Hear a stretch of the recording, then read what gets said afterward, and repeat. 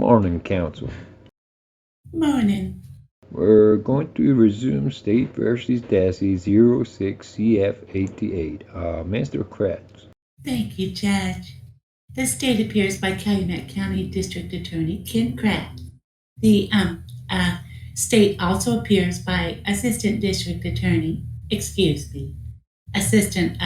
Attorney General Tom Fallon, Assistant District Attorney Norm Gann, also appearing as special prosecutors. Attorney Mark Fremgen appears with Attorney Ray Edelstein, and the defendant appears personally. You may call your next witness. Thank you, Judge. The state will call Bill TYSON to the stand. Please raise your right hand. Please be seated. Please state your name and spell your last name for the record. William TYSON, Tyson. Mr. TYSON, please tell the jury how you're employed. I'm a patrol sergeant with the Calumet County Sheriff's Department. If you'd speak up just a little bit, we'd appreciate it. How long have you been employed with the Calumet County Sheriff's Department? I've been employed with the Sheriff's Department for 15 years approximately. And could you describe, please, for the jury, your general duties with the Sheriff's Department? Currently, like I said, I'm a patrol sergeant, so I supervise. I'm the immediate supervisor for the patrol staff. Prior to that, I was a road officer. My responsibilities as road officer were to respond to call to service, things like that. I did have specialized training in evidence technician back in 1994, which I processed crime scenes, things of that nature. That's specialized training, and I assume your experience in being an evidence tech. What more specifically does that entail, if you could tell the jury? The specialized training response to a crime scene. You know, certain officers can do that if they have this specialized training. You take a look for pieces of evidence. You can collect the evidence, take it back, process the evidence, look for fingerprints, DNA evidence, things of that nature. Were you employed in that capacity on the 5th of November, 2005? Yes. And on the 5th of November, 2005, were you asked to respond to a scene known as the Avery salvage yard? Yes. Could you tell the jury, please, what were your first duties upon your arrival at that scene? Mr. Kratz, one moment, please. Let's try it again. You can continue where you left off. If I can remember. Your first duties on the arrival at the scene, if you could describe that for the jury. Sure. Upon arriving at the scene, I was directed to the lower portion of the junkyard area where Teresa's vehicle was located. My responsibilities were to maintain security around the area where her vehicle was located. Thereafter, Sergeant TYSON, because of your evidence technician training, were you assigned with other officers and put into what's called a search team? Yes.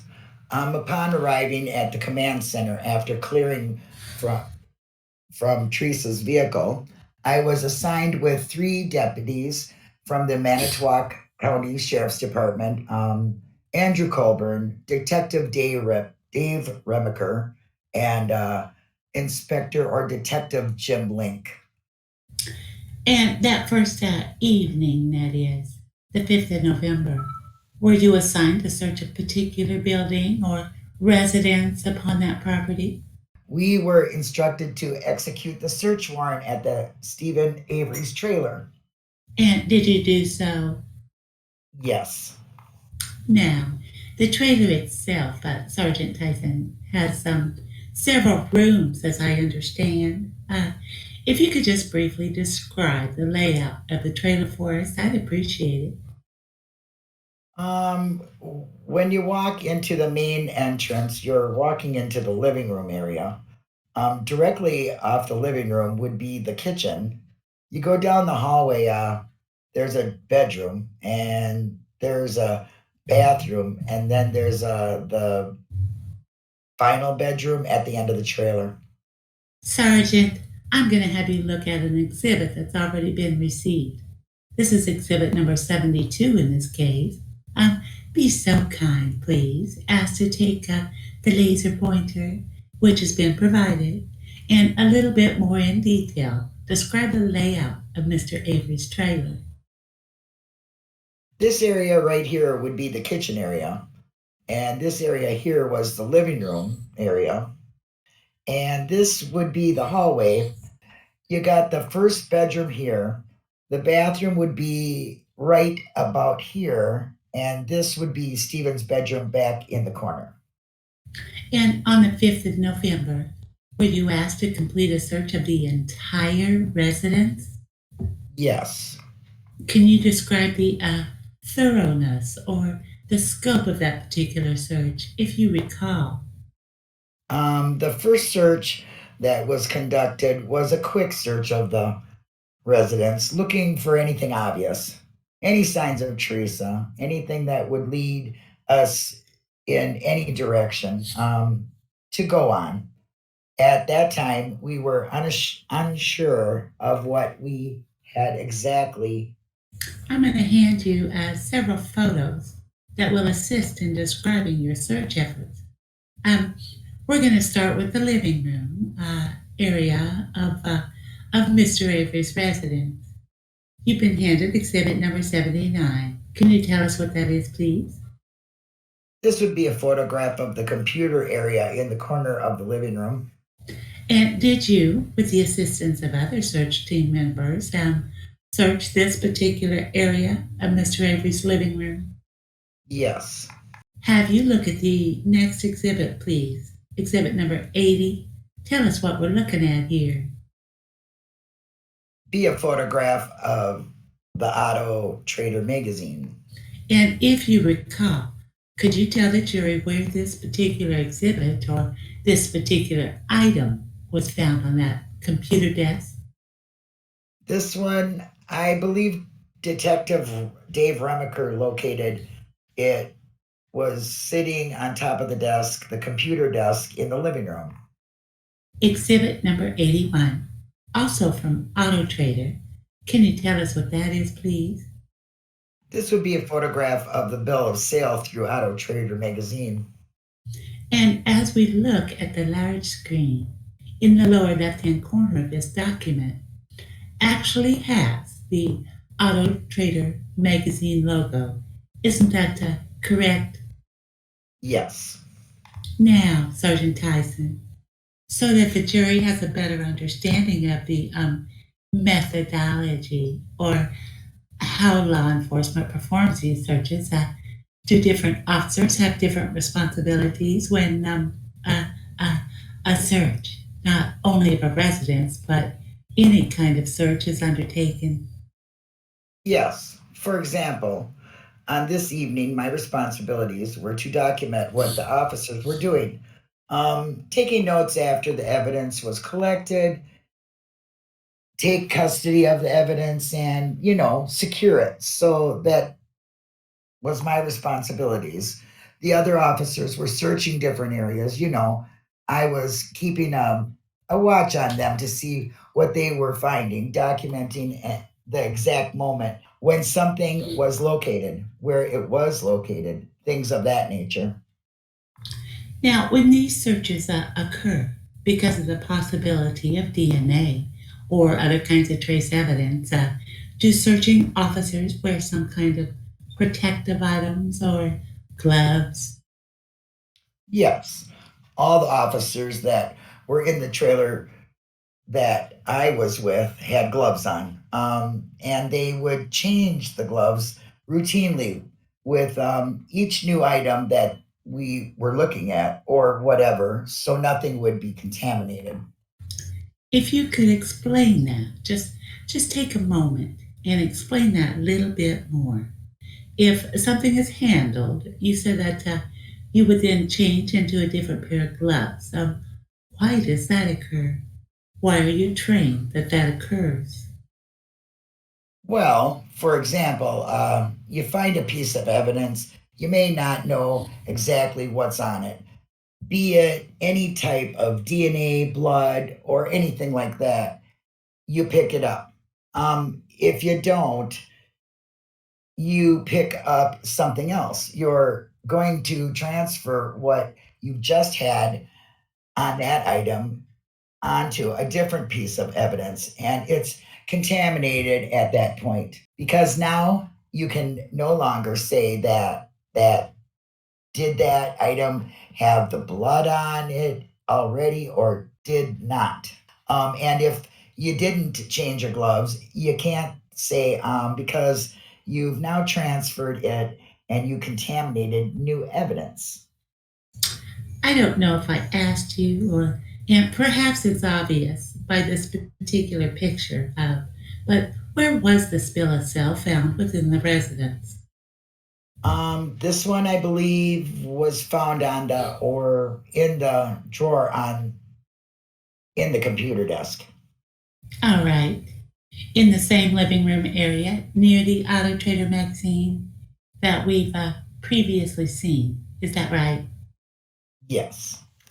Let's move, if we can, to the bedroom area. That is the master bedroom. Bedroom of Stephen Avery. Could you describe first the size of that bedroom? Then describe the search efforts that occurred in there. It's rather small bedroom. You got the queen size bed, I believe, is in the middle of the room. He had a walkway just to walk around and get to the other side. Then there was a closet up against the wall. So it was a smaller room. And when we entered the room, we had like Sergeant Colburn, he concentrated his efforts on one side. Detective Remaker and Detective Link searched on the other area, and I stood pretty much in the doorway watching what was going on, documenting what was located. Now, this is the very first night of the search. Uh, is it fair to say that you and other law enforcement officers were unaware of what had happened to Teresa Habach at that time? That's correct. We didn't know exactly what we had at that time. Did you specifically know what you were looking for? No, we were looking for anything that might lead us in the direction, any clue, any type of evidence. All right. I'm showing you now what's been marked as exhibit number 82. Describe what that is for the jury, please.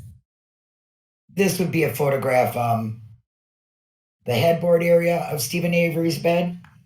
Now, a bed or on top of or above Mr. Avery's bed.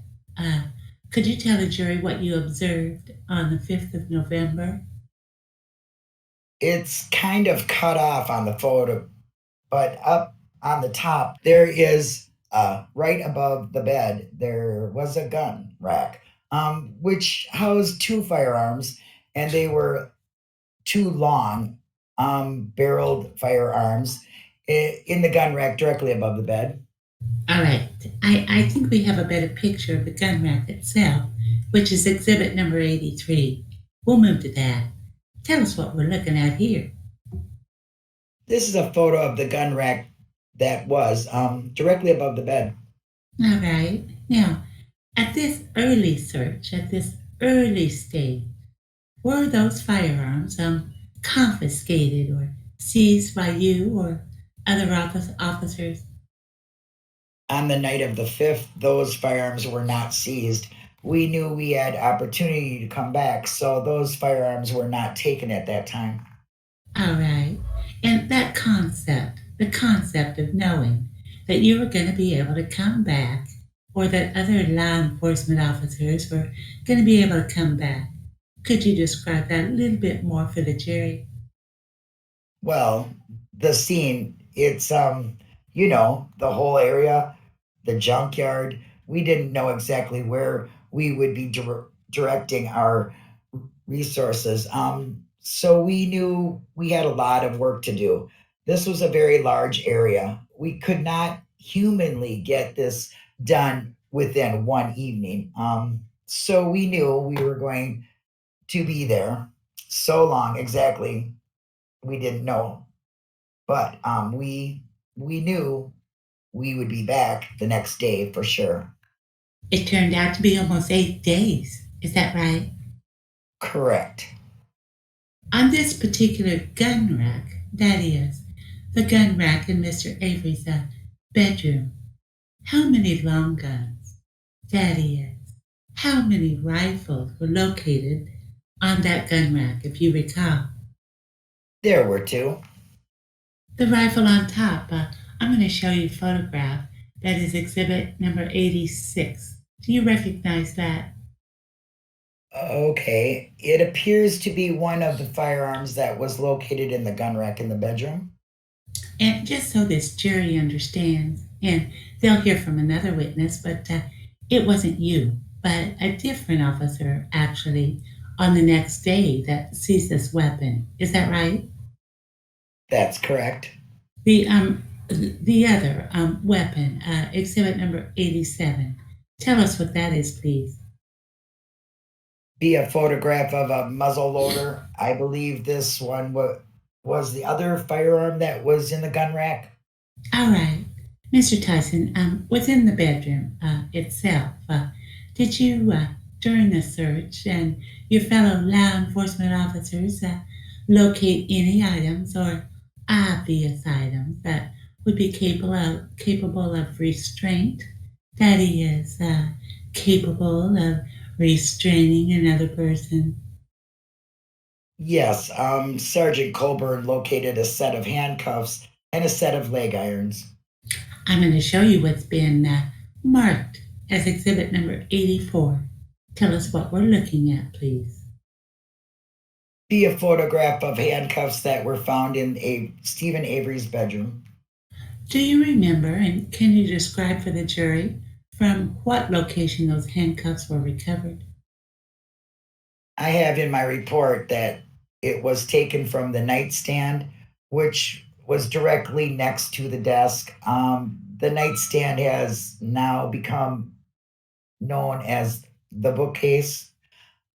Sergeant Colburn located the handcuffs and the leg irons in that bookcase, which was right next to the desk.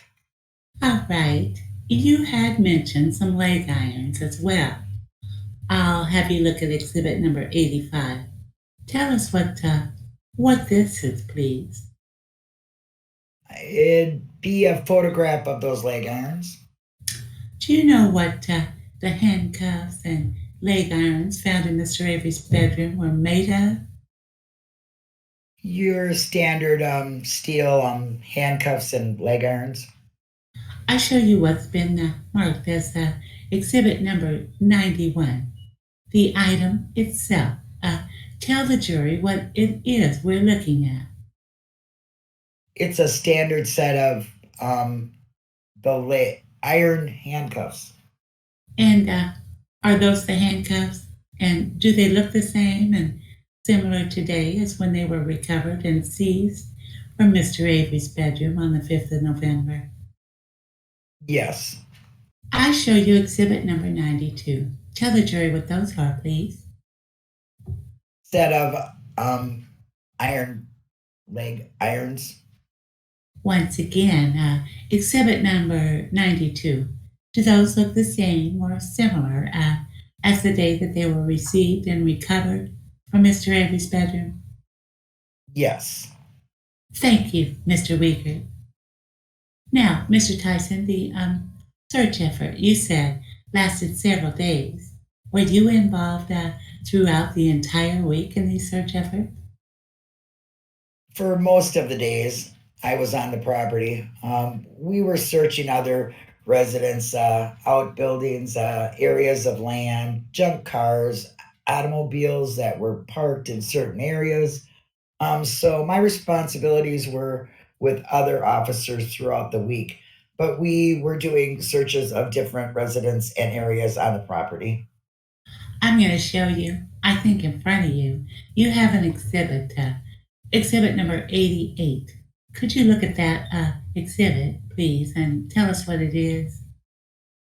Evidence photograph of a bleach bottle. And do you recognize this particular piece of evidence? Yes. How is it that you recognize it? This evidence was collected, I believe, on March 1st. We were executing another search warrant on the property, and this bottle was taken out of the bathroom laundry area of Stephen Avery's residence. I know that we're jumping ahead a little bit to March 1. Do you understand that search warrant to have been authorized by a judge after a statement was given by this defendant, Brendan Dassey? Yes. Were you specifically looking for a bleach bottle at that time? Yes, we were given numerous specific items to be looking for. We did the search warrants looking for specifics this time compared to the time prior. Mr. Waker's going to hand you exhibit number 93. Then perhaps tell the jury what that is, please. What would be the bleach bottle taken from the bathroom laundry area of Stephen Avery's residence? So it was within his trailer, that is, within his bathroom, that this bleach bottle was found. Is that right? That's my understanding, yes. Do you recall, Sergeant Tyson, whether the bleach bottle was full at the time that you recovered it, or that it was recovered? Okay, like I said, Deputy Reimer collected it. My understanding was that it was empty at the time of collection. All right. Just to go back for just a moment about the concept of search teams on the 1st of March, that is after Mr. Dassey's statement was made, after a search warrant was authorized. Was a search team put together for the trailer of Mr. Avery again? Yes, I was assigned with Deputy Rick Reimer and Investigator Wendy Baldwin. We were sent back into the trailer to execute that warrant. All right. Move ahead just a couple of days to the 9th, Wednesday, the 9th of November. You were employed on that day? Yes. And could you tell the jury, please, what your duties were on the 9th of November? This is 2005. I'm sorry. Okay, I'm trying to think back. If I ask you a more specific question, would that help you? Could you please? Sure. Were you involved at all in this case, collecting what are called exemplars or standards? Yes. And could you tell us how you were involved in that process? On the 9th, I was directed by Agent Fassbender, and Investigator Uyghur was told my responsibilities would be to go to the Aurora Medical Clinic in Two Rivers. I was informed that search warrants were going to be executed on members of the Avery family and that I'd need to be brought to the Aurora Clinic where the physical examinations would be done. DNA exemplars would be taken, and my responsibility was to document, photograph, and collect any of the exemplars that were taken by the medical professionals. Were one of the individuals brought to the Aurora Medical Facility, Stephen Avery? Yes. Did you have occasion to participate in and document a physical examination of Mr. Avery on the 9th of November? Yes. And during that physical examination, did you note any specific injury or the remnants of any injury at that time? Yes. It was his middle finger on the right hand. He had a deep laceration. I'm showing you what's been marked as exhibit number 89. Tell us what we're looking at, please. Yeah, that would be the finger showing the cut to the finger with a scale for measurement purposes. This was a photograph that you took, Yes, recognizing that you are not a medical professional. I assume you're not. correct. From what I know of you, Sergeant Tyson, but the observation that you made and the photograph that is a depiction of that injury that appeared to be a significant or a deep cut to you. Yes. Later that week, in just general terms, could you describe for the jury what your responsibilities were at the Avery salvage property? At the end of the week, we were completing our searches, and my responsibilities were to assist where needed. I was also requested to videotape the entire property inside the residence, the whole area, to show exactly how we were leaving the property and to give an idea of this crime scene all entailed. The last series of inquiry I believe I have for you, Sergeant Tyson, is after a statement was received by Mr. Dassey. Objection, Judge. At this point, there's been no evidence of any statement in the record. And your response. I could ask him if he knows of the statement by Mr. Dassey. It isn't the statement itself. It's just as to establish what this writer did. It certainly isn't hearsay, Judge. Well, why don't you try to lay a foundation then for the question? All right. Sergeant Tyson, have you been involved in this investigation? That is, the investigation which included Mr. Avery and Mr. Dassey throughout the entire process? Yes. Were you aware that Mr. Brendan Dassey provided a statement to law enforcement officials? Specifically, Investigator Wiegert and Special Agent Fassbender. Yes. Did you know the date on which that statement was given? I know it was the end of February, maybe the 28th, March 1st, in that area. Thereafter, sometime thereafter, were you asked to attempt to obtain some evidence from an area of Teresa Hobbuck's SUV? Yes. Could you describe that process for the jury, please? Sure. Deputy Jeremy Hawkins is also an evidence technician within the department. He assisted in the processing of a lot of evidence that we did collect. On April 3rd, we were requested to go where we had stored Teresa's vehicle. Investigator Wiegert and Agent Fassbender had requested that we do DNA swabs of both door handles, interior and exterior, as well as the hood latch to the vehicle and the battery cables under the hood. Directing your attention to the hood latch. And now I'm going to have you look at exhibit number 90. Tell us what it is that we're looking at, please. This would be a photograph of the hood latch to Teresa's vehicle. And so a jury member or all jury members understand what is a hood latch. It secures the hood to the vehicle, locks it in. All right. On my vehicle, or at least on most vehicles, there's a release or button on the inside of the vehicle. Are you familiar with those? Yes. But is there another safety feature or an additional latch that's usually on a hood? Yes, and that would be the hood latch. All right. Did you, again, personally swab or collect possible DNA material from Teresa Hobbuck's hood latch? Yes, I did. Would you describe for the jury that process, please? How is that done? Sure. When you swab for any type of DNA evidence, you have a cotton tip applicator, kind of like a big Q-tip.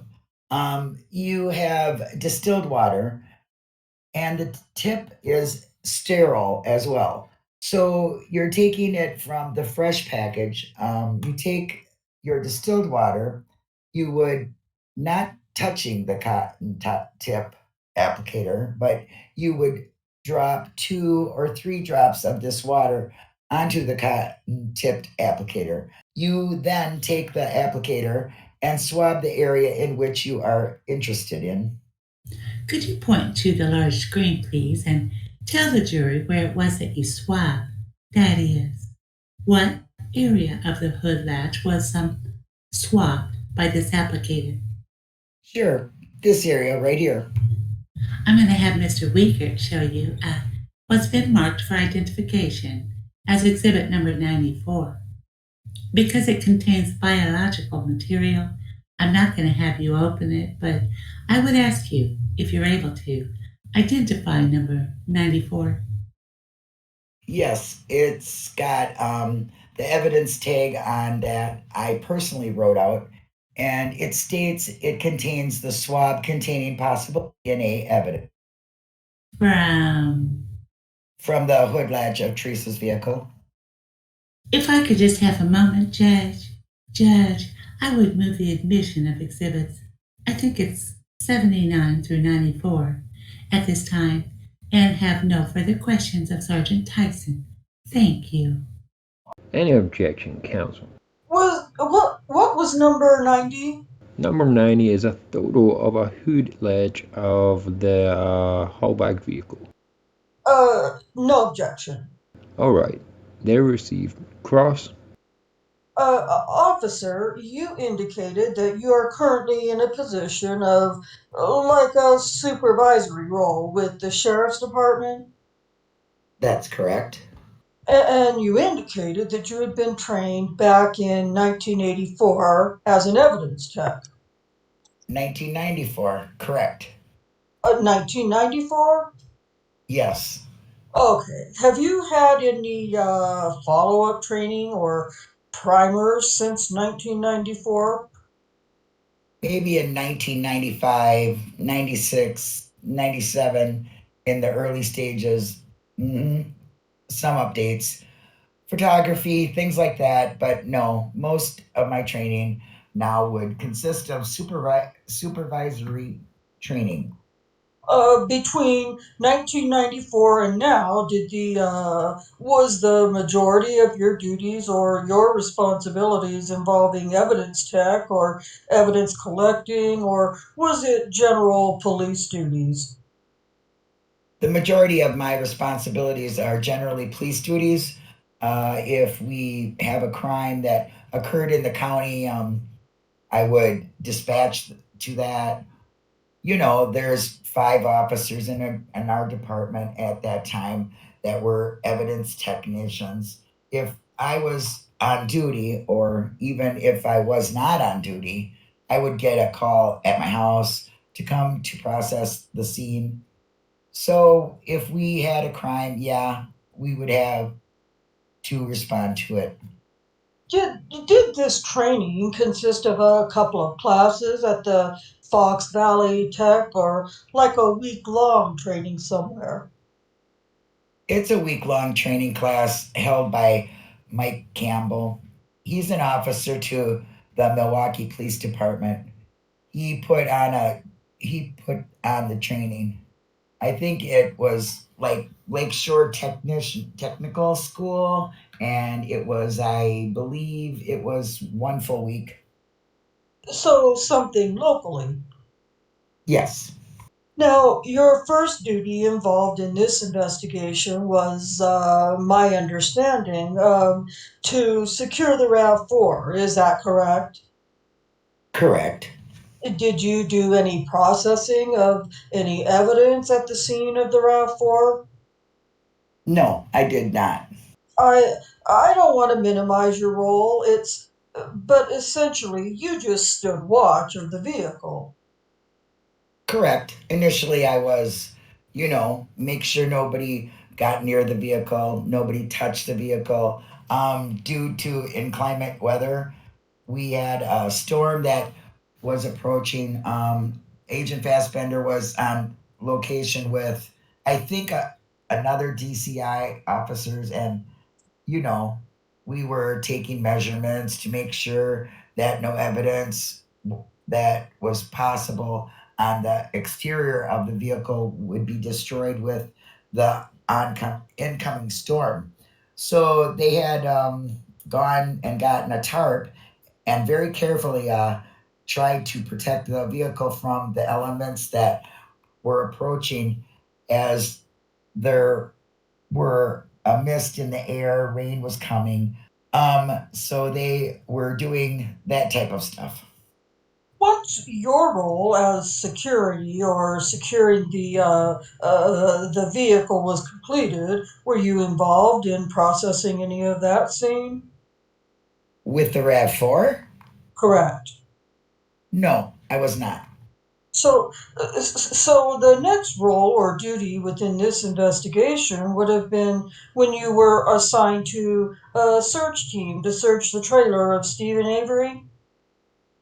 There were a few things I did prior to the execution of the search warrant at Stephen's trailer. We had canines on the property that were searching the area. So when the canine handler showed up, I directed officers to go with the canine officers to where they they were with their dogs and documented times of arriving on scene, time they completed, who they were with, what areas they searched, things like that.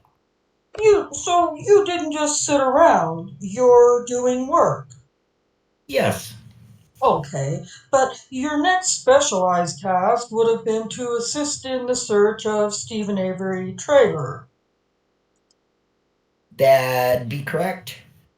How many searches of the trailer were you involved in?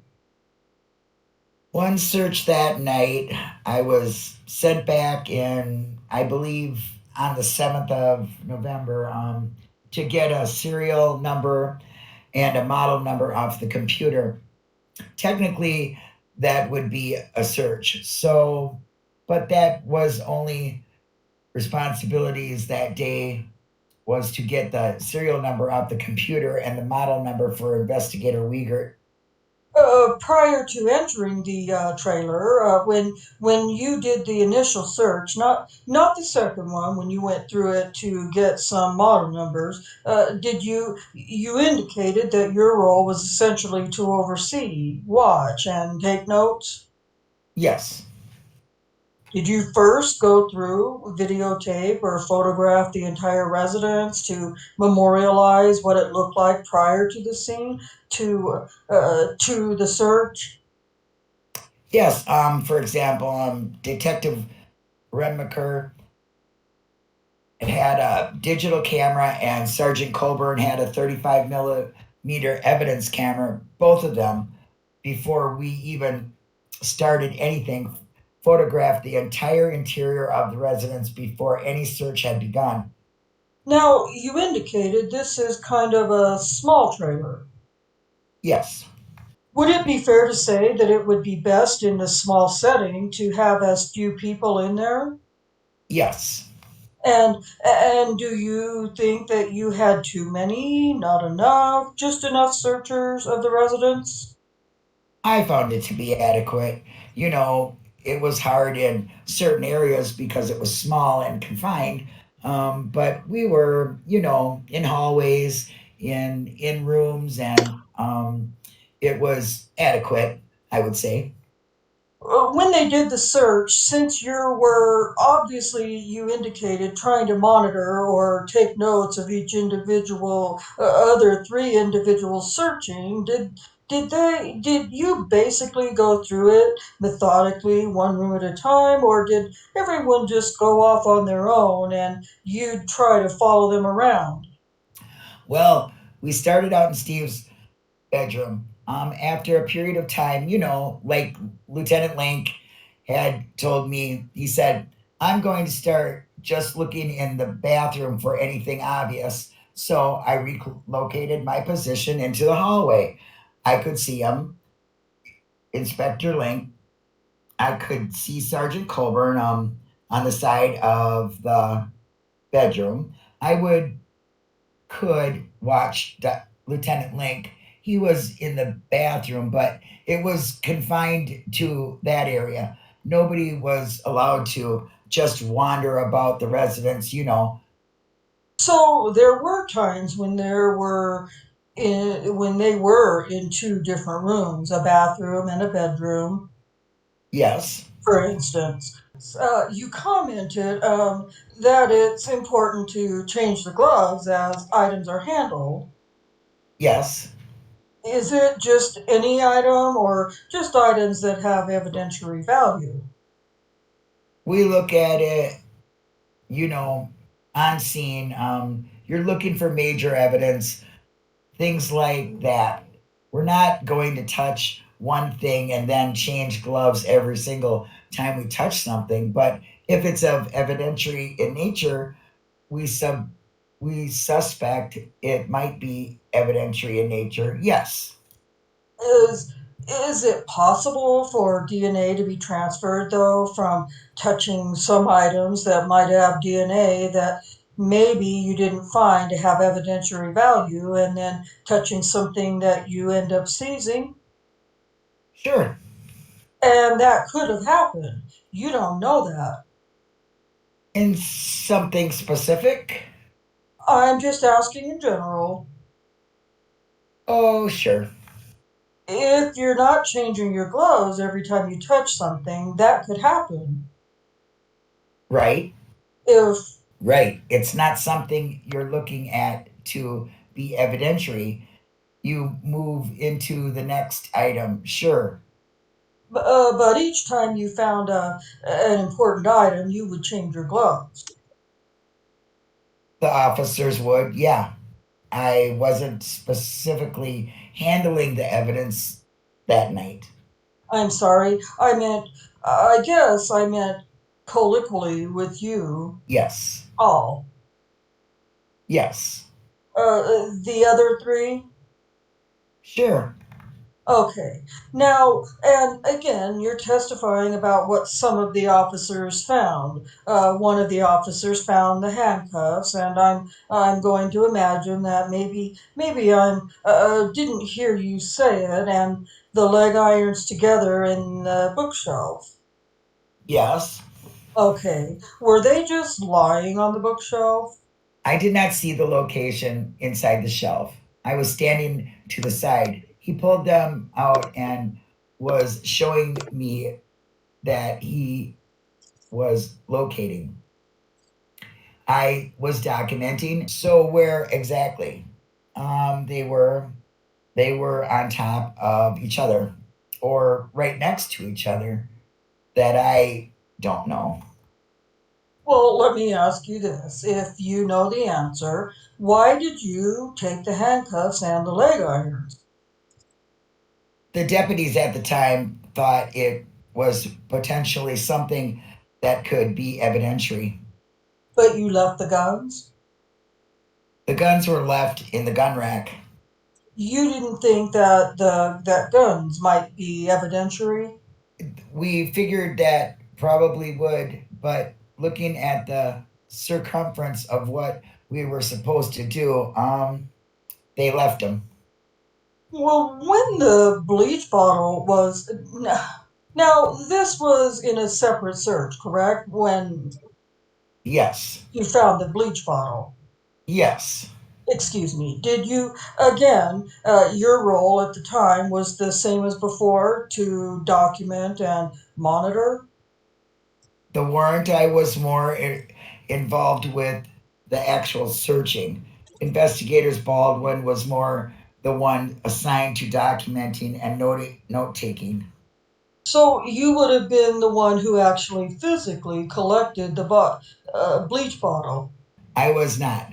Officer Reamer was the one who actually seized it. And again, you were wearing gloves Yes, at this time. Did you process that to determine if there were any fingerprints on it, or is that somebody else's job?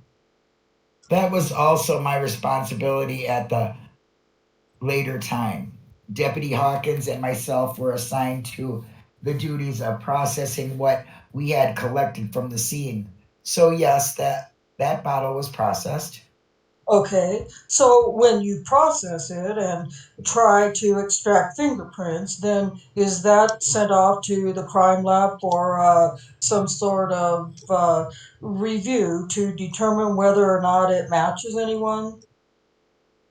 Our focus for the bleach bottle was not so much fingerprints because it was in Steven's trailer.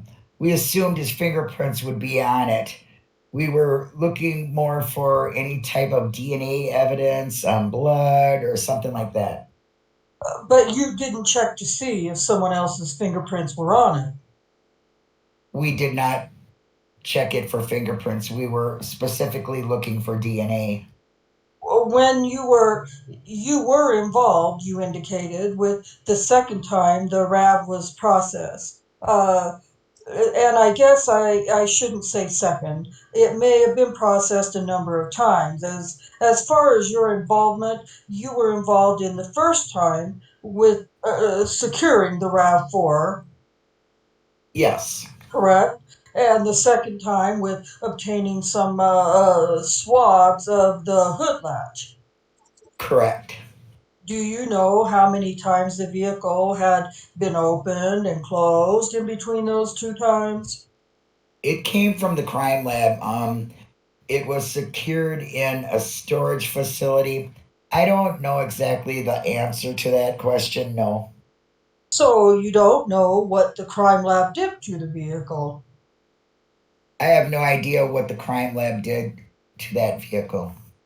And when you swabbed the latch, you indicated you swabbed the looks like it the hood was down, the part that you would be facing towards the ground, correct? Yeah, the part that you would commonly use your fingers to pull up on, the unlatch the hood. The hood, Did you swab just above the latch as well, or just that lower portion of the latch? I believe I did the lower part and I did all the way around that. Just did the entire latch itself. Okay, so the entire latch. Yeah. Did you swab the interior release, the hood release? No, I did not. Was it because you weren't told to or didn't think about doing it? We weren't instructed to do that. I don't know what was done before that. Our focus was the hood latch and other specific areas. Was it just one swab that you Yes, okay, so you didn't have to change your gloves then. I changed my gloves from the time that I swabbed the door handles to the time that I went and did the hood latch. When you opened the hood latch, did you change gloves before you swabbed, or you used the same gloves that you opened the hood latch? I think it was one process, probably released it, had the cotton applicator, and immediately did the swabbing of the latch. Thank you. Nothing else, Judge. And redirect counsel. That's all for this witness. Thank you. You may step down. State would call Agent Kevin HEIMERL to the stand. Please raise your right hand. Please be seated. Please state your name and spell your last name for the record. HEIMERL. Good morning, Mr. HEIMERL. Could you tell the jury, please, how you're employed? I'm employed with the Wisconsin Department of Justice, Division of Criminal Investigation. And what are your duties with the Department of Justice? I'm assigned to the Arson Bureau. It's my primary assignment is to investigate fires, but my duties also include assisting other bureaus within our agency in other types of investigations. Now, in that second regard, that is, assisting other agencies, were you asked on November 5 and times after November 5, 2005, to assist in the investigation surrounding the death of Teresa Habach? Yes, I was. Tell the jury, please, how you first became involved in this investigation. On Sunday, I believe it was November 6th, I was contacted at my residence by Special Agent Asbander, I believe, and was asked to respond to Manitowoc County to assist with the investigation, which I did. And I arrived in the early morning hours. How was it that you first assisted in the investigation? I responded to the command post on Avery Road and met with Special Agent Asbander and Investigator Wiegert and other investigators. Received a briefing so to what information had been obtained at that point, what some of the goals of the investigation were, and some of the activities that were taking place at the scene. My initial assignment was to respond into the city of Manitowoc to conduct an interview with a citizen.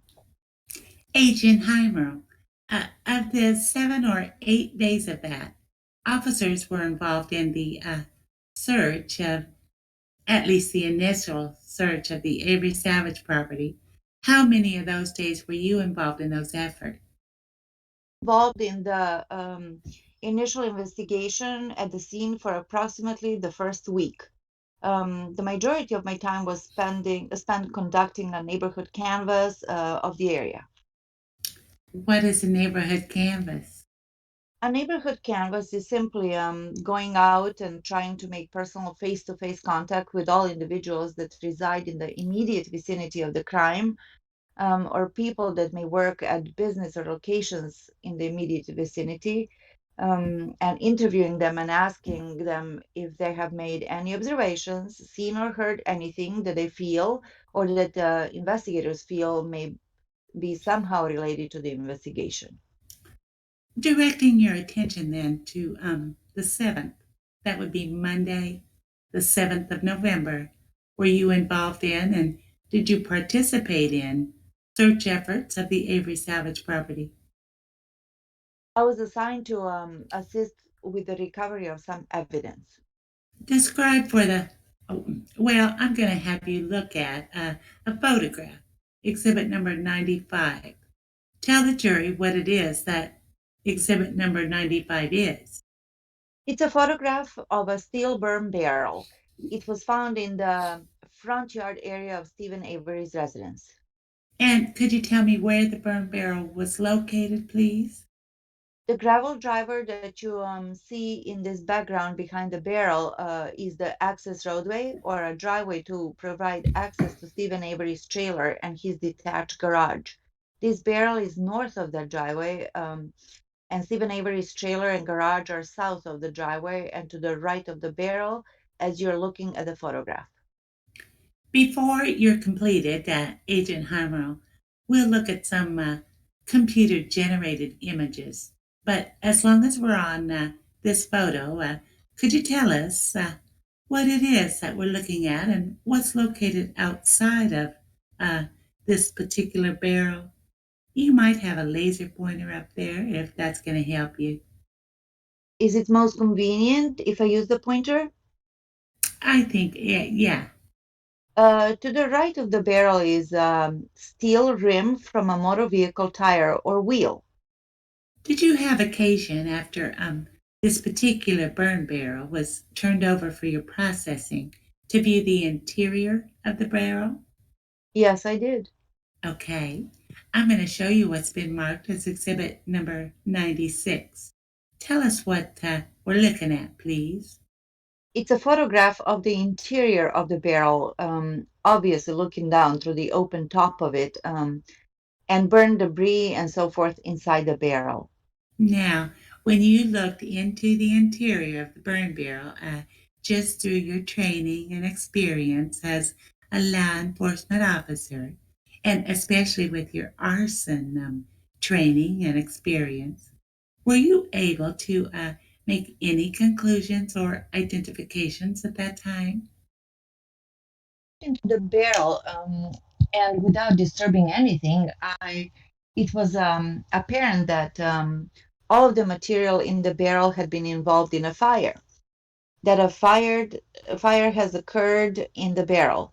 But I did recognize non-combustible items, metal objects, and what appeared to be possibly glass objects inside the barrel within this debris. In particular, I observed one item that appeared to be a panel or a cover for a Motorola electronic device. After making these observations, Agent HEIMERL, what did you do? I fully documented this scene through photographs, and ultimately the barrel and its contents were turned over to the custody of evidence technicians that were assisting with the investigation.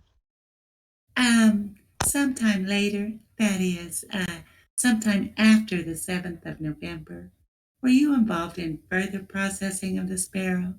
Or was, in fact, that assignment given to somebody else?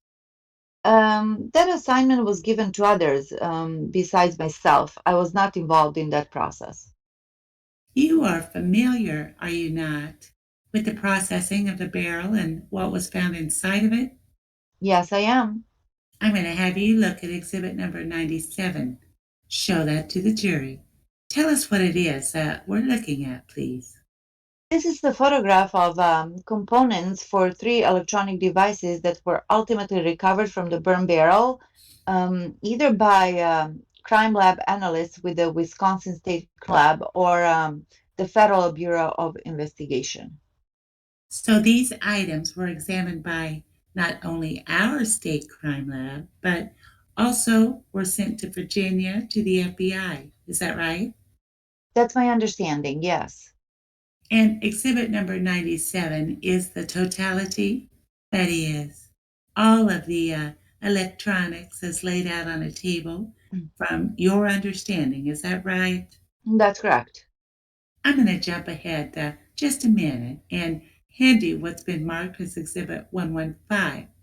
Tell us what exhibit number 115 is, please. This is a report, a 2-page report of examination completed by Mr. Curtis Thomas of the Federal Bureau of Investigation's laboratory. He is in a unit assigned to the cryptographic and electronic analysis. All right. Do you know what that means? Well, from the title, I can surmise that it involves the analysis of electronic devices and other things.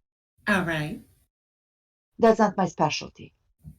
In that regard, though, and in your review of exhibit number 115, the FBI report, was Mr. Thomas able to positively identify these electronic components that are shown in the photograph in exhibit number 97? Yes, he was. We'll talk about the individual findings through some other photos, but if you could tell the jury what Mr. Thomas's findings were.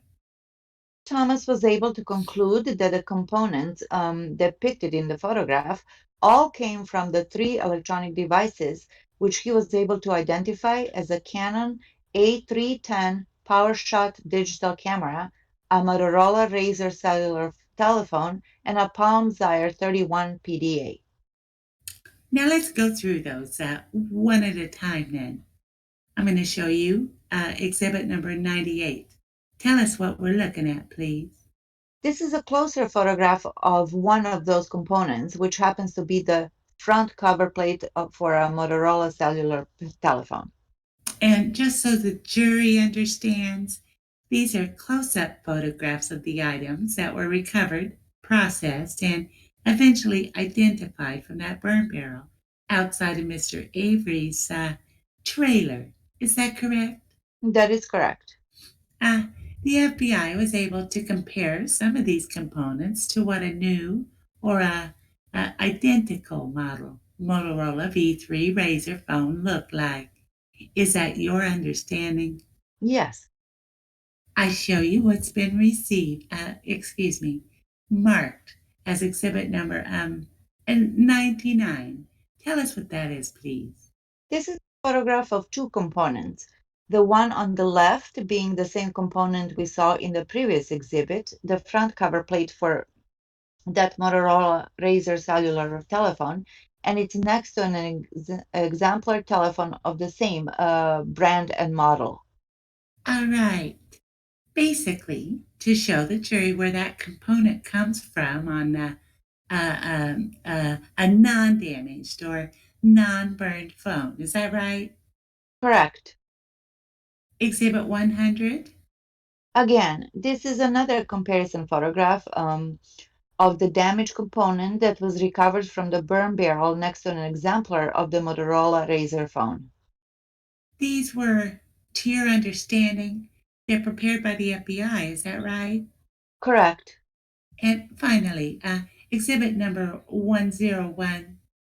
Again, this is a demonstration photo with a component on the left being the fire damaged keypad plate, if you will, for the corresponding Motorola cellular phone. Again, the object on the left was recovered from the burn barrel. And this same process, that is, the identification process, occurred with the camera that was recovered from Mr. Avery's burn barrel. That is, the Canon PowerShot A310. I think you testified to that, but I'm going to show you exhibit number 102. Tell us what we're looking at, please. Photograph of one of the components for that Canon A310 PowerShot digital camera, and the etched or embossed wording is visible and identifies it as a PowerShot A310. As I zoom in, you probably don't have to be an expert to do this, but you can see it says PowerShot A310. Is that right? That's correct. Agent HEIMERL, throughout the search of this property and throughout the investigation, were you asked on occasion to assist in post-recovery analysis? That is, analysis of items that had been recovered from the Avery property? Yes, I was. Specifically, that's what's been referred to as the burn area or the burn pit behind Mr. Avery's garage. Were you at some point asked to assist in the sorting or sifting process of those items? Yes, I was. Could you describe that process for the jury, please? During the initial week of the on-scene investigation, other investigators recovered a large amount of burned debris and material from locations on the Avery property, specifically a large burn pit or burn area directly behind Stephen Avery's residence. And it's my understanding, as well as other areas where burned debris has been found. In addition to that, several burn barrels, to include the one from the front yard of Stephen Avery's residence, were recovered from the scene and removed from the scene, and all of this material was initially taken to the Calumet County Sheriff's Department. Subsequent to that, the burn debris and material underwent a very detailed examination to attempt to recover any other potential evidence from that material. What kind of evidence was law enforcement looking for at that time? We, myself and other investigators, were looking for, number one, any items that were readily recognized or believed could be human remains. Other materials that we felt may have been related to clothing or electronic devices. We were looking for potential weapons, bullet fragments, bullet casings, any items that we felt may be relevant to the death of Teresa Halbach. This process, this sifting and sorting process, I'm just going to show you exhibit number 103. First of all, tell us what it is that we're looking at. This is a photograph that was taken in the basement of the Wisconsin State Crime Lab in Madison. And what does it depict? And if you need to use the laser pointer, go ahead. This depicts basically the process or the system that we implemented to begin examining this debris. And this examination occurred over the course of 4 days. The first 2 days in Madison at this location, and the following 2 days in April of 2006 at the Sheriff's Department in Calumet County.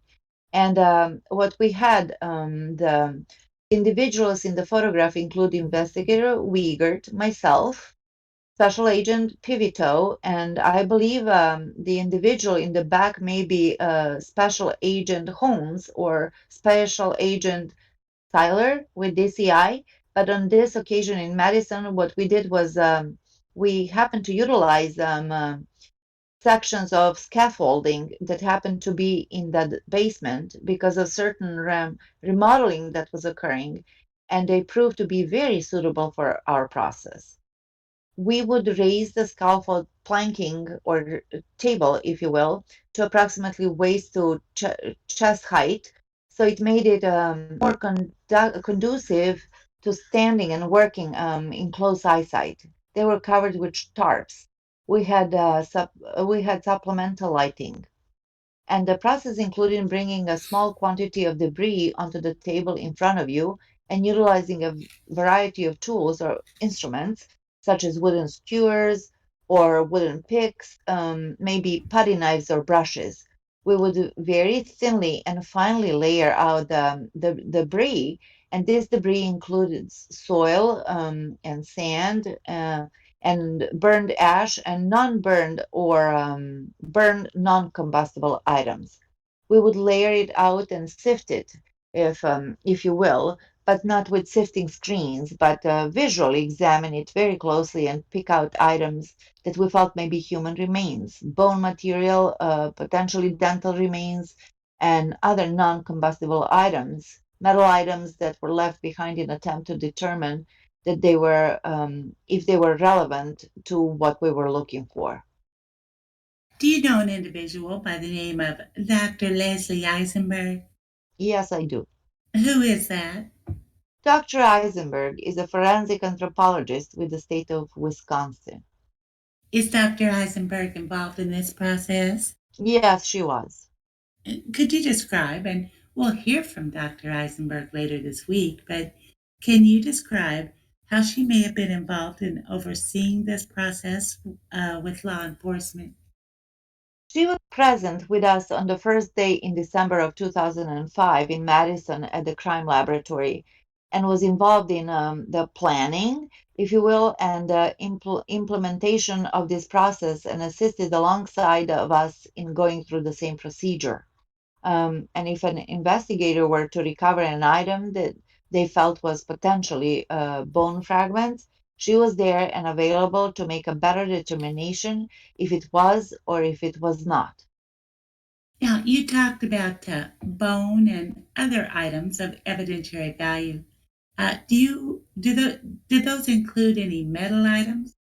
Yes, And could you describe that for the jury, please? there were numerous metal items that were found among this debris, and that included ammunition casings, miscellaneous items of steel, steel belting from tires. In particular, I recall there was a zipper pull recovered. There were clothing rivets recovered, batteries, quite a wide variety of materials. The clothing rivets, specifically. I'm going to show you exhibit number 104. Ask you to tell the jury what it is we're looking at. This is a close-up photograph of a clothing rivet, which is identified through stamping on the head of the rivet with the name Daisy Fuentes. Were you involved in the recovery of any of these Daisy Fuentes clothing rivets from the sifting process? Yes, I was.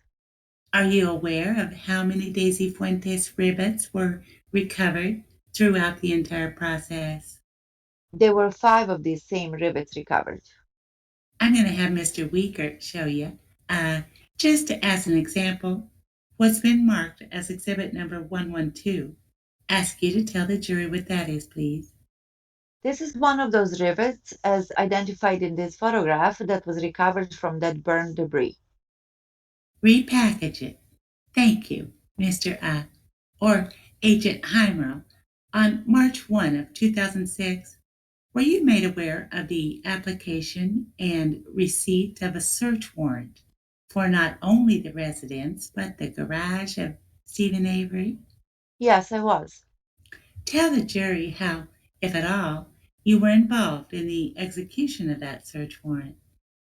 On the afternoon of March 1, or in the morning hours, I was contacted by Special Agent Asbender and informed that additional information had been gathered or gained through the ongoing investigation, which included statements from Brendan Dassey.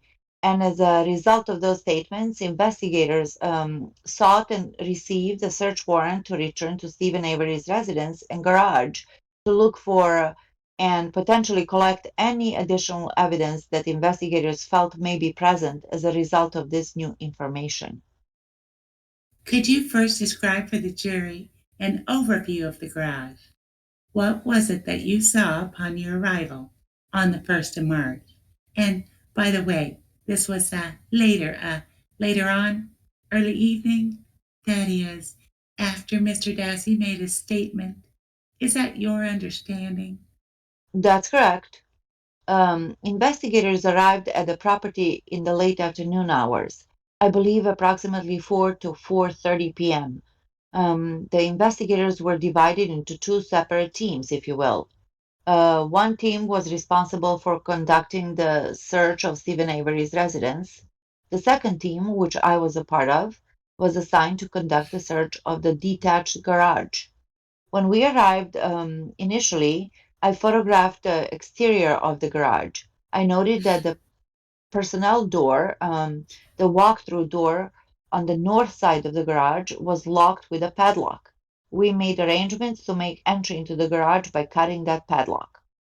When that was completed, the first thing that was done was the interior of the garage was videotaped. On that day, there was snow on the ground, a relatively good quantity of snow. The overhead garage door was ultimately opened. There was a passenger vehicle that was found parked inside the garage. And after the videotaping was completed, I then conducted photography of the entire interior of the garage, just documenting in an overview fashion of what the interior of the garage looked like.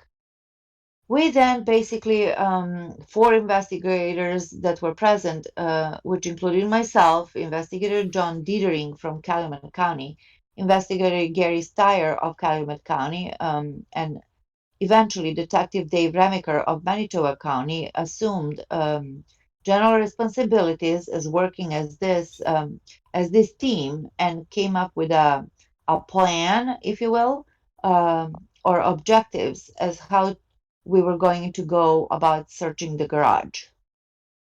Now I'm going to show you exhibit number 105 and ask you if you can describe what it is that we're looking at here. This is a photograph of the interior of Stephen Avery's garage, obviously with the overhead garage door open. As I took this photograph, I was standing north of the front of the garage in front of the overhead garage door. This was taken at a point in the evening in which we had done a cursory search, if you will, of the interior of the garage, looking for any readily recognizable items of evidence that we knew, based on Brendan Dassey's statements, that we should be looking for. Some of those had been identified. The vehicle had been removed at the time of this photograph, and we have identified with some of these yellow photographic markers, numbered markers, the location of some items of evidence that had been found to that point. Had you been informed, and was one of the items that you were looking for in this garage a item of paint thinner? Yes. Let me show you what's been marked as exhibit number 106. Ask if you can tell me what we're looking at here, please. This is a photograph of a plastic bottle or jug of paint thinner that was found on the workbench at the rear or south side of the garage in the central area of the south wall. Was another specific item that you were looking for and included in Mr. Dassey's statement something called a roller creeper? Yes. And can you tell the jury and those jurors that may not know what that is, what is a roller creeper? I don't have much experience in the automotive work, but I understand a roller creeper is a piece of equipment that, if you will, is a bench, a padded bench, often that rests on wheels to allow a person to lay on their back of this bench and roll themselves underneath a motor vehicle so they can conduct work on their underside of the vehicle. Were you able to locate a roller creeper within Mr. Avery's garage? Yes, we did. Let me show you what's been marked as exhibit number 107. Tell us what we're looking at, please. This is a photograph of a roller creeper with a name labeled on the face of it as a Blackjack brand creeper. This was found in the location, which is in the central area of the south wall, basically in the middle of the garage, all the way at the rear of the garage. Just so that before I leave this photo, just to the right of the roller creeper is a green object that has some wheels on it. Do you know what that is? Yes, I do. What is that? The green cylindrical object behind and to the right of the creeper is an air compressor, and it has numerous additional miscellaneous items stacked on top of it. Now, I'm going to go back to exhibit number 105. When we look at the stuff in that garage during the 1st and 2nd of March, were each of those items removed and thoroughly searched? Yes, but not. I don't know if we're removed is a term I would use. We did not physically remove them from the garage, but They are moved. yes, our course of action beginning on March 1st was to physically, visually examine virtually every item within the garage, looking for any potential relevance to the investigation based on the statements we had received from Brendan Dassey. Examining these items to determine if we could see any visible biological evidence or other forms of trace evidence. And in doing so, we began at in this photograph, the front left corner, which would have been in the northeast corner of the garage, and we proceeded south along the east wall, picking up and moving every object. And in most cases, there were multiple objects stacked on top of, say, a snowmobile or a shelf. Each item was picked up, moved, turned over, examined, and set aside, and we'd move on to the next object. We proceeded south along the east wall to the corner, and then along the south wall from left to right in this photograph, and ultimately finishing on the following day, March 2nd, coming up along the west wall. Agent HEIMERL, once again, based upon statements of Mr. Dassey, were you looking for and did the search warrant authorize a search for bullets or bullet fragments? Yes, it did, and we were looking for those items. I'm going to have you, before I leave this photograph, point out for the jury what's called evidence tent number 9. Could you tell the jury where that's located? Number 9 is located just behind the white is the snowbank on the outside of the garage. And just behind there, in the right half of the photograph, is marker number 9. I show you now what's been marked as exhibit number 108. Tell the jury what we're looking at, please. This is a photograph, again, of evidence or photo identification marker number 9, taken from standing above it. You can see a crack in the concrete traveling right underneath the marker. Just in front of that marker edge, right where the cursor is now, there's a small cylindrical gray object that was ultimately recovered and found to be a bullet or a portion of a bullet. Mr. Weaker just handed you also what's now been marked as exhibit number 114. It's a package, and although it contains an item of evidentiary value with a biological or potentially biological material on it, and I'm not going to ask you to open it. Can you tell us what exhibit 114 is? identified as a bullet fragment, and the date for the recovery is 3106. Is this the bullet fragment that is depicted in exhibit number 108 next to exhibit tent number 9? I believe it to be, yes. Agent HEIMERL, I'm now going to show you what has been marked for identification as exhibit number 109. Tell us what that is, please. This is a photograph that was taken on March 2nd, the second day of our search. From the previous photograph of the overview of the garage that we looked at, directly at the back of the garage, in the central area of that south wall, we saw the blackjack creeper and the green air compressor. In the previous photograph, the green air compressor was directly adjacent to the left side of the large rolling tool chest, which we see in the upper right corner of this photograph. The air compressor and all of the materials were stacked on top have obviously been removed from this photograph. For this photograph, and marker number 23 identifies a bullet which was found under that air compressor near that back wall in the garage. I show you now exhibit number 110. Tell us what we're looking at here, please. This is a close-up photograph of that same marker number 23. Also in the photograph is a scale or a ruler. Between the number 4 and number 5 on the ruler, just above the edge of the ruler, is a round object which is the bullet that was located underneath the air compressor. By the way, this bullet that was next to tent number 23 and also the bullet next to tent number 9, were those recovered by your evidence recovery team and thereafter sent to Wisconsin State Crime Laboratory for further analysis? Yes, they were. Just to complete the discussion of this particular bullet, I'm going to show you photograph 111. Ask if you're able to identify that. And Mr. Wiegert's going to also hand you exhibit number 113 to assist you in describing photograph 111 as well.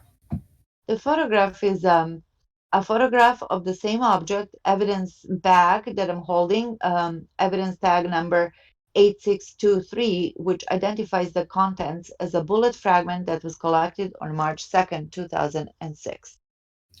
And so that the record is clear, the photo of the bullet fragment, what the jury is looking at on their screen, is exhibit number 111.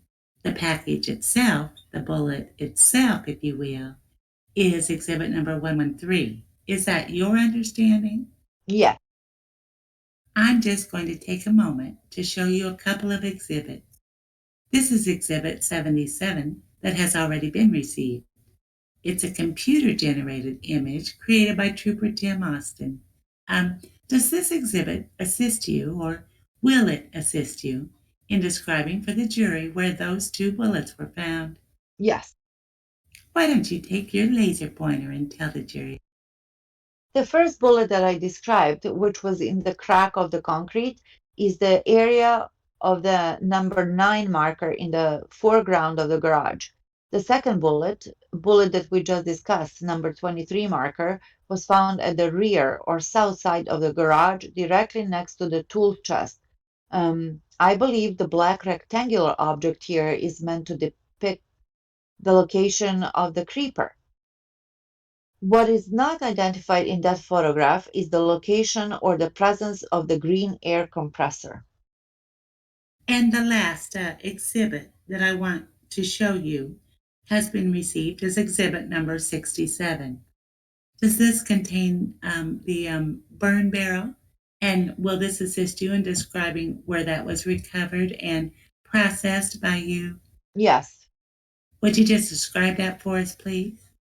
This is Stephen Avery's trailer. His detached garage. Here's the gravel roadway that I described earlier. And this is the burn barrel that was ultimately recovered that contained the burned electronic components. Contained the Motorola V3 Razr phone, the Canon PowerShot A310 camera, and the Palm Zire 31 PDA. Is that your understanding? That's correct. And again, that is verified and positively identified by FBI and also Mr. Thomas. Is that right? Correct.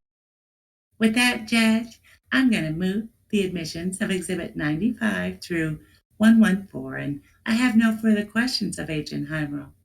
All right. Is there any objection to these exhibits? No, Judge. Since there is none, the exhibits will be received. I think this is an appropriate time to take the morning break. We'll take a 15-minute recess. I think we've reached the point where this witness is set for cross-examination. Mr. Fremgen. Judge, I think the state wanted to, did, didn't you want to include 115 in that offer? We did. Right, no objection to 115. No. Received. Go ahead, Mr. Fremgen. Thank you. Agent HEIMERL, correct? That's yes. Thank you. Okay, you were testifying about the burn barrel in your direct, and I have what's up, I have up on the screen again, what's been marked as State's Exhibit number 80 or 95 it's a photograph of that burn barrel, is that correct? That's correct. You can see it from there? Yes, sir. Okay. Now, this is the barrel you indicated that you first did a visual observation without going into the barrel itself and noted metal and glass within the debris. Yes, I did. And did and I think you indicated you also visually identified the Motorola cell phone. I could see that component, that cover piece with a very distinctive Motorola M on it, and that was on top of the debris. I could see that. Okay. Now, looking at that burn barrel, the location is approximately in front of the Avery trailer, or I guess if you want to say kind of a triangular or angle from the trailer and the garage, correct? That's correct. It's almost due north of the garage and northeast of the trailer. So that would be that opening, the actual main entrance of the garage. Correct. On the barrel, did can you see from where you're at, or do you have the picture in front of you? Both. Correct. Okay. Does it appear to have bullet holes in the barrel? I know you're not an expert on. I'm not asking about your expertise in the area of firearms or ammunition, but you're an off. You're an agent, correct? So yeah. You fired a firearm? Yes, I have. Familiar with what a bullet hole might look like? Yes. Does it appear that like it has bullet holes in the barrel? All I can say is that there are circular penetrations in the barrel. Okay, and I don't need you to go any further if you don't have the ability to tell whether or not that's from a bullet or something else. But appears to have some sort of a circular indentation in the side. Yes. Now, in the burn area, you actually found shell casings, correct? In the material that came from the burn pit to the burn area, yes, there were ammunition. Did you find, I'm sorry, There were ammunition casing found. did you find the same in when you sifted through the barrel? I did not examine the debris from the barrel, from this barrel. So someone else sifted through the burn barrel. That's correct. Your observations were just visual? Of what? The burn barrel. That's correct. When you sifted, did you through the burn area? Now, we're beyond the burn barrel. Did you actually set up the procedure for sifting through that burn area? I did not. It was Special Agent Pivito had an idea in his mind as to what procedure he wanted to follow. He presented that to those of us that were there, and we all agreed that that was appeared to be a sound and good procedure to follow. Now, you indicate that your primary expertise with the DCI would be in arson investigations. That's correct. So you're familiar with going through charred remains, like, for instance, buildings. Correct. Would a burn area like this be unusual for you in your investigation expertise or experience? No, it wouldn't. In fact, I've participated in examinations of burn areas or burn pit areas, if you will, on at least one other occasion looking for similar types of evidence. When you set up the investigation or the actual sifting, then through this burn area, did you set it up where you indicated some sort of grid like procedure so you could identify what location items have been taken out of or boxed when you were digging out and putting it into something to take back to the crime lab? You may be misunderstood only because it was not. I don't think I was asked earlier, but to clarify, when the material and burn debris and soil and material was removed from the burn pit and initial examinations were conducted at the burn pit, I was not present and involved in it.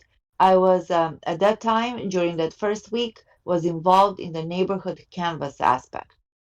Uh, Please don't presume to tell me what I misunderstand. Well, Okay. Jesus Christ. The examination of the debris that I testified under direct exam was conducted after all of the material had been removed from the Avery property in various containers and brought to the crime laboratory. That's where that examination was completed. Get it? So your in sifting involvement would have been at the crime lab. At the crime lab and at the Calumet County Sheriff's Department. Yes. In regards to your involvement with this investigation, were you aware of what type of sifting or the procedure that went on actually at the burn area? No, I was not. When you went through the items that were taken to the crime lab, were they in separate boxes or how actual Uh, uh, uh, uh, how were they sorted and transported to the crime lab? God. When we examined the debris at the crime lab, it was on the first two dates, December 19 and 20 of 2005. The majority of that material, I recall, came out of large tarps. The material had been placed on large tarps, and then they were placed on large tarps. Then they were placed on large tarps, and the material had been placed on large tarps, and then secured on tape and closed. If you take, say, a bed sheet and break the corners up, twist it and turn it, and secure it with a tape, that's how it was brought to the crime lab. On the second occasion, in April of 2006, the majority of the debris that we examined on that occasion was in individual 5-gallon plastic buckets. Okay. Whoa, that's a lot of information in one breath. I hope that you are going to be able to recover during my next question. Were they labeled as to where they were taken from the burn area or the burn pit? Oh, I'm sorry. I know that they were labeled. The buckets in particular, and the tarps for that matter, I believe, were labeled as to where they were collected from, but I was not involved in the actual collection of that material.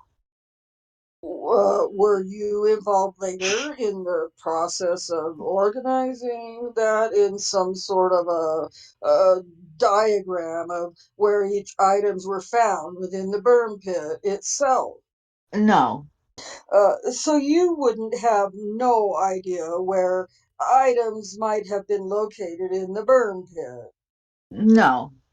Are you aware of whether every item that was in that burn pit was brought to the crime lab and reviewed by you or your crew of tech? I believe that it's my understanding that all of the material that was removed, all burned and soil material that was removed from the Avery property, was examined by an investigator over the course of those 4 days, as well as prior to that. I believe Special Agent Pivito had done some examinations with other agents. I say that because I know that it was our goal to visually examine and go through all of the debris that came out of the burn pits, as well as the other areas, as I alluded to, stated was in the bucket. And when that was finished, when we went through all of that material, it was my understanding everything had been done. Oh, did you receive or do you recall as one item that was brought to the crime lab the Oh burned man. out van seat? I was not involved in the examination of that. Okay, so you don't personally investigate or review that van seat. No, I did not. Do you recall, though, if it was actually at the crime lab when your team was reviewing the going through the sift or sifting through the burn area buckets to determine if there were bones or I think you mentioned metal objects? Know if it was there or not. Mm-mm. When you were sifting through, you indicated that sometimes there were forensic anthropologists there to assist in determining whether something might be a suspect bone fragment or something that she might be interested in looking at, correct? Correct. As the crime lab technicians, including yourself, went through and sifted, you're going through dirt, correct? It's dirt and then ash. Uh, were you using anything like a brush or a water bottle to clean off items that you thought were suspected evidence? I'm sorry, you said a brush and a what? A brush or some sort of like a water jar, squeeze water to squeeze to Hmm. clean the item off. No, we did not use any water rinsing. And basically, it came down to the preference of the investigator as to if they prefer to use it just do this process just with their do this process just with their hands, or if they prefer to use a wooden skewer or a pick, or if they wish to use a brush or a putty knife. It's personal preference, but some of those instruments were used. Okay. No one, this may sound silly. No one was told, go ahead, blow on it, get rid of the dust or the dirt. No, no blowing allowed. Okay, that could potentially contaminate that with that investigator's saliva, correct? I believe that's a potential. Oh, so you guys sat down and talked about what procedures you're going to take in sifting through these buckets and the bags of debris taken from the area before you actually started the sifting. Correct. You mentioned that you were involved on the team on approximately March 1, or maybe it was on March 1, 2006, in the Avery garage. Yes, it was March 1 and 2. And second, and I believe you indicated that the search itself was somewhat methodical. One person went in and videotaped the garage first. Correct. And then how many were on your team searching? On March 1, it was four individuals. 1, 2, 3, 4. And on March 2nd, one additional, Agent Roswell, joined us. So that's 5. Oh, did you videotape the actual search itself? No, Just the before and after. correct.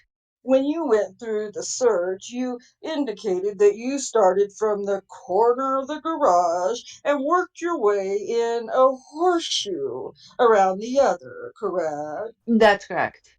When you first went through the garage, and if Mm. I could ask the state to put up, I believe it's Exhibit 105, the photo of the garage. Do you have State's Exhibit 105 before you? Yes, I do. And again, this is Stephen Avery's garage, correct? On March 1st, 2006. Correct. And view this of you after you have opened the garage door, the main overhead door. Correct. Was there a vehicle in the garage when you first arrived there to search the garage? Yes, there was. And you had to remove the The vehicle. vehicle. Yes. How did you Hmm. get it? Did you drive it? Push it out? A tow truck. Okay, when was there someone in the garage watching in case a car knocked over a shell casing or moved some item of debris within the garage? Just to make note of that. Yeah. We were present in the garage as it was being removed, but a vehicle was parked in the garage similar to the way any of us parked a vehicle in the garage, you know? It did not come into contact with anything else as it's being moved Okay. and removed from the garage. So I don't believe that was a concern.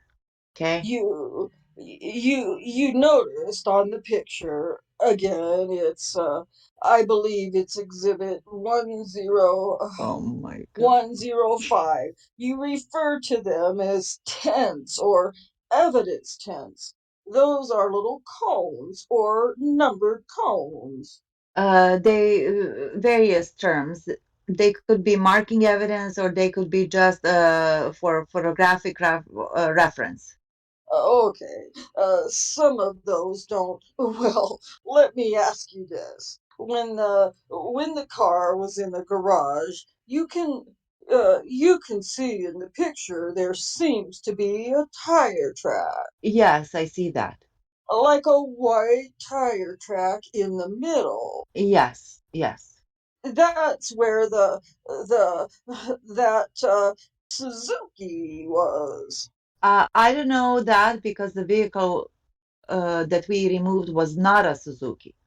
Oh, I'm sorry. Whatever the vehicle was that was in the garage, that's where that was. It was in that area, in the large open area. If I can point to the Sure. black object right there, this is an engine hoist. The vehicle was here to the left of it in the open bay. Okay. So there were some items that you located and marked with those yellow tags that weren't covered by the vehicle, correct? Now, if I understand your question, sir. They weren't concealed. The vehicle wasn't on top of some of the items that you note in this picture, correct? I still don't know if I can answer that, and I Let me ask it a third way. Maybe that will. I'll try a third way. Could you see some of the items when you walked into the garage originally? The videotape, the items, I mean, would be the ones that you've marked with these yellow cones or tents. of those yellow markers, specifically the one around the back of the garage, are next to circles that are drawn onto the concrete floor. And the reason some of these, in particular number 10, appears to be where the car would have been. If I can explain how this occurred, after we entered the garage and videotaped the interior, did a cursory search, we had identified the presence of the black jack creeper. We had identified the presence of some paint thinner jugs and other things that we believed were items that we were going to collect. We also became aware of some of these circles that were on the floor. It was my understanding, I was informed, that those had been placed on the floor by crime lab personnel during a previous search and identified areas that may have luminescent from luminol. So we identified those just for identification purposes that they were here. At that point, we then removed the vehicle, and I felt as long as the vehicle was out of the way, let's take a photograph of where our markers are. And that's why some of these markers, in particular, as I said, number 10, is under the vehicle. Okay, thank you. That clarifies that. Good. So when you did your search on March 1st and into March 2nd, the only two items I think, well, that you testified, correct me if I'm wrong, that you would have been new would be number 9 and number 23, the one underneath the compressor that as of yet in this picture isn't marked. Sorry, that would have been new. Would have been new items that came to you said, you mentioned that someone else came through and searched previously, correct? In November of 2005. And they circled some areas on the ground and on the pavement in the driveway in the garage, correct?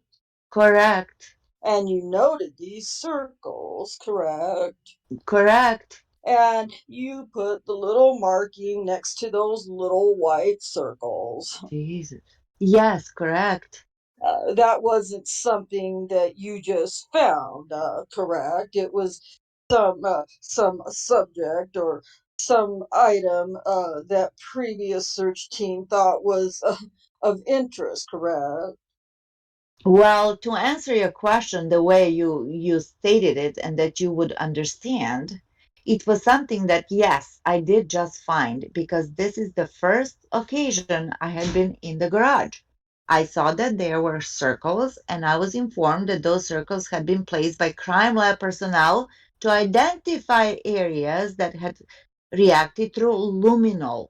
So, for the sake of photographic documentation, we placed markers next to those. That does not mean that we specifically collected an item of evidence from, say, marker number 3 or marker number 4. Which items did you actually specifically remove an item of evidentiary value then? Well, this photograph was taken in the early evening hours of March 1st, and there was a great deal of searching that took place after this photograph was taken, and many items of evidence were collected after this photograph was taken.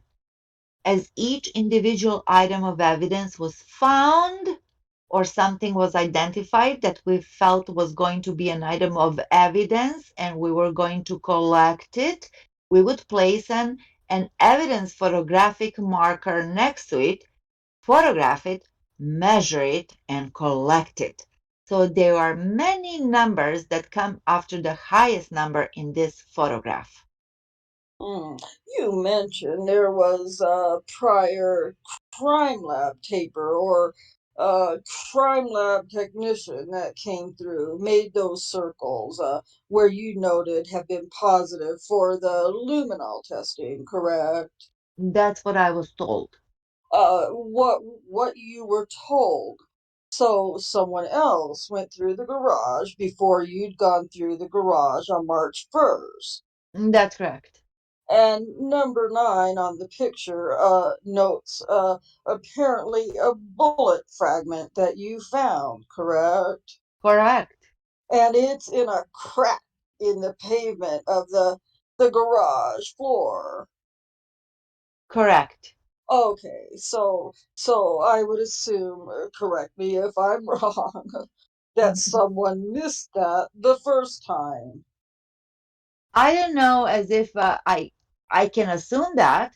All I can say is that on March 1st, I happened to be walking in the garage and I stopped and I looked down and I saw the gray object that struck me as being a similar in color to the lead from the bullet, which uh, which caused me to examine it closer.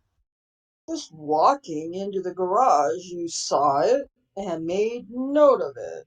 Yes, in fact, several other investigators had already been into the garage. I happened to be in the first front corner of the garage looking with a flashlight at the floor in the early stage of the search and looking down. And as I said, I saw a light gray colored object that I knew in my mind that we need to be looking for bullets. That looks to be the color of lead from a bullet. Oh, did you process? And what I mean by that is, did you take swabs of the bullet, for instance, and the creeper while you were in the garage? Mm, we did not. Did so no one in your team actually swabbed any of those items to determine if there was any potential DNA evidence? Not on the items as stated, no. I'm sorry, I didn't hear that. Not on the items that you just stated, no. Oh, okay. And any item, any items in the garage that you did that to? The swabs were collected on the 2nd, yes. What were the swabs collected? What items were swabbed? The red tool chest of the back of the garage was swabbed. Any reason why you didn't swab the creeper? We need to make a decision. We're going to try and collect any visible stains here in the field, or is it more practical to collect this object in its entirety as a whole? If it's portable, can we package it sufficiently and protect any evidence that may be on it and transfer it to the crime lab? And that's what we chose to do. Oh, so you actually did transport the entire creeper to the crime lab. I did not. It was collected and packaged and removed from the garage. And any further analysis or testing at the crime lab became someone else's responsibility. Someone in your team packaged the creeper, correct? Yes, it was removed from the garage and it was collected and packaged for transport away from there. Uh, I have nothing else. Redirect. Thank Mr. God. Fremgen suggests that law enforcement officials may have missed something before March 1. Isn't it true that it wasn't until March 1 that law enforcement was even told that Teresa Habach was shot in the garage? That's correct. That you, that, That's that, correct. and that was by the defendant, Mr. Dassey. Is that right? Correct. That's all I've got, Judge. Thank you. Just You may step down. one moment, Judge. Nothing more, Judge. Thank you. You may step down. State would call Dan KUCHARSKI to the stand, please. Please raise your right hand. Please be seated. Please state your name and spell your last name for the record. Daniel J. Kucharski, KUCHARSKI. Mr. Kucharski, how are you employed? I'm employed at the Calumet County Sheriff's Office. How long have you been on the a police officer? I've been at Calumet County for about 4 years, and 2 years before that with another agency. What are your current duties with Calumet County? I'm a patrol deputy with additional duties as an evidence tech and armor for the county. Were you asked, Deputy Kucharski, to assist in search and other investigative efforts regarding the death of Teresa Habak? Yes, I was. I'm going to move right ahead to your specific area of involvement, specifically to Sunday, the 6th of November. Were you asked to proceed to what's now known as the Avery salvage property? Yes, I was. What were your duties on the 6th of November? I was assigned a search team that included Lieutenant Link, Sergeant Colburn, and Detective Remaker. We were given several areas on the property to search different times of the day. Speak up just a little bit. I'm sure we would appreciate it. Do you have, and did you have, prior to the 6th of November, any specific training and experience as an evidence technician? Yes, I went through the 2-week evidence technician school at Fox Valley Technical College. On the 6th of November, were you asked, and did you, in fact, perform a search of the detached garage of Stephen Avery? Yes, I did. Could you describe on that early stage, that is, just in the first full day of searching of that property, describe what it was that you were looking for in that garage? Basically, myself and my team were sent to the garage for general search.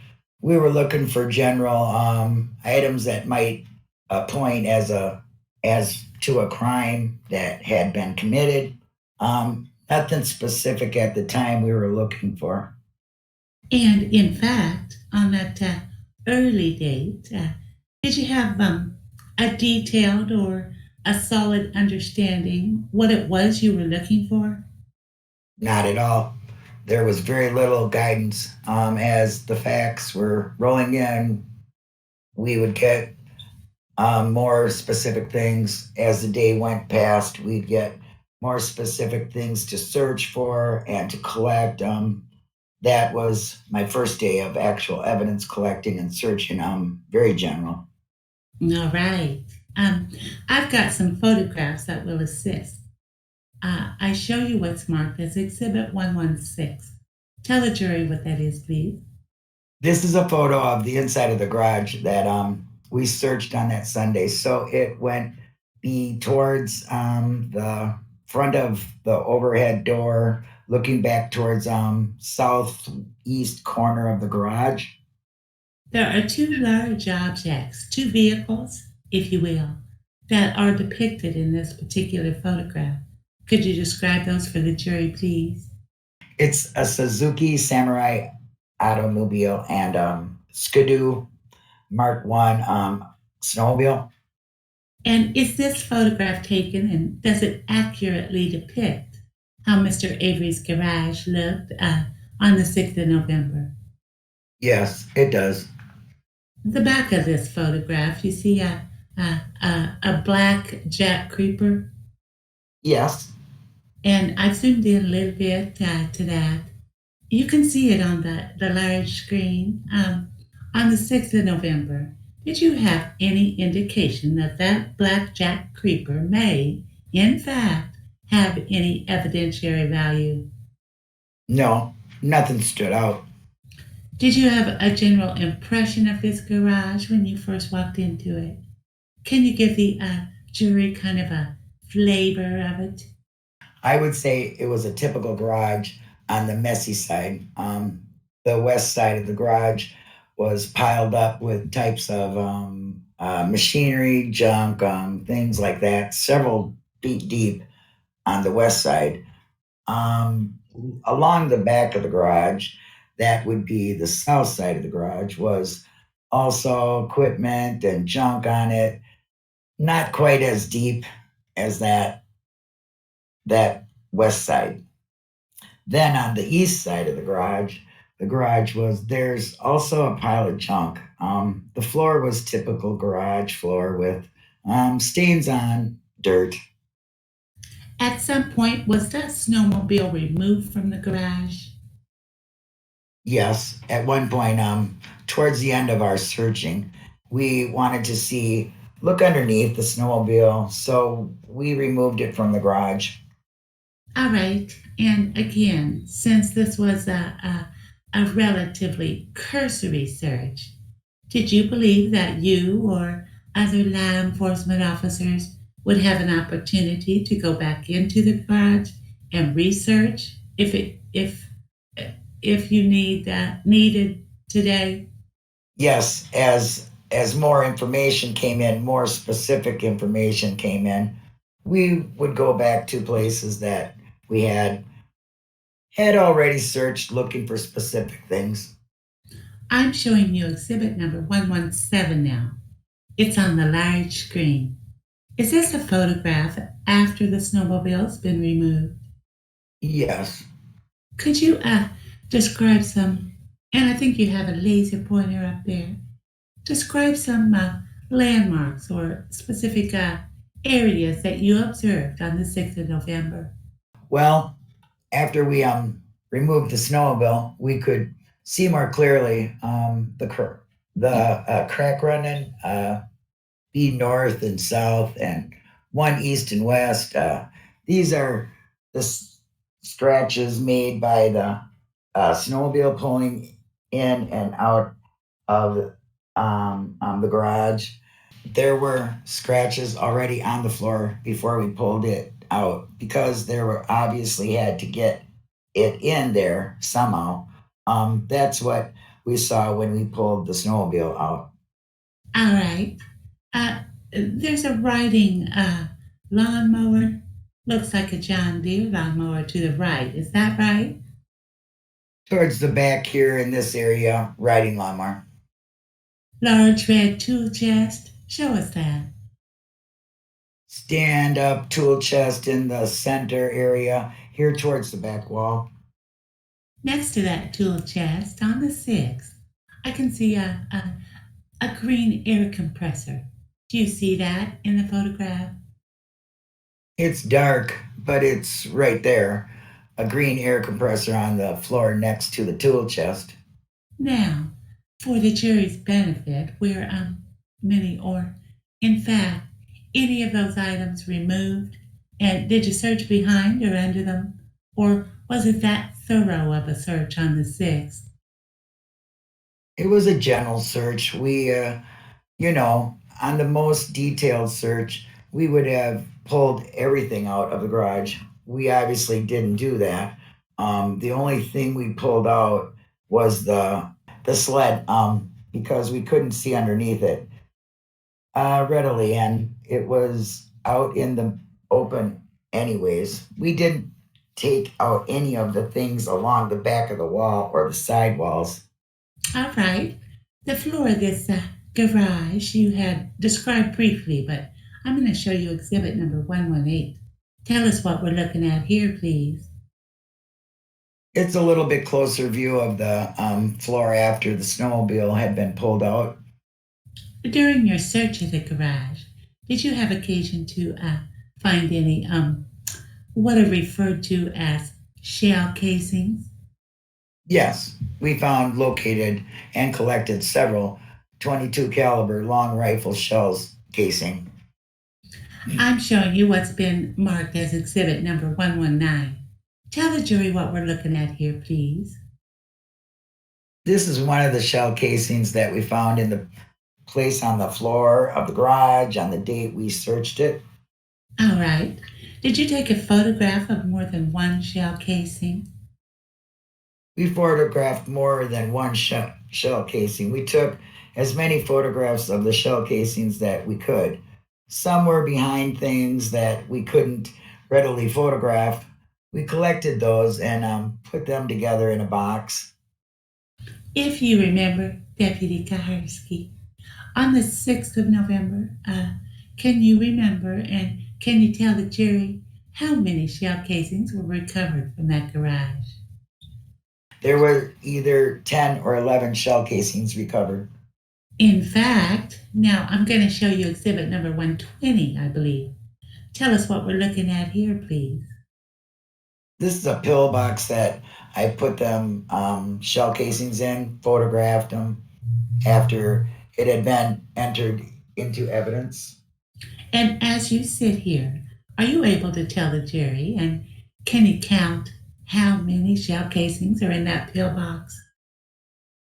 I count 10. I count 11 in this photograph. All right, and again, those were recovered from inside the garage on the garage floor, is that right? That's correct. What exhibit was that you were just handed? 128. 128. I'm sorry. We've handed you what's been marked as exhibit 128. Tell us what that is, please. It appears to be the box with 22 shell casings. All right. After you recovered those shell casings, do you know what happened to them? After I sealed them in the package and put them into the paper bag and enter those into evidence at the Calumet County Sheriff's Department, and I left it in the care of the custody of evidence custodian. Now, you didn't perform any analysis on those shell casings. In other words, you aren't qualified to compare shell casings to specific firearms, are you? Correct. I just collected them. I didn't do any analysis on them. Is it fair to say that is a discipline or a science that is left to somebody with greater expertise than you have? Yes. Deputy KUCHARSKI, after the garage was searched in relatively general fashion, do you recall what other searches were performed on the 6th of November? Only the searches that my team did. Directly after we finished up with the search of the garage, I was called over to an area behind Rhonda residence to take some burn barrels that were waiting to be loaded up and entered into evidence. After that, I was given the assignment. Let me just stop you there. I'm going to show you what's been marked as exhibit number 121. Tell us what we're looking at here, please. Those are burn barrels that I tagged, and they were lowered into a trailer that we can see the ramp on there, and they were taken. After the search of the burn barrels, or excuse me, the recovery of the Yonda, and that's Mr. Dassey's residence as well. Is that your understanding? I don't know. Okay. You knew that it was Barb Yonda's trailer? Yes. That's how it was referred to. After the recovery of those burn barrels, what were you asked to do? We were sent to the Jonda residence to search it. And did you, in fact, search that residence? Yes, we did. Again, this is a general search. Not looking for anything specific. During the search of the Yonda trailer, did you have occasion to observe and recover a phone message that was found on the answering machine of the Yonda residence? Yes. One of the things that we did when we entered the residence is Detective Remaker played the phone message while we were all standing around. He recorded it, and then we commenced searching the rest of it, the residence. Direct your attention to the photos in front of you. Exhibit number 123. And now being shown on the large screen for the jurors. What are we looking at? This is a photo of the phone and the answering machine that was in the yonder residence. And you indicated that you had occasion to listen to at least one of those phone messages. Is that correct? Yes. Did an individual on that phone message identify herself? Yes, we listened to the message that the female caller identified herself as Teresa. At this time, Judge, assuming this works, I will ask the court for permission to play that particular phone message. We do have the phone message reduced to an audio CD as well that I will then ask to have marked, and then I'll place into evidence at that time. Any objection, counsel? No, Judge. All right, go ahead. We should try this maybe one more time. Apologize. Do it the old-fashioned way, Judge. See how this works. Let's try it again. Counsel, do you have other questions to ask Miss KUCHARSKI? Maybe you want to. Thank you, Judge. We will. Give another shot at this later on. We will come back to this a little bit later. Investigator KUCHARSKI, or, Deputy KUCHARSKI. After the phone call was recovered from you, what were your other search efforts that day? After we finished with the Yonder House, we were also assigned to search the shop buildings, and then immediately assigned to search the pickup truck that was parked outside Stephen Avery's garage. Deputy KUCHARSKI, did you have occasion to recover any firearms that day? Yes, we were also sent to the Stephen Avery trailer to specifically pick up firearms that were in the trailer, a vacuum cleaner that was in the trailer, and bedding from the spare bedroom that was in the trailer. And could you tell the jury, please, what firearm, if any, or firearms, if any, were recovered from Mr. Avery's trailer? Yes, inside of Stephen Avery's bedroom, we found above the bed a gun rack, 2 rifles. One was Connecticut Valley Arms Hawken type 50 caliber muzzle loader. The other was a 22 caliber Glenfield Model 60 semi-automatic rifle. I'm showing you a photo that has already been received into evidence in this case as exhibit number 86. Do you recognize that photograph? Yes, it's a photo of the rifle, the 22 caliber semi-automatic rifle. We're going to actually have marked Deputy KUCHARSKI and show you its exhibit. I'm showing you what's been marked as exhibit number 129. Tell the jury what that is, please. This is the rifle that I collected out of Stephen Avery's bedroom, the 22 caliber semi-automatic rifle. Now, are you familiar with the firearm? Specifically, do you have some working familiarity with this particular firearm?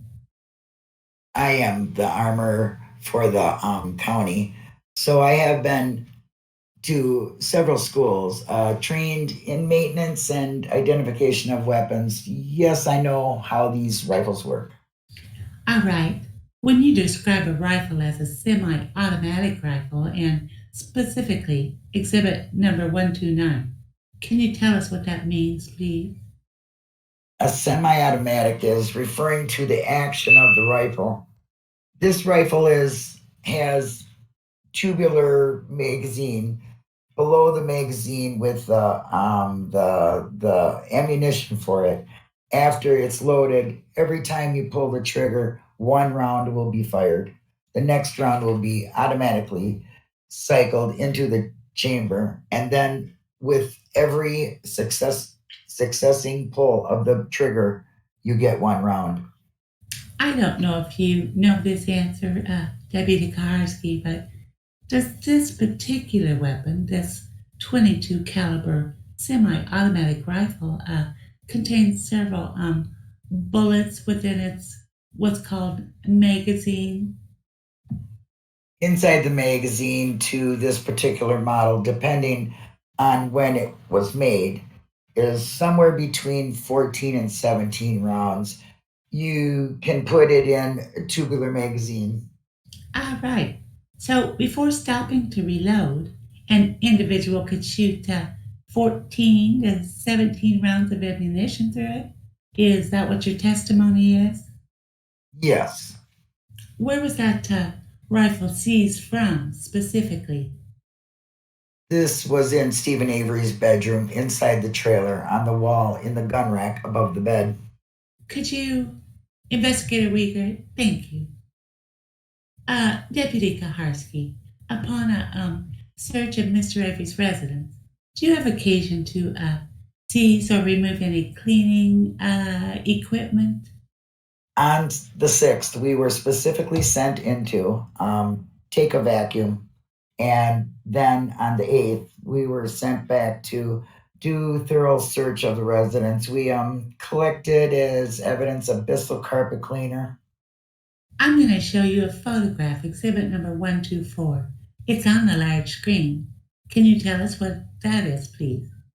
That is a Bissell carpet cleaner that we took into evidence on the 8th. Do you remember where that was received from? I think it was in the hallway, living room area. Investigator Uyghur is actually going to show you that item. Roberta, what number is that? Exhibit 130. I'm showing you what's been marked as exhibit number 130. Tell the jury what that is, please. That is a Bissell carpet cleaner that we took from the residence on the 8th. All right, thank you. If I could just go back, I believe it was on the 6th you talked about, maybe it was the 7th, searching an office area or another building within the Avery compound. Is that right? On the 6th and the 7th, on the 6th was more of the general search of the office buildings on the property there. On the 7th, I also went into some of the buildings to specifically take some items. I'm going to show you exhibit number 122. It's a photograph. Can you tell us what we're looking at, please? This is a photograph of on the side of one of the office buildings. It's kind of like a customer counter, I believe, and that's with a endangered missing poster for Teresa Hallbuck. Directing your attention now to the 8th of November, were you asked to perform a more thorough search of the residence of Stephen Avery?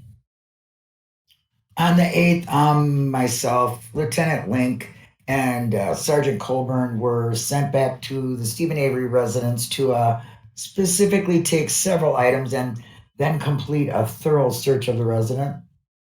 On the 8th, did you have occasion to find any ammunition, specifically any 22 caliber long rifle ammunition from the bedroom of Stephen Avery? Yes, we did. We located and collected 22 caliber long rifle ammunition from the bedroom. An evidence photograph of that was taken. I'm going to direct your attention to exhibit 125. Can you tell us what that is, please? This is a photo of the 22 caliber ammunition that was taken from the bedroom. Also on the 8th, did you have occasion to find and recover a key? Yes, on the 8th, we recovered a Toyota key in the bedroom of Stephen Avery. I show you what's been marked as exhibit number 127, 126. Could you tell us what exhibit number 126 is, please? It's a photograph that I took of the key as it was found in the bedroom. Who collected this key? I did. And how was it collected, please? I collected the key by taking new gloves out of a package that I brought into the residence to do the searching with. Put the key into a new paper bag, sealed the paper bag, and it was in my possession until it left with Special Agent Joy to the crime lab. A photograph of that key was later taken by evidence technicians at the Sheriff's Department. I'm showing you exhibit number 127. Can you tell us what that is, please? That's another photograph of the key that we located and took into evidence out of Stephen Avery's bedroom. Just so the jury's clear, this is what's commonly referred to as an evidence photo, that is, after it's been collected. Is that right? That's correct. And the last thing we're going to show you, exhibit number 131, and tell the jury what that is, please. That is a key that we found in the Stephen Avery's bedroom. Now, on the end of the key is the blue, what's called a key fob, something that would be attached or go into a lanyard. Is that your understanding? Yes, a female end of the key fob is attached to the key. And as depicted, that is, the key itself with the fob and the keychain, is that how it was recovered? And does it look the same or similar as Mr. Wiegert is holding it, as it did when you recovered it on the 8th of November from Mr. Avery's bedroom? Yes, it looks the same. With my reservation, Judge, for replaying that exhibit once, and probably after lunch when the technical problems are resolved, and moving the admission of exhibits 116 through 131. I have no further questions of this witness. Thank you. Any objection, counsel? 131? Yes. 131. 131 was. The key itself. The actual key? No, that's fine. That's fine, Judge. All right, they're received. You may cross. Deputy, good morning. Good morning. I'm sorry, is that better? Yes. Okay. All right. So you work for Cal County. You've been over there 4 years, right? Yes. And where were you specifically before that? Oconto Police Department. Okay. Do you have a 4-year degree in police science? I have a 2-year degree in police science. From? Green Bay, from Northeast Wisconsin Technical College. Okay. Other than the training you described, the 2-week training at Fox Valley, do you have any other formal training through educational entities for purposes of being qualified on evidence collection? No. Now, I noticed in response to Mr. Kratz, when you were questioned about firearms collected, you were very quick to state that you took that 22 out of Stephen Avery's trailer, correct? I took the 22 out of the trailer, yes. Okay. I think the question he asked you, though, with your involvement, was a little broader than that. And the truth of the matter is, you picked up a lot of firearms from the Avery property, didn't you? 2 firearms out of the Stephen Avery trailer and many other firearms off the property. Okay, so the 2 from the trailer certainly weren't the only firearms that were picked up. That's correct. As a matter of fact, there was at least one other 22, right? Yes. Any particular reason you can think of when Mr. Kratz asked you about firearms you picked up, you didn't mention the others? We were speaking about the Stephen Avery trailer. I didn't think we went into the searches on the other pieces of property and weapons. Deputy, I may have misunderstood Mr. Kratz's question, but I understood him to ask you about any firearms. But now that you've cleared that up, you acknowledge that there were other firearms and there was at least one other 22. Yes. Okay, the 22 Glenfield that you indicated that it holds between 14 and 17 rounds, correct?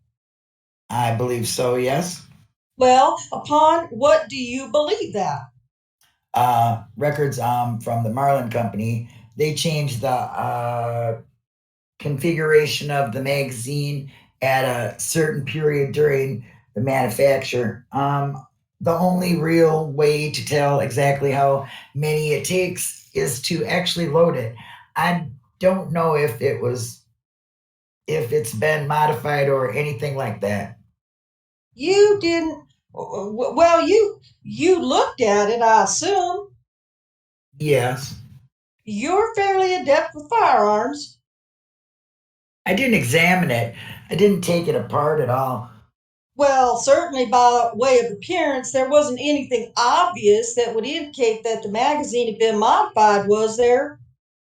Nothing overly, no. So you're 14 to 17. This is a guesstimate. Yes. You never actually checked it. No. Okay. In order to load that particular firearm, the individual cartridges, the shells themselves, have to be individually handled, correct? Yes. Okay. And basically, they slide down the tube and then it's fed via a spring. Well, there's a speed loading device that they have on the market. You can put it into another device and then that fits into the tube and then they all drop in there. So I guess individually it depends if you have had the extra device or not. Well, not to quibble with you, Deputy, but in order to load the speed loader, you're going to still have to handle each one of them separately, aren't you? To put them into the speed loader, yes. So whether you load the thing directly without the benefit of a speed loader or you utilize a speed loader, someone is going to have to handle each and every shell that ultimately ends up in the tubular magazine of the rifle. Yes. All right. Now, you recovered, I believe you said, 11 shell casings from the garage Yes. in various statements of condition. Is that a fair statement? Yes. Okay. Did you personally pick each and every one of them up? No, I did not. So you can't tell us how they were handled prior to you getting your hands on them, so to speak. Everyone was wearing gloves as we were searching. That's about the only thing that I could tell you about how they were handled. But you didn't sit there and observe each and every casing being picked up. Correct. All right. So you don't know if they were picked up using any type of device or they were picked up using hands or gloved hands or anything like that. That's correct. Prior to the shell casings being removed from the garage, I assume you were in the garage and essentially everybody said, well, gee, I found one. They bring them over to you. Is that what happened? I found one. We'd attempt to photograph it if it was out in the open, circle it, put a tent here, there. After the point reached there where we didn't find any more, okay, collected them all up. At some point, did you remove each and every item from the garage? No, I did not. Did you or anyone else document the precise location within the garage of each of the shell casings you did leave the garage with? Only the photographs. Okay, so there were no measurements, for example, that a shell casing was X distance from the rear wall or so many feet from another wall? That's correct. Deputy, you testified about finding what's depicted in the photograph on display, and for the record, it's the described as the CCI 22s, correct? Yes. Are you the individual who located that? That was located in Stephen Avery's bedroom. Sergeant Colbert was searching that area of the bedroom. That would be the desk area. So I guess the answer to my question is no, you were not the one who actually located it. Correct. You took the picture. No. Did you become the custodian of that box? Yes. And that was on which day The 8th. of November? Yes. When it was, who gave it to you? Who gave you the box? I don't know. When it was given to you, was the top open or closed? I don't remember if it was given to me, if it was pointed out to me and I picked it up. I don't remember if the box was open or closed. Did you ever the top of that will slide in order to open, correct? Yes. Did you at any time open it or close it to your memory? No. When you received it, how did, if at all, did you package it? We took the ammunition out of it, bedroom, and placed it all into a bag, a grocery bag. Okay. Are you telling us that you removed each and every cartridge from that particular container and put it in a grocery sack? No. You left the thing in one piece with them in place, correct? Yes. And then put it in the sack. Yes. All right. So you didn't handle, or to your knowledge, nobody else handled the individual shells. Correct. What about the outside? How was the outside of the that preserved for purposes of testing or trying to lift any fingerprints off that? It wasn't preserved for fingerprint evidence. You're a trained evidence technician, are you not? Yes. You've already seized a firearm, including a 22 from that residence, correct? Yes. Don't you think it would be important to try to determine who, if anybody, has handled that particular box? Not at that time. Didn't Agent Fassbender specifically tell you go back into Stephen Avery's trailer and get that 22? Among other things, yes.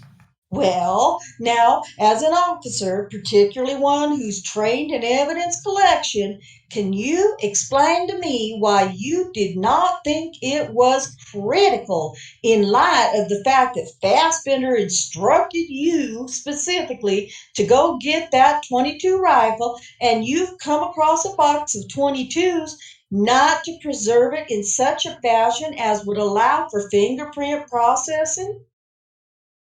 Out of all the items that myself and my team collected, probably into the hundreds of numbers, I only remember one item that we preserved for fingerprints evidence.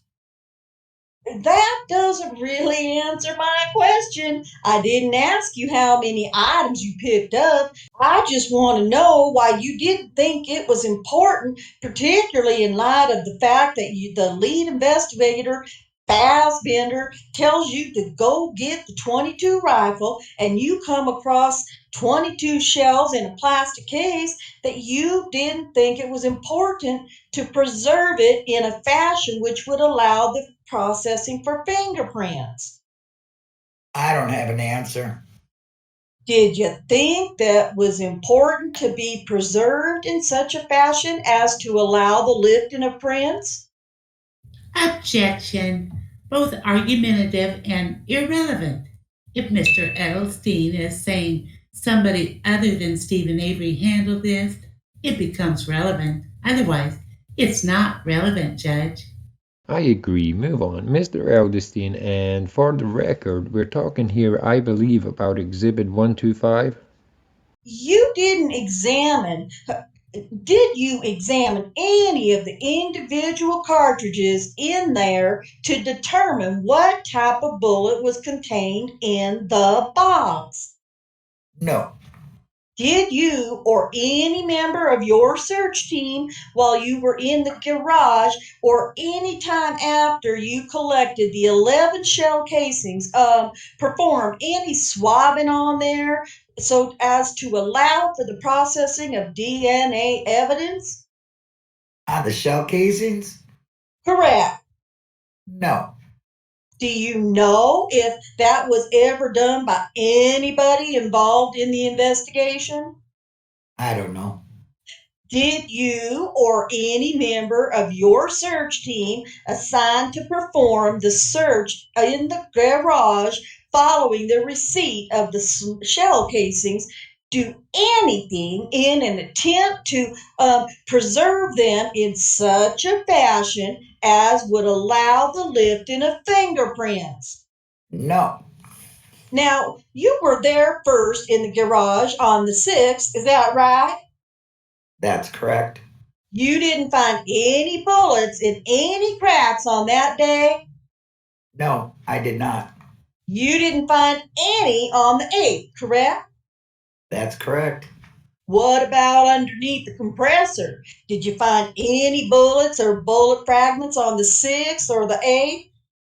No, I did not.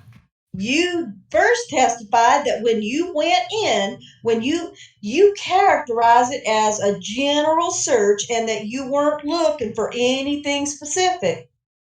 Yes, What are you searching for under what you describe as general search? anything that stood out, any type of evidence that stood out. Prior to going in there on the 6th, were you advised by Fassbender or anyone else to look for any particular items? Not that I can recall, no. Before you went in there with the search team, were you briefed by the agent in charge at that command center? No, I was getting most of my orders from Lieutenant Bow and Lieutenant Sipple, and they were getting it from the investigators in charge or someone else. So before you went in on the 6th, did you even go down there to the command center? Yes, I would check in at the command center before each assignment to get or after each assignment, and at the beginning of each day to get the next assignment.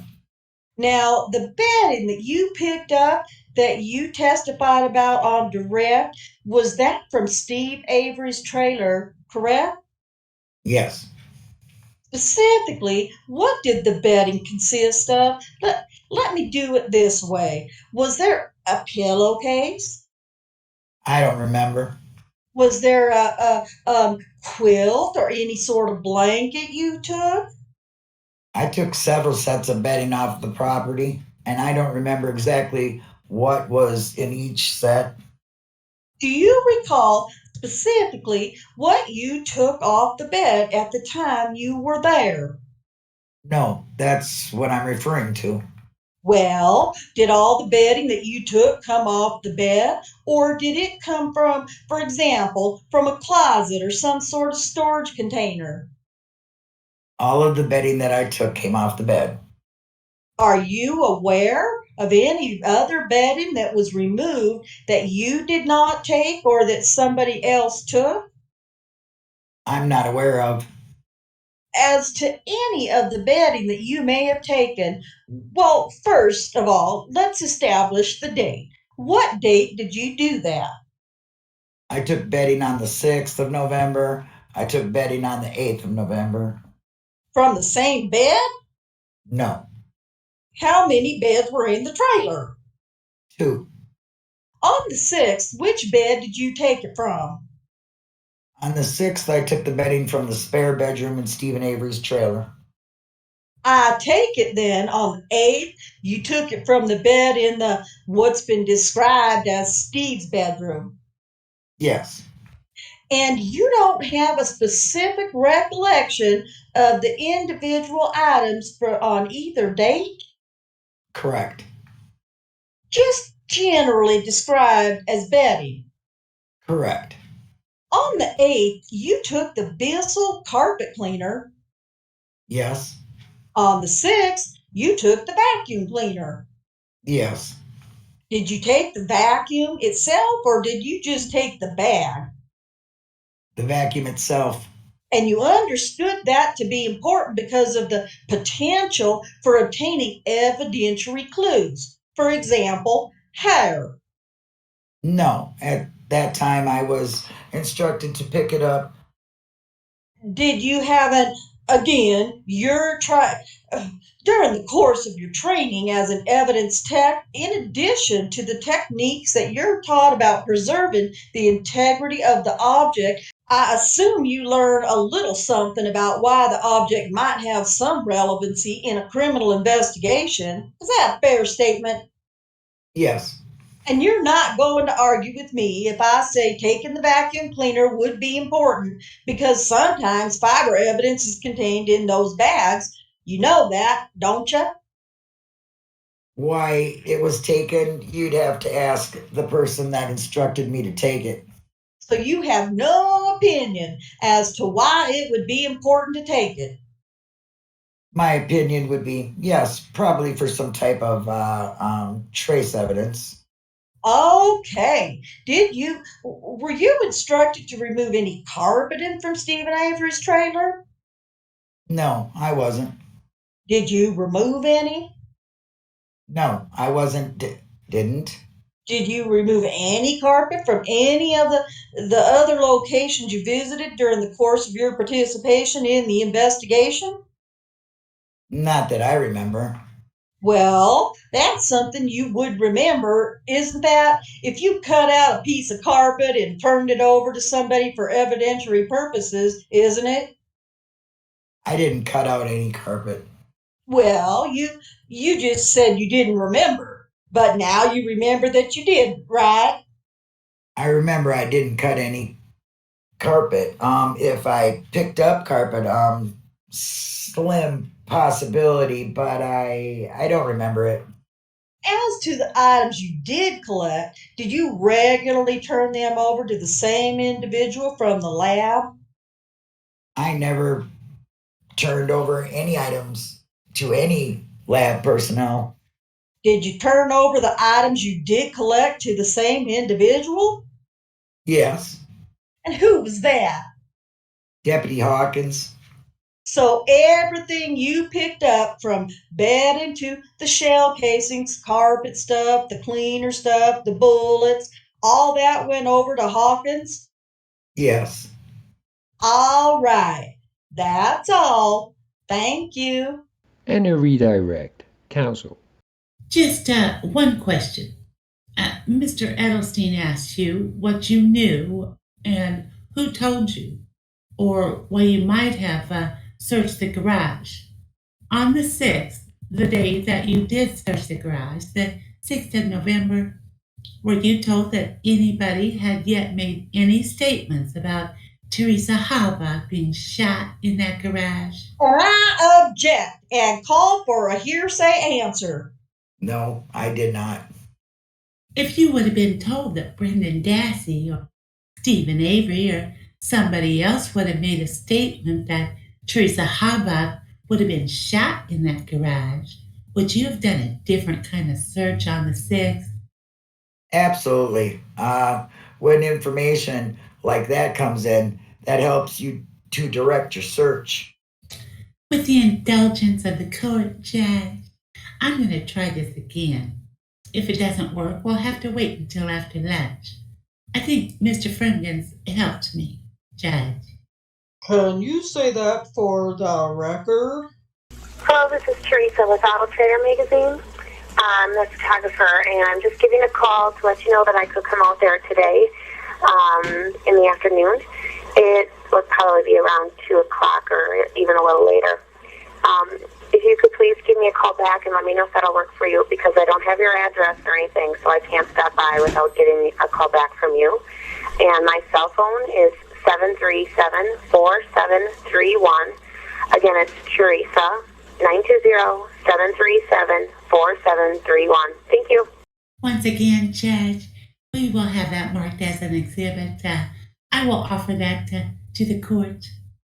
My last question is that, in fact, Deputy KUCHARSKI, the message that you heard from the Yonder resident when you searched it on the 6th of November? Yes, it was. That's all I've got, Judge. Thank you. All right. Any cross related to that?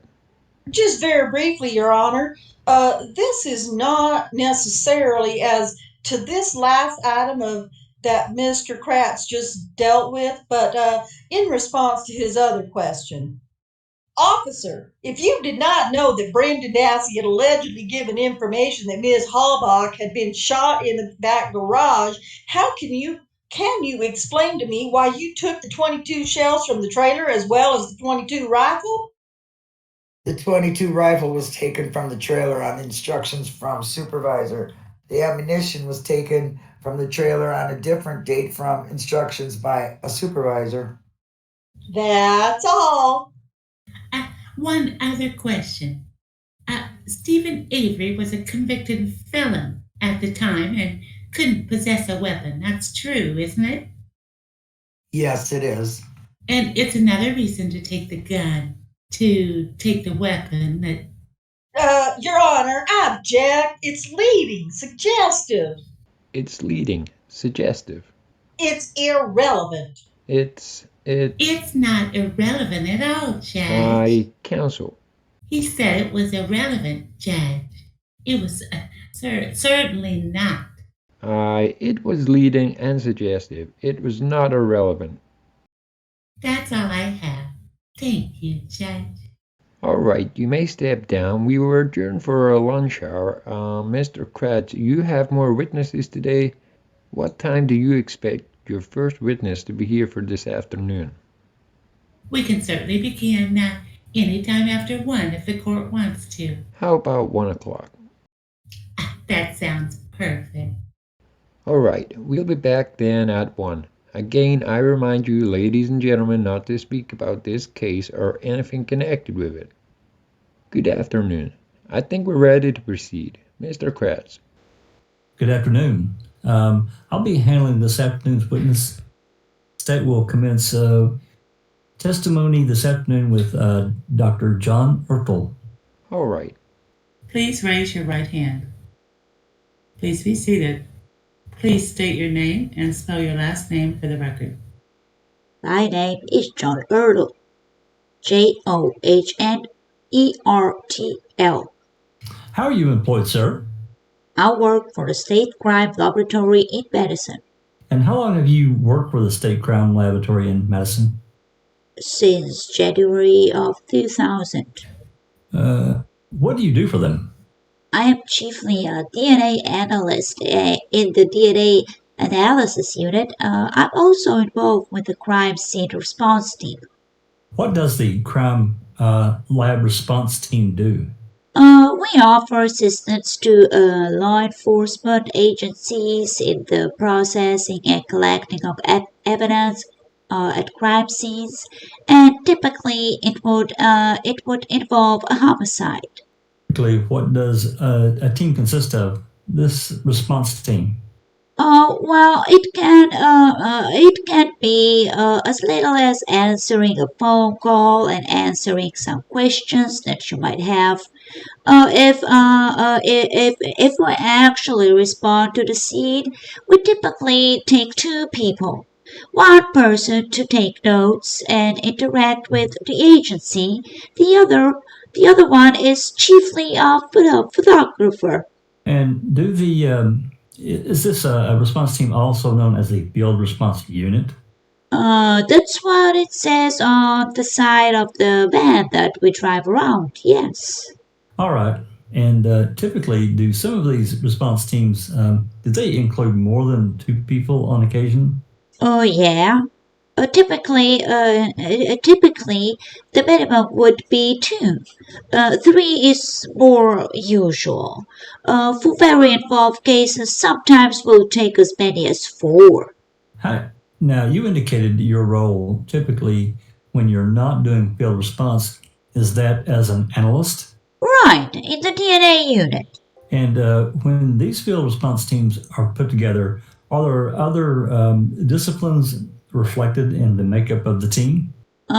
Yes, the team isn't so much made up of people from specific units for specific tasks at the scene. Rather, it's a volunteer unit of people from the entire lab feel that they can contribute to it, and then we go on the rotational basis for to be on call. And I just happened to be on call when this call came in. How long have you been a member of the field response unit? Since 2002. Approximately how many crime scenes have you had an opportunity to respond to as a member of the field response unit? It's a guess. I would guess maybe 20 to 30. Well, before we get into the particular details of your response in this case, let's find out a little bit about yourself, Doctor. Would you, first of all, tell us about your educational background? First of all, I'm a mister. I'm not a doctor. I have a master's degree in molecular biology, University of Wisconsin Parkside. That's where my bachelor's degree in chemistry was from as well. And when did you receive that again? Bachelor's degree was in 1984 and master's degree in 1992. And from which institution did you receive your master's degree? The University of Wisconsin at Parkside. And when did you receive that particular degree? As I told you, in 1992. After receiving that degree, what pursuit did you follow in terms of your education or job training? I obtained that degree while I was working at the university as a research specialist in a plant and molecular biology laboratory. After I left the university, I went and worked for Abbott Laboratories in Waukegan, Illinois for a while, where I worked on diagnostic assays using DNA techniques. From there, I moved to the State Crime Laboratory in Milwaukee, where I was trained as a serologist and a DNA analyst. From what time period did you work in Milwaukee? From 1997 in March until about November of 1998. And what occurred in November of 98? Where did you move to next? I moved down to Austin, Texas, and I worked for a short time at the MD Anderson Cancer Research Center in Smithville. And then I moved to the State Crime Laboratory. It's called the Department of Public Safety Crime Laboratory in Austin, Texas. And how long did you work for the Texas State Crime Lab? Until December of 1999. And then I moved back to Madison to work at the laboratory in Madison. Very well. What are, again, returning to your job experiences particularly as a massive member of the field response unit, what types of cases does the field response unit usually get called in on? Usually it's a homicide. Missing persons are also something we get involved in. We get calls anytime the agency has any questions about anything. How should they collect a certain item of evidence? We usually don't respond unless it's bigger than that. Usually we respond to the smaller agencies, the county sheriff's departments. Generally, we don't respond to the larger cities because they have their own crime scene response people. All right. Let's direct your attention then to this particular case, Mr. Ertl, on Saturday, November 5, 2005, were you called to assist in the investigation of the missing person, Teresa Halbach? Yes, I was. Tell us how you became involved. Well, it was around noon on Saturday, and I received a call from it's called the time control system. They're the people who take the laboratory phone calls while we're not actually at the laboratory. And he directed me to call Manitowoc County and to ask for Detective Dave Rebecker, and so I did that. And he indicated that they were working on a missing person case out of Calumet County, and the vehicle from the missing person had been located in a salvage yard in Manitowoc County. And it looked as if it had been concealed in some way. There were things around it, and they were looking for assistance in recovering the vehicle. All right. What did you do? I talked with him about it. He indicated that the weather was threatening, and for a vehicle, if it's out in the weather, that could jeopardize any fingerprint evidence, could jeopardize any biological evidence that may be on the outside of the vehicle. I suggested that they get it covered if they could. And I contacted my director, told him about it, and he indicated to me that I should go up and help out with that. Did you, in fact, then eventually leave Madison to help out? Yes. Approximately what time did you leave Madison? It was about 1:15 p.m. that same day. Who, if anyone, accompanied you on this response? Yeah, Mr. Huang Zhang, Chang. All right. He was the photographer and I was the team leader. Anyone else accompany you for this initial response? No, just the two of us. What time did you arrive at the salvage yard? I believe it was around 4 p.m. What happened when you arrived? What did you do first? Well, there were several roadblocks that we had to pass through, and we finally got to a checkpoint where our names were taken, and then we were directed up to a place where there was some fire trucks and some canopies laid out or coming off the fire trucks, and told to look there for the people who were in charge. And we found Tom Fassbender and Mark Wiegert, and they seemed to be the ones to talk to, and they filed us in on what they knew so far, and we were directed down to where the vehicle was. All right, let's start there. Then your first assignment, if you will, when you arrived at the location where the vehicle was found, first of all, describe for us the general area where the SUV was located. Well, it was a auto salvage yard, so there were row after row after row after row of salvaged vehicles or junk vehicles. They directed us down to a flat area where we drove the van to park, and there was a car crusher nearby. There was also a storm water retaining pond nearby, and there was a little sort of a dirt roadway that went around the pond, and the roadway was lined with vehicles, and in the row of vehicles there was the bluish green RAV4. All right. Describe the vehicle in greater detail for us, would you please? Well, it was a newer looking vehicle.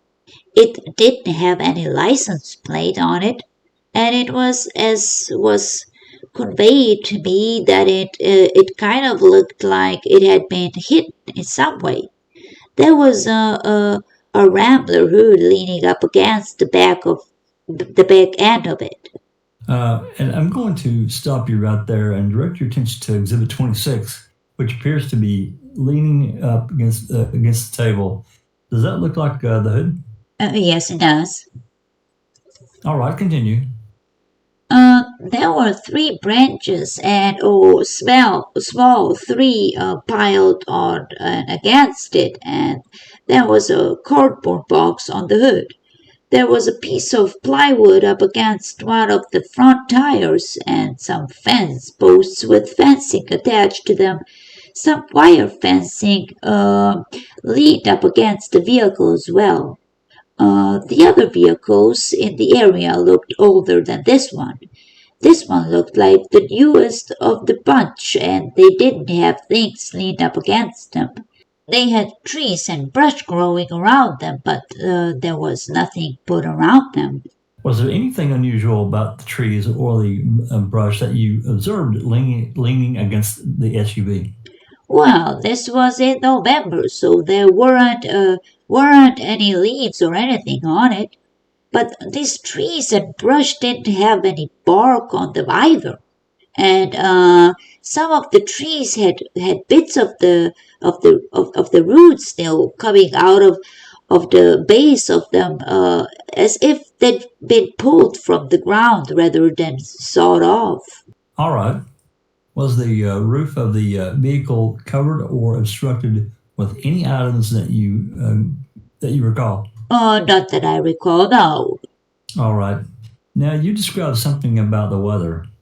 Initially, upon your observation of the vehicle, describe the weather conditions at that point in time. It was overcast.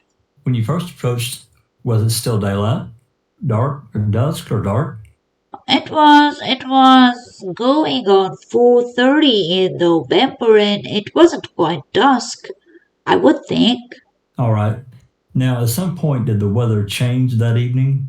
Oh yes, we did. We left that evening around 9:45, and at some point it did pour, and there was quite a lightning storm. All right. When you arrived, was the vehicle covered in a tarp at that particular point? I never saw the vehicle covered in a tarp. Okay. Approximately how long were you there before the weather changed to the extent that it began to rain? I believe within an hour of us arriving, it was sort of on and off showers. All right. What plans did you make to secure the vehicle for its ultimate transport? Well, I asked that a trailer be secured to put the vehicle in for transport back to the medicine laboratory. Now, did that occur immediately, or did that involve the passage of some time before it can be arranged to transport the vehicle? It did take some time. They also needed to bring a record truck into the yard to move the vehicle from its position to a place where they could load it onto the trailer. And I believe those two things, the wrecker and the trailer, arrived pretty much simultaneously. Maybe an hour and a half, 2 hours, I'm not sure. Your best estimate as to the time that the SUV was loaded onto the wrecker and moved from the scene, about what time was that? I would guess 7:30 to 8. All right. Could it have been later? Possibly. All right. Could it have been as late as 8:30 or 9? Well, I checked the time when we left. I think it was about 9:45, so that is a possibility, yes.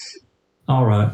Now, while you were waiting for the arrival of the equipment to secure the vehicle and move it to Madison, did you have an opportunity to examine, as it were, the SUV more closely? Oh, yes, I did.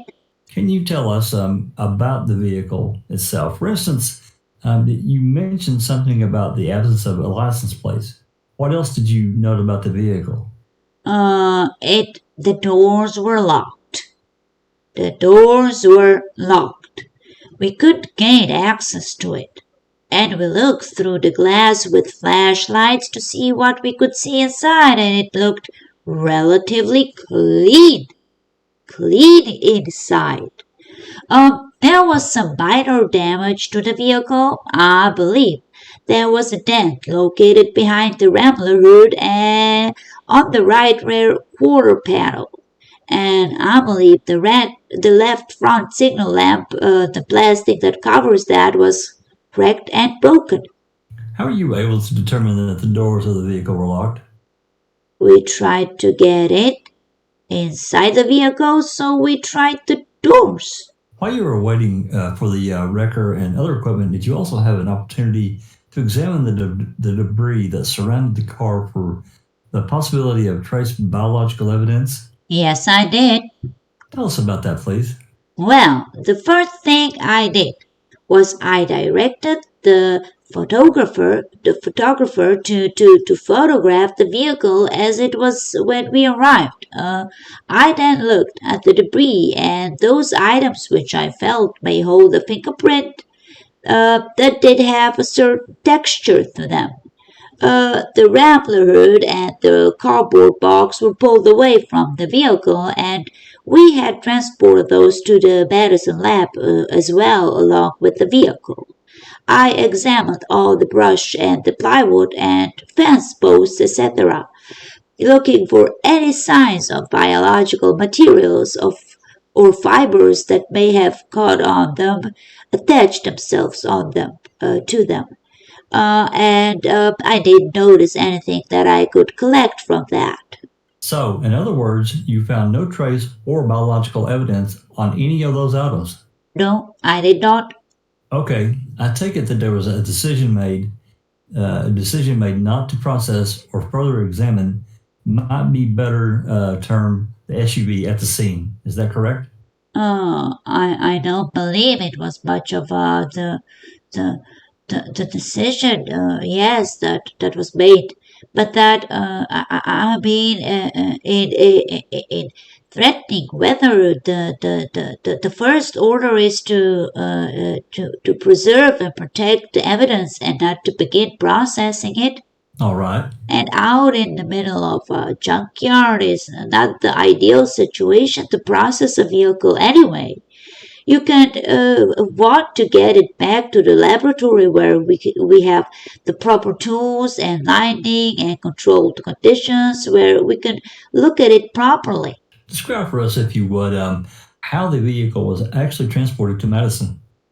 A large wrecker truck was needed to get the vehicle out from behind the pond. It was a four-wheel drive vehicle, and all the wheels were locked, so they couldn't roll it out. So attempts were made to put it in neutral to see if the parking brake was on or not, and we couldn't get inside. The tow truck guy attempted to get under the hood to get access to the transmission linkage to disconnect that, and he couldn't get the hood open. He ended up crawling underneath and unbolting one of the drive shafts. He then lifted the back end of the vehicle which still had the drive shaft attached and rolled it out on the front wheels into the clear area where the car crusher was located.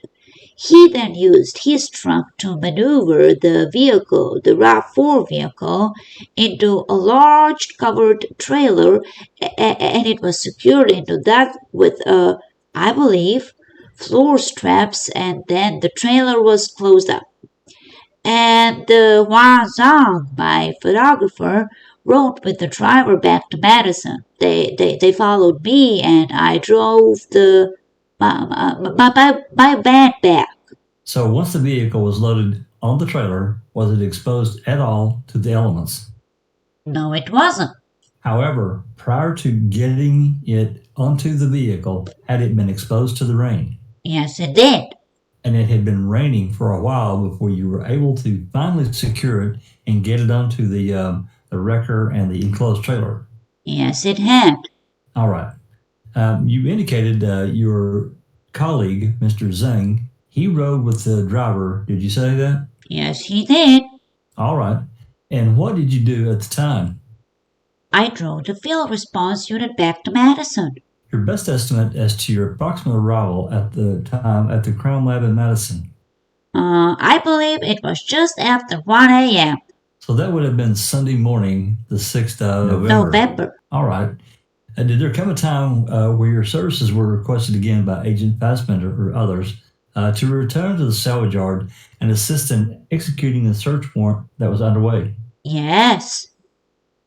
All right. And in addition to the Saturday work, and you just described, how many other days did you participate in the search of the salvage yard and other duties associated with this case? We returned to the salvage yard on Sunday afternoon. We worked through Sunday evening. We stayed over Sunday night. We worked all day Monday, stayed over Monday night, worked all day Tuesday, stayed over Tuesday night, and returned back to the lab on Wednesday morning. I'm going to direct your attention, if I may, to your services on Tuesday, November 8th. What were the duties that you were particularly assigned to on Tuesday, November 8th? We started in the morning at the Calumet County Sheriff's Department Service Garage in Chilton. Actually, 5 burn barrels from the salvage yard had been taken there, and we had set up a sifting station. We were sifting through the burned debris of those burned barrels. On Tuesday morning, we finished that up with, I believe, the 4th and 5th barrel. All right. Would it be fair to say you had started that particular task the day before, Monday? I believe we started it even before that, although it got interrupted several times. Because of the other duties that you were assigned? Yes. All right. So you finished up the processing of the burn barrels? Yes. All right. If you would, tell us about the processing of the last barrel number 5. Would you describe that for us, please? All right. Barrel number 5, I believe, was different than the other barrels in that the contents were mostly ash. The other barrels had a lot of partially burnt materials, a lot of food-type items wrapped in foil.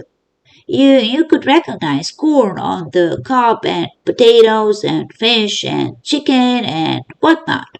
This one was a little different than that. It had a lot of coiled wires in it that we had seen, kind of reminiscent of a burnt tire.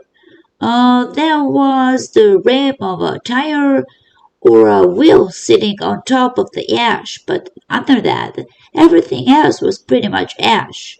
And we sifted out and found things that looked like they were electronic components. Some of them had a Motorola M clearly on them. Things that looked like sort of like burnt batteries, things you could identify it as a battery. That sort of thing. Whereas we hadn't found those sorts of things in the other barrels. All right. Approximately how deep was the ash in barrel number 5 that you began to sift and process? I would guess it was a quarter to a third of the barrel, and these were 55-gallon drums. They stand about 3.5 feet tall, so there's probably 1.5 feet of ash in it. All right. And tell us how you went about processing the barrel. In other words, how did you go about it? Did you shovel it out? Reach in, sifting with your hands? Tell us about the process. We start by just picking through with your hands and in placing handfuls, or I think we had small mason's trowels as well. Scopefuls of the material onto a tripped and screened setup that we have, and you move the material around on the screen. The small particles fall out, and then you can examine the larger pieces of things. And that's how we work through the barrels. All right. About what time did you finish that task of processing the barrels? I believe we finished somewhere in the 10 o'clock hour. All right. Now, was there anyone who assisted you in the sifting process? Oh, yes, the photographer that I had taken on Sunday or on Saturday, the initial response came along with me, and we had a third person as well. And who was your third person? It was Chuck Cates. All right. And what does Mr. Cates, what was his role, if any, in the process on the succeeding days, particularly this day, November 8th? He was just there to help. All right. He didn't have any specific role. Well, was there anyone from the Calumet County Sheriff's Department present? There was. I believe there were different people on and off, but the main contact person there was Jeremy Hawkins. And to whom did you provide anything that you deemed of evidentiary significance? We were collecting all the evidence as we went along from the different locations where we were searching. Right. We packaged it, and we at some point we turned it all over to the Calumet County Sheriff's Department. All right. With respect to the burn barrel components, were they turned over to the Officer Hawkins? I don't believe so. All right. Do you recall which one of the officers? No, I don't recall which one. There was 2 or 3 of them. All right. At one point. Inventoried all the materials we had collected at that point, and we turned it over to them. Okay, very good.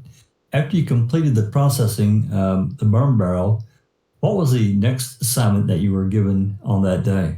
We returned to the salvage yard, and they had just located the license plates from the RAV4 vehicle.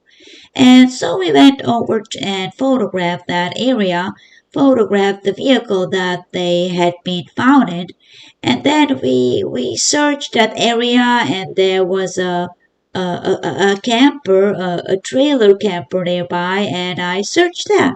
All right.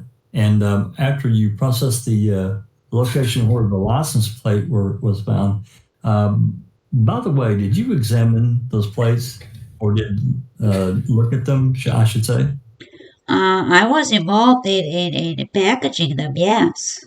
All right. Tell us about that. Chuck Cates was assigned to process the vehicle for fingerprints. In his former role at the lab, he was a fingerprint analyst. At this time, he was the field response coordinator. That was his chief duty. So he was processing the plates. When the plates were found, they were sort of rolled or crumpled up so you couldn't read them. The person who had found them was reported had opened them up enough to be able to read them and know which ones they were. That they had belonged to the RAV4. He then reportedly placed them back where he had found them as best he could. Right. Chuck then looked at them for any obvious fingerprints on them. Okay. I don't believe he processed them with powder or anything. He just looked at them. We then placed them into a pistol box and secured them with the zip tags. All right. And then secured the box. And the box was given to whom? Do you recall? At the very moment, it was placed in our field response van. Very good. What was the next assignment or that you participated in? Around 3 p.m., we got a request to use our sifting equipment. They found an area, a burn pit type area behind the garage next to Stephen Avery's trailer. And they had been looking in there and they wanted to use our sifters. We had previously loaned them out for another assignment in the gravel yard, and so they had asked for them again. And at that moment, we didn't have anything else to do, so we went along with them to help sift. And it was maybe a 4 by 6 foot area on the ground, a small depression behind the garage, and it looked like it had been some fire going on there. There looked like a lot of the remains of burnt tires. There was the frame from some sort of car seat and some ash on the ground. The ground below the ash looked like it had the consistency of baked clay, like ceramic. It was hard. It wasn't like you'd expect the ground to be after thunderstorms a few days earlier. So it looked like a burn area, and we sifted that just as we had been sifting the burn barrel contents. All right. Put it on the screen. Well, we'll get into a little more detail in just a second here. We're going to have one photograph marked to assist you in talking about this matter. Officer Wiegert is handing you a photograph. Would you identify that for us, please? First of all, tell us what the exhibit number is. Exhibit 132. Thank you. What is Exhibit 132? It's a photograph showing the burn area behind the garage. You can't see the garage in the photo, but you can see the frame from the car seat. There's one tire there and some tools on the ground and some flags on the ground. All right. We have it now projected on our screen. What is projected? Is that Exhibit 132? That's one scrub more than this one is, but otherwise, yes. All right. The center area of this photo was on the screen. How about the larger screen over here to your left? Well, this one shows, you can see it better. There's a red building behind that tank. That doesn't show up well here. You can see the windows on the photograph. Very good. Is that the, how about a zoomed out? Is that more accurate? That looks like the photograph. All right. But who participated in the processing of this burn pit? The three of us assisted, and the person in charge with that area was Tom Sturtevant, Special Agent with the Division of Criminal Investigations. All right. And tell us about how you proceeded to process that pit. There were also additional officers present who assisted in the sifting process. I was the one who shoveled the materials from the ground up to the sifting platform, and then there were probably 4, 5, or 6 of us standing around the sifter at any time, collecting things and placing them in boxes. We sifted through all the ash and material that was in that area. Now, if you would, describe for us exactly how the shovel was used to remove debris and other materials from this pit and brought over to the sifters. Tell us about how that was conducted. Okay. On the photograph there, we set the sifter up. It would be just past those red flags and just past the end of that frame from that car seat. The shovel we used was one that we carried with us for this purpose. The sifter we usually use is for exhuming grave sites, so we'll shovel out the material and sift through it looking for bones or bullets or whatever from a grave site. In this case, we had a very hard ground on top of which was maybe from 0 to 6 inches of ash and material. It's a flat blade shovel, sort of like a garden spade, and that was used to sort of like a dustpan to scoop up the ash. And then I stood up, turned around, and took a step, and set it on the screen. And then the people around the screen would pick through it. The smaller material would fall through the screen onto a tarp, and the larger materials they would collect and put in a box. All right. What efforts did you undertake to ensure that you wouldn't damage or create any harm to any of the debris that was being recovered from the pit? Well, it was done carefully. I guess that's what I can say. We did look real hard at the materials we were collecting. My advice to the people around Sifter was if you're not sure, just put it in the box. Someone else will figure that out later what it is.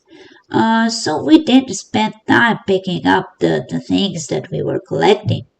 The shovel, we had a hard surface. It's just pick up the ash with it. I mean, it wasn't like we had to dig and put your foot on it and push down and dig or anything. It wasn't necessary. So it was a pretty gentle process. Tell us about the sifting part of the process. It's sort of like hardware cloth, and we carry it 3 different grades of it. I think there's a half-inch mesh, a quarter-inch mesh, and an eighth-inch mesh, and we put this material through the quarter-inch mesh. So one scoopful at a time is placed onto the mesh, and the mesh is probably a 3 foot by 3.5 foot rectangular area, and then the 5 people would with their gloves hands. I believe some of them had a mason's trowel. It's about this big, triangular metal-shaped object with a handle to move the ash on the screen, spread it out, and then you can sort of tap the screen on it, sort of jiggles the material, and the finer particles fall through. All right. Did you or any of your team who participated in this process recognize any of the debris as human remains? We recognize it as remains for sure. There were things that looked like teeth, things that looked like bone, nothing bigger than the palm of my hand, but whether it was human remains or not, we weren't sure. Most of the items were very small? Yes, they were. All right. Approximately how long did this process last? Well, they had asked for the sifter for about 3 p.m. and we worked until it got dark. It was just after 5, so about 2 hours. All right. And what did you do at the scene as you wrapped up this processing for that evening? Well, once we had sifted all the materials, then we had what was collected in boxes. We packaged that up.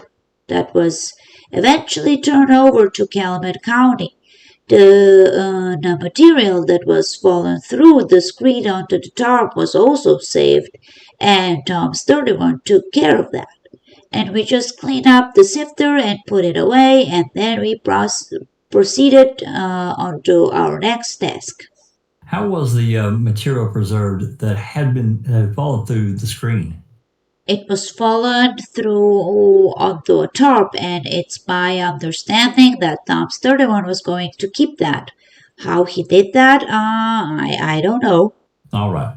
In other words, you left that scene before the complete wrap-up, as it were, had undertaken. Yes. Was undertaken. All right. What was the next assignment then that you performed on this day, Tuesday, November 8th? We were then asked to do some luminol testing on a couple of residences. Stephen Avery's residence, Chuck Avery's residence, and the garage next to Stephen Avery's residence. All right, let me stop you there. And if you would be so kind to explain to us first of all, what luminol is, and then, start off with that. What is luminol? Okay. Luminol is a chemical that, when it comes in contact with blood, will glow. So we use it to find traces of usually highly diluted blood or very small blood amounts.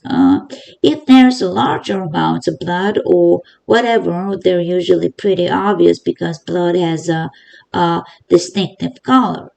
We had already searched Avery residence for looking for a blood stain pattern, and we hadn't found any. We had found blood staining, but nothing that would indicate a pattern. There had been talk about luminoling the residents earlier in the week. I had recommended that that be the last thing you do in attempt to find blood. This treatment with luminol will leave a luminol residue, and then you don't really want to be going in there and doing other things after you've luminol. And treatment with luminol should come after a thorough visual search. It should be your first attempt. All right. So we went in and luminol the residence. We found just a couple of stains on the couch that we had missed visually. We then luminol the garage, and we found a lot of luminol reactive stains in the garage that we could confirm with another test. All right. Let me stop you there and ask. You told us just a few moments ago that luminol reacts to blood. Yes. Let me ask this. Does luminol chemically react with substance other than blood? Yes, it does. What substances will luminol react to? It reacts with actually quite a few different substances. One thing would be a shiny penny is what we quite often use as a positive to make sure the luminol is working okay. If the penny glows, the luminol is working. It's actually the iron in the heat molecule in the blood that the luminol is reacting with. So pennies, copper, lead. I've never seen it with rusty iron type stains, but it's reported that it might. The big thing that we see quite often is cleaning reagents that have some sort of bleach on them. It reacts quite vigorously with that. Of all the substances that you mentioned, the blood, the copper, iron, and bleach, which are the substances? Which substances did the luminol react most vigorously to? Well, with the bleach, but depending on the concentration of the bleach. All right. Does it react with gasoline or paint thinner? No, it doesn't. All right. Let's return then back to the garage. You indicated that there were several spots where you had luminol reactions. Let's pick it up there, and you have to tell us about it, please. Most of the spots look like sort of like a baby inch and a half diameter circle. When you do this, the glowing that comes from the luminol reaction is very weak. So you always want to do it in complete darkness if possible. And what you do is use a spritz bottle. You spray an area and you have a piece of chalk in your other hand. If anything glows, you circle it and you work through an area, and then you go back and sample those areas you've circled with chalk and to do another more specific test for blood. It's called phenolphthalein. And if it reacts with the phenolphthalein, that's an indication that there may be enough material there to do DNA on, and then you would collect that. In the garage, only one area was right behind the vehicle that's on the screen there, was confirmed with phenolphthalein. You're referring to Exhibit 76 now, which is depicted on the screen? Yes. All right. And I believe there's a laser pointer right there in front of you. First of all, let's start with if you could, use that computer animation which is reflected in Exhibit 76, and probably easier to point to the larger screen. Point out the spot where you did have one positive reaction to the phenolphthalein. You actually can't. I can't point it. I can't point to it because it's right below the back bumper of that vehicle All on right. the floor. Okay. And there were other people there, and when we turned the lights back on and started checking the stains that we had circled in chalk, they said, yes, we had found that earlier visually. We have collected that one. So we did collect that. All right, because it had already been processed It had already by others. been collected. All right. Now, you indicated that there were several spots. If you can recall, approximately using the same diagram, if you could just briefly point to several of those spots where you did get luminol reactions, which did not test positive for phenolphthalein. I can't point to any specifically. All right. There were just small spots here and there, sort of a random distribution. Not a lot by the door, not a lot by the snowmobile. There was one area that did stand out. All right. What area was that? It was behind this tractor lawnmower here, and it wasn't just a small spot. It's maybe a 3 by 3 or 3 by 4 foot area that was more of a very diffuse reaction with the luminol. The light was coming from seemingly everywhere, not just this little spot.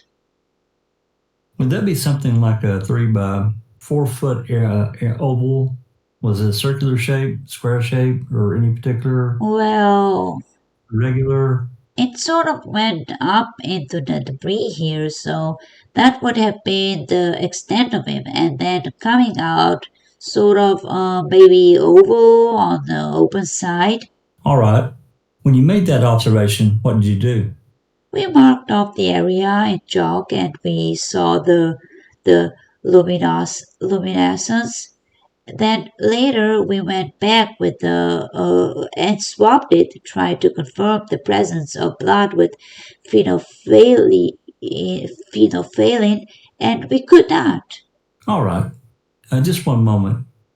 After you made the observation with respect to this larger area that you reacted to the luminol, what did you do? After I made the observation, Yes. well, upon seeing it, we marked off the perimeter with chalk. All right. And you tried the phenolphthalein test? Tried the phenolphthalein test. Did you report your findings to any of the law enforcement officers? Well, there were some in there with us. Do you recall who might have been with you that night? I do not recall their names. All right. They had been in there previously. They were the ones who told us that the stain behind the vehicle had already been collected. I see. All right. Your best estimate, approximately how many spots reacted to the luminol in that garage? I would guess a dozen. All right. Now, you talked about the one large spot, the remaining spots. Can you give us a range as to their varying sizes? I would say they were all inch or inch and a half diameter, smaller. All right. All 11 were in that inch to inch and a half range? Yes. All right. I would move into intro evidence, the one exhibit 132 and the photograph, and tender the witness for cross-examination. Any objection to the reception of 132? No, Judge. It is received. You may cross. Mr. ERTL, were you referring to any notes while you were testifying? Yes, I was. I noticed you're looking down. Okay, That's all right. You needed to refresh. It's been several years since, or year and a half since. year and a half, and he's asking for time, so Did you want to be accurate? yes. And these are the same notes you previously provided to the state. The notes I'm staring at right here are not So that these notes. are just some handwritten notes, maybe summary of the notes you previously provided to Yes, the state. notes that I've been jotting down while I've been waiting to come on. That's fine. Okay. When you were called to the scene, this would be the first time, November 5th. Essentially, your involvement on November 5th was to deal with the RAV4. Is that correct? That's correct. And you indicated that you attempted to enter into the RAV4 but unable to do so. Correct. So there's no way you could have been able to process anything within the vehicle. No, we wanted to just open the door and look inside. Was your intent to process any of the vehicle itself when you were called? No, just to. They had indicated it had been obscured with things, so the intent was to check out what those things were, look at them, and then to bring back to the lab anything that we thought was going to be useful. Well, you noted that you were aware that the weather was going to turn and, well, it's going to rain later. Yes, And this was probably a project you needed to get done before the vehicle itself got rained on. ideally, yes. Was there a tarp being utilized at that point to hopefully keep the rain from the vehicle? I was told that they had covered it with a tarp and that they were removing it once they knew we would had arrived on the scene. Okay. And they also told me that there had been some debris on the roof that got pulled off when they pulled the tarp down. Did you and again you're indicated that your intent wasn't necessarily to process the vehicle, but noting that it was going to rain, did you consider maybe we should process the exterior to some extent to avoid losing potential evidence? No, my hope was that we could get it inside of a trailer before it rained. Now, you did remove the some of the items that were up against the vehicle, correct? Correct. And you did that with some sort of methodology. You didn't just let's rip them all away from the car. One at a time, you removed them. Correct. In fact, you indicated you wanted to look at further the hood and the cardboard box, since I'm going to assume, may be some sort of trace evidence on those items. I thought that if any of the items would hold a fingerprint, those would be the ones.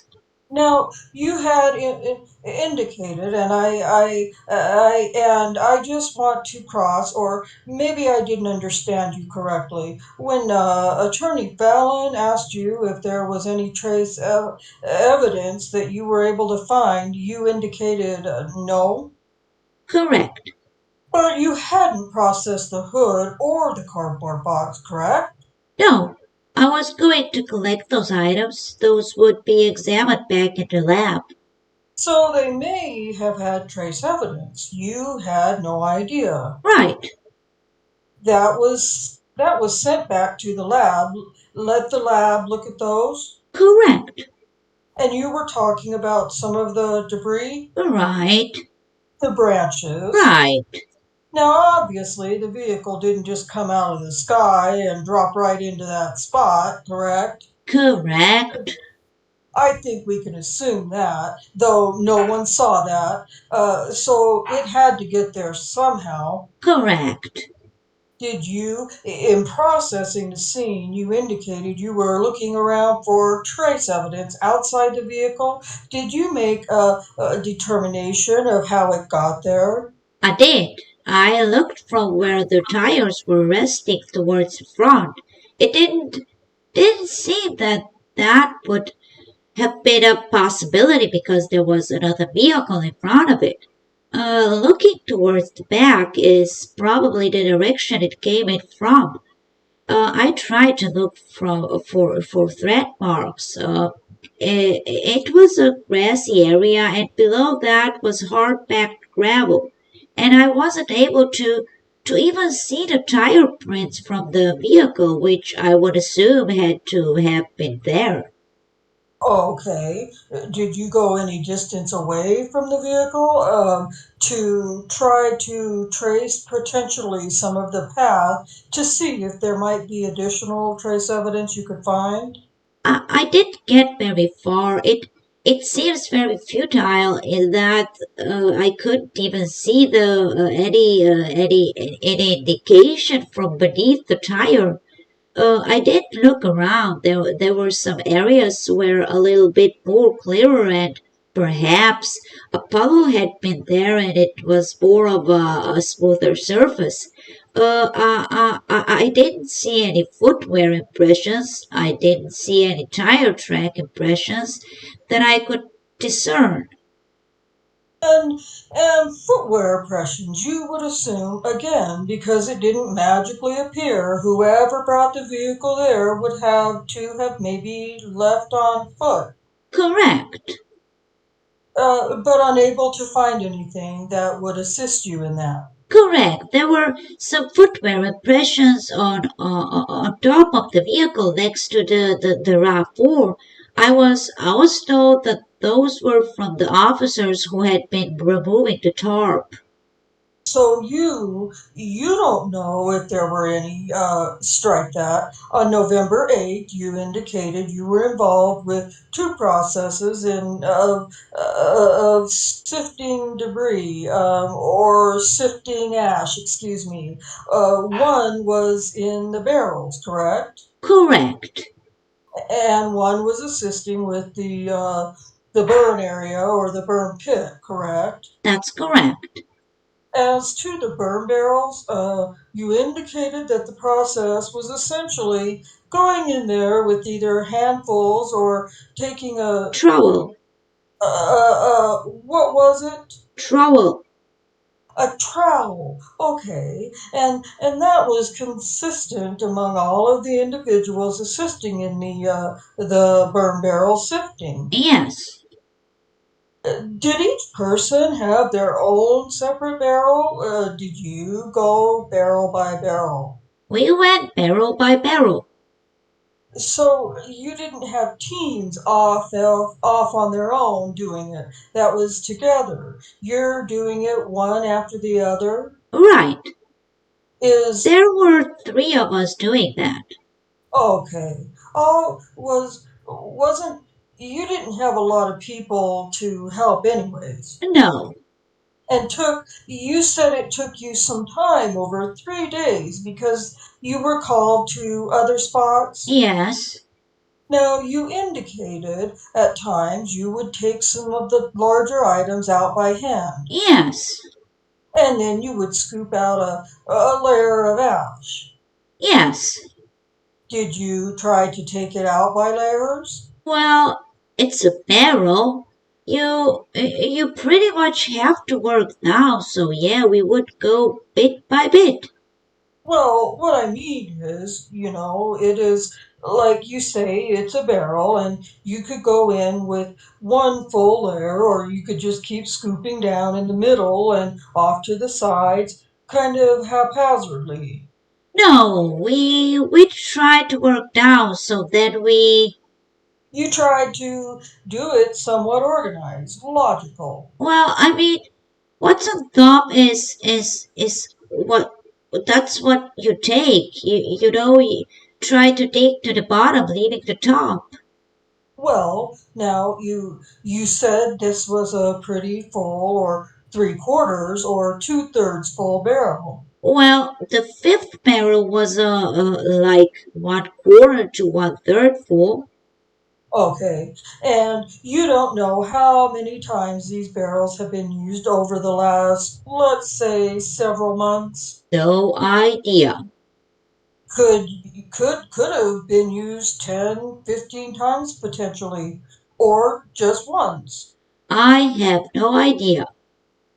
So you don't know when items were burned in the barrel, right? No, I don't. Could you tell by going down layer by layer versus just scooping away through the barrel? If you assume that the person doing the burning never mixes the contents, then I would guess yes, you could determine which was burned last. That would be the closest to the top. Was that something you thought about, that maybe that would be important to know, or felt wasn't necessary?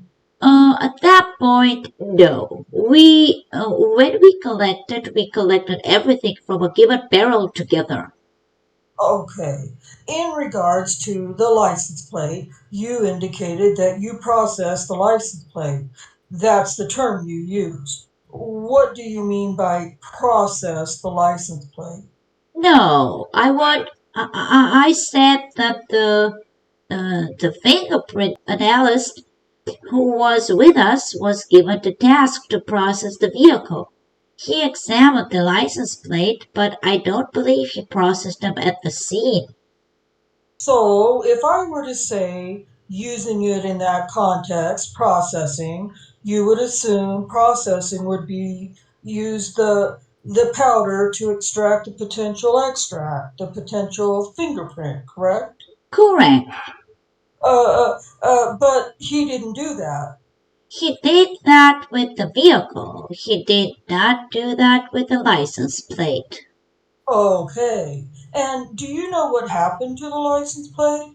I packed it in a pistol box, sealed it, and turned it over to Calumet County. So you don't know if it made its way to the crime lab eventually. I don't know. That's not your job. No, In regards to the burn pit, were you keeping track of where you were scooping items of ash from the pit, as far as what point in the pit? For instance, if you gritted out the pit. no. The pit was most accessible from the position where we set up the tripod. It was level with the surroundings there. It was sort of depression compared to the other three sides. So we began at the accessible area and worked our way towards the inaccessible area. So where an item was located wasn't as important as whether there was potential evidential value to anything that was found in that pit. Correct. Did you, when you indicate, and again, maybe you didn't do this part, when you packaged what was sifted from the burn pit, did it go to the crime lab from there? I don't know. You weren't involved in that process. No, I wasn't. Were you involved in the process, involved in regards to the car seat that was found? Was that taken to the crime lab as far as you know? I don't believe so. I don't know. Okay, you testified in regards to luminol. Now, that can react with human or animal blood, correct? Yes. So, for instance, hypothetically, if someone were skinning a deer in the garage and cleaned up afterwards, it might react to luminol. That's true. You commented that oftentimes it's a way to detect diluted blood, or is that correct? Yes. By that, you mean if someone, for instance, had washed, for instance, the garage floor, possibly find blood, that wouldn't be readily noticeable to the naked eye. That is correct. And that could be with anything, not just a garage floor. You could do that with a table, for instance. Yes, Clothing. yes. Okay. Did you do the luminol spray on the entire garage floor? No, some of the garage floor wasn't accessible due to the presence of a lot of stuff. Okay. Anything that was exposed, though, you were able to spray the luminol on. Yes, and we did go underneath the vehicle there because we could spray under it and see what was there going on in there. We did not go under the snowmobile or the tractor. Did you indicate that it would also react to lead, Yes, potentially? potentially. So hypothetically, a lead bullet may end up if might react to a luminol spray with that glow. Yeah, it's possible. In the picture behind the lawnmower is where you indicated was that 3 by 4 foot area that seemed to be entirely in the glow Yes, of luminol. yes, To the right of that seems to be a lot of items, boxes, etc. yes. Did you spray luminol there as well, since it was abutted that area you found? Maybe a foot and a half above the floor. But we did, we did, you could access that area to move into it. It was packed full. We didn't attempt to clear it or to look behind it or to examine those items. But the boxes themselves show that the items that were stacked up there you were able to spray.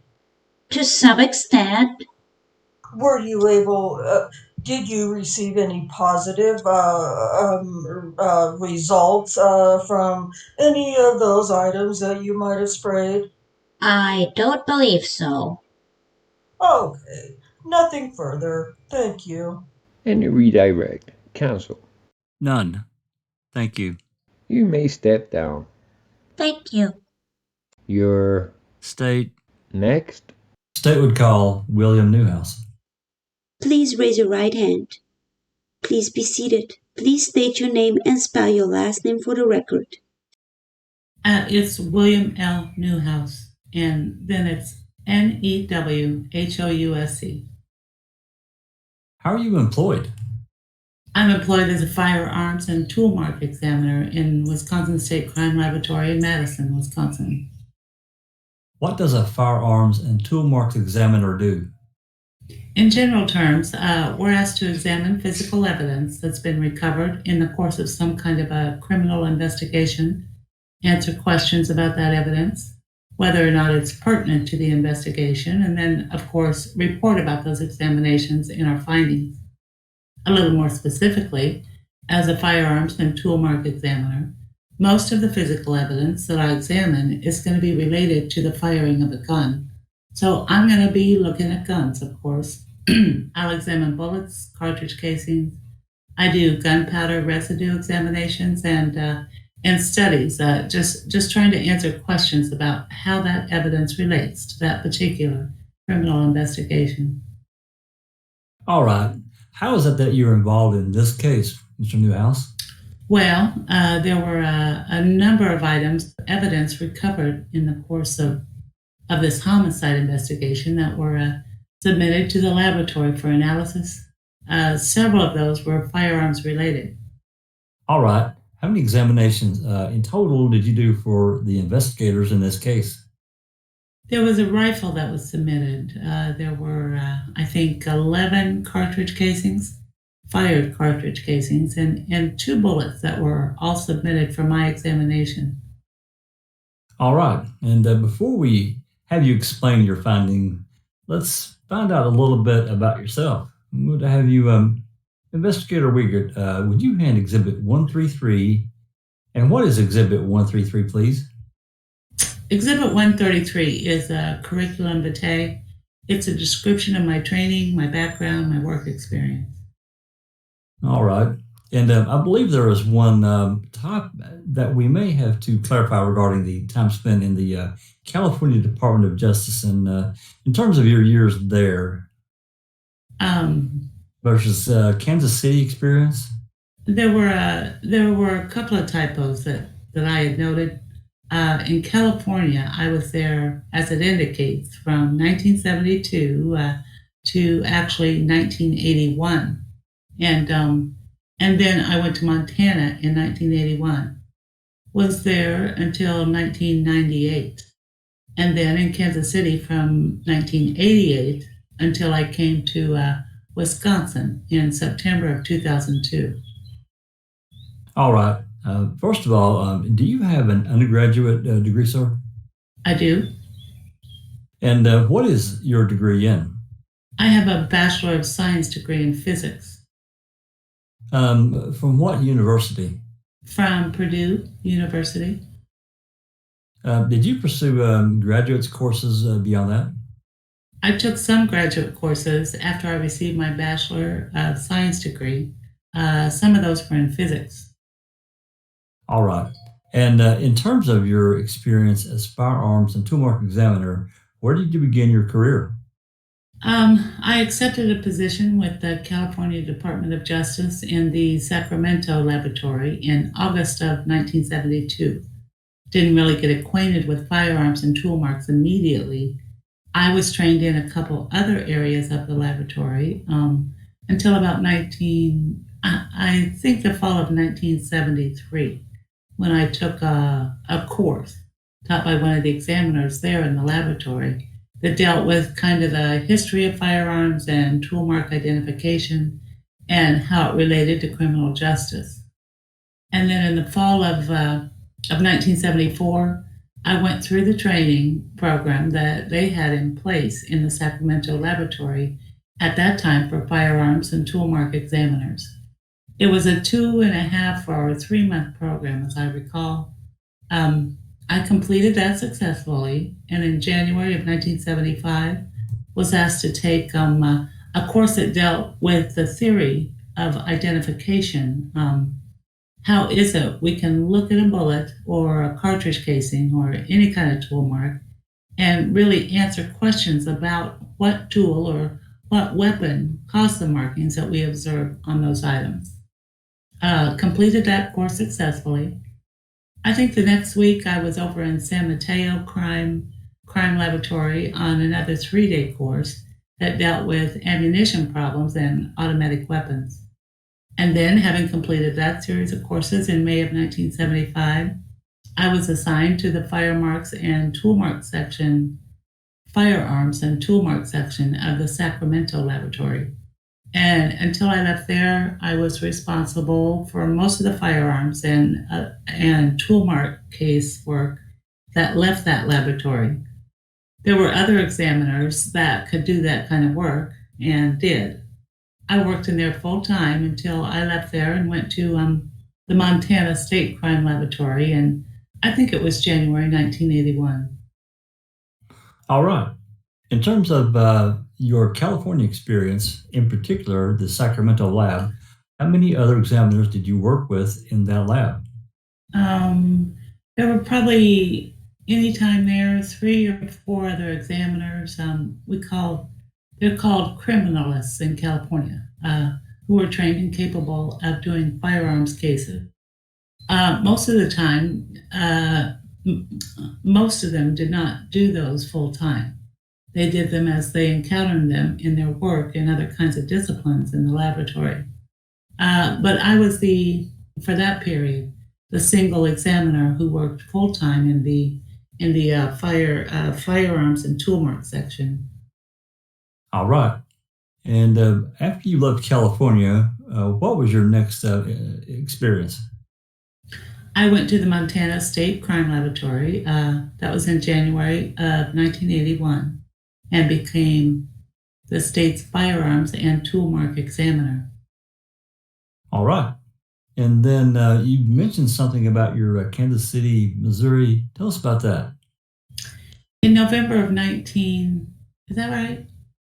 November, I think of 1988, I accepted a position in the Kansas City Police Department Crime Laboratory in Kansas City, Missouri, as one of 4 firearms examiners in that laboratory.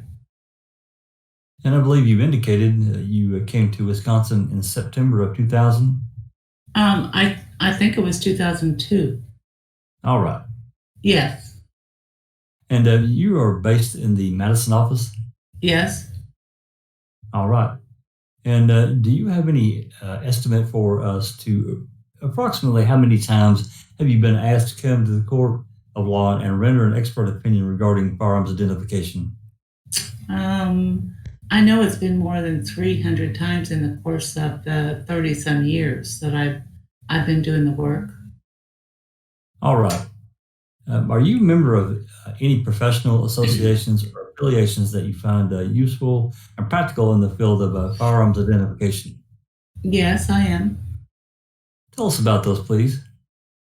I'm a member of the Association of Firearms and Tool Mark Examiners. It's the single professional organization, international organization, for a firearms and tool mark examiner that is focused specifically on that area of forensics. All right. From time to time, have you taken any courses to maintain the currency in the literature and the science of firearms identification? There are a couple of things that we can do in terms of formal courses. While I was in Montana, I had the opportunity to go to the FBI Academy. I took and completed a week-long course there that dealt with specialized techniques in firearms identification. Beyond that, attending the AFTE, or the Association of Firearms and Tool Mark Examiners meetings. Those are training seminars. A lot of it, of course, most of it is papers and research being presented to those of us who attend. And I've gotten to do that off and on over the years as well. All right. Very well. Let's begin then. First of all, tell us what firearms identification is or involves. Well, as I said, I'm examining evidence that's been recovered in investigations or crimes that involve the shooting of a firearm. Clearly, I'm going to be involved with firearms, be examining firearms.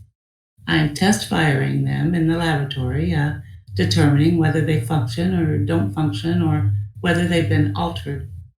Additionally, we recover bullets and cartridge casings from scenes, from autopsies, and there's always the question when we have a gun recovered, of whether that bullet or the cartridge casing, if it's recovered, have been fired from the particular gun that was recovered. In those cases where we might not have a gun recovered, I answer other questions. Was there only one gun involved in the shooting? Was there more than one gun involved in this shooting? Those questions are all answered by examinations of the bullets and cartridge casings, and, where possible, the test firing of the weapon in the laboratory. Finally, the other area of firearms and tool marks that I'm involved in is involved with gunpowder residues. Answer questions about distances, where I can, between a victim and the muzzle of the weapon when it was fired. All right. Well, let's begin. I think by defining some terms for many of us who may not be all that familiar with firearms. First of all, tell us what is a cartridge? If you're going to fire a gun, you have to load the cartridge into the weapon, and the cartridge is designed for the particular weapon in which it's going to be fired. Usually a cartridge consists of, say, 4 components. One of them is going to be the projectile or the bullet. Sometimes it's called a slug. One component will be the cartridge casing in which the bullet is mounted. Another component is the gunpowder. When the cartridge fires, it's the gunpowder inside of the cartridge that explodes. And that's what forces the bullet out of the barrel of the weapon and, of course, downrange and in the direction that the weapon is pointed. The last component, the most modern ammunition, is going to be something called a primer. And this is just another compound, not dissimilar to gunpowder, but chemically different. That is, very shock sensitive. And that when struck by a part of the gun designed to strike the cartridge, will cause the primer to explode, set the gunpowder on fire, essentially cause that to explode, and then we have a gun firing. All right. How is a cartridge then fired from a weapon? Well, you're gonna have to load the cartridge in one manner or another. A particular part of the weapon, you're gonna have to cock the weapon or aim it, and this is all defined by how that weapon is designed. And then to actually fire the cartridge, assuming the gun's working properly, you have to generally pull the trigger. And pulling that trigger causes a part of the gun to strike the cartridge and causes the cartridge then to explode and the bullet to be fired. All right. Where does the firing pin, or how does that figure into the actual firing of the cartridge? Well, that part of the gun that actually strikes the cartridge and causes it to fire is what we call a firing pin. In certain weapons, it might be called a striker. Essentially, what it is a piece of metal that, when the trigger is pulled, is released and allowed to strike the cartridge. What happens to the cartridge? Or perhaps a better way of asking it is, what happens to the bullet which is mounted in the casing or cartridge once the weapon is fired? Well, the bullet, which initially is mounted in the cartridge, is propelled by the gases created by the explosion of the gunpowder, is propelled down the barrel of the weapon, and of course, whatever direction the gun's pointed at is the direction that the bullet's going to be projected. All right. Generally, what happens to the cartridge itself once the bullet is expelled? Once you fired your cartridge, you now have, and the bullet's on its way, you have left in the gun the cartridge casing. What happens to the cartridge casing after you fire the gun is determined by how that weapon is designed. In a semi-automatic weapon, whether a handgun or a rifle or a shotgun, that cartridge casing is going to be extracted and ejected from the weapon, out of the weapon and onto the ground. If it's a revolver, certain other kinds of handguns, the cartridge may stay. Cartridge casing may remain in the weapon, and then you may have to actually extract it from the weapon manually. Now, there's some other terms and phrases that I think are handled about quite a bit in mainstream media and television, and these are terms called lands and grooves. Do you recognize those terms, and if so, tell us what they are. Yeah. If you look down the barrel of any modern weapon, with the exception of a shotgun, what you'll notice is that there are grooves in the barrel.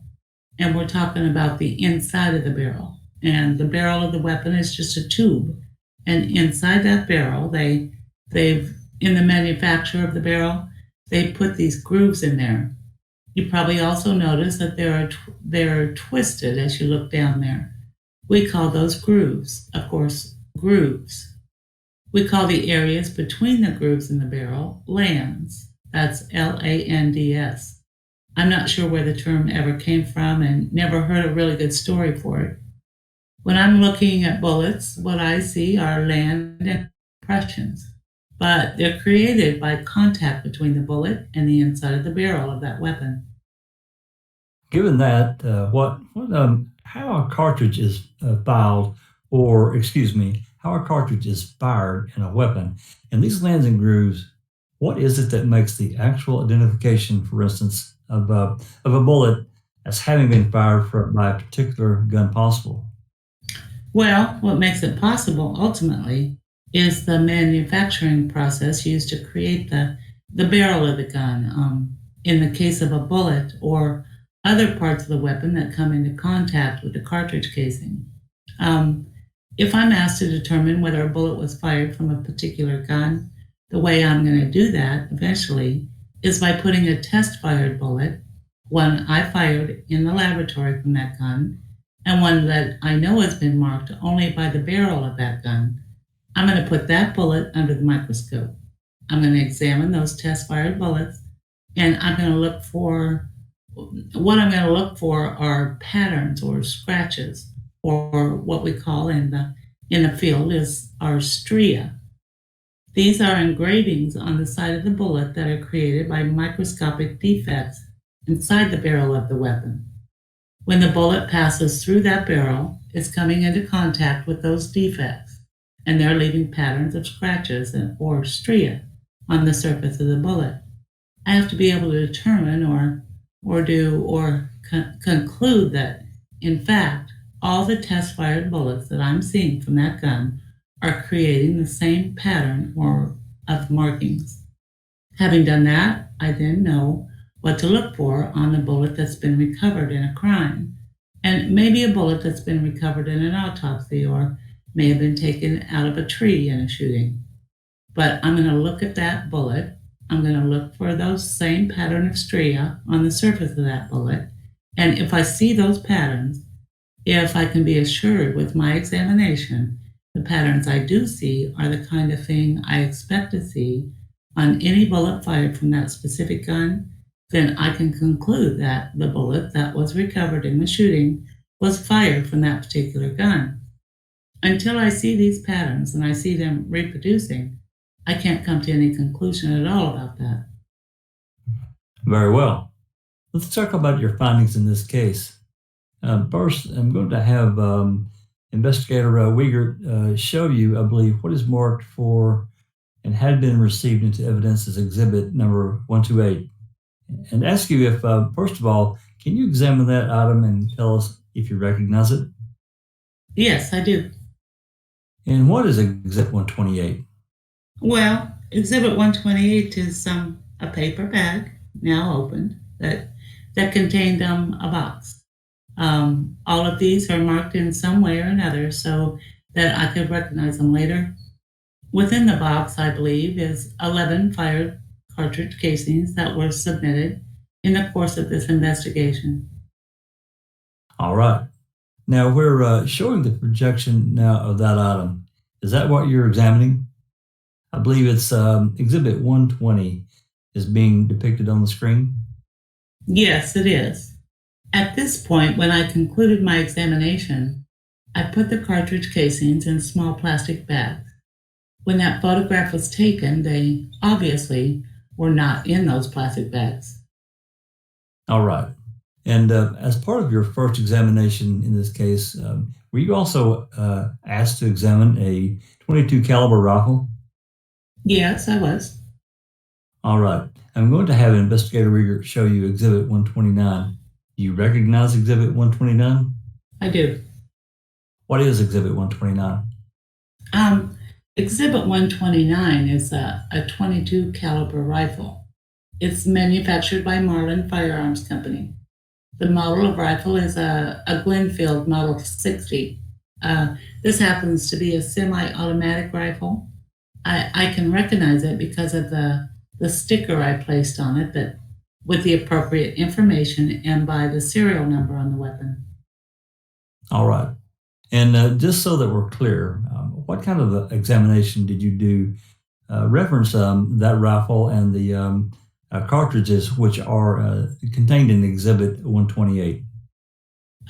Well, the first thing that I did with Exhibit 129, because I knew I was going to test fire the weapon, was to give it an examination, checking the function of the weapon, checking the condition of the gun, documenting and writing down information about the weapon, the serial number, manufacturer, and so on.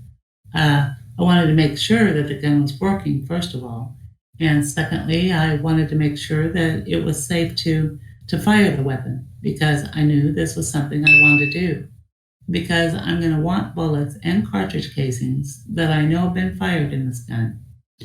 So having completed that series of examination, the next thing I did was to obtain those test fires to determine what ammunition to fire in the weapon, fire it in the laboratory, and then recover the cartridge casings and bullets. All right. Tell us about the procedure you then employed for test firing. What did you do? What was the first step?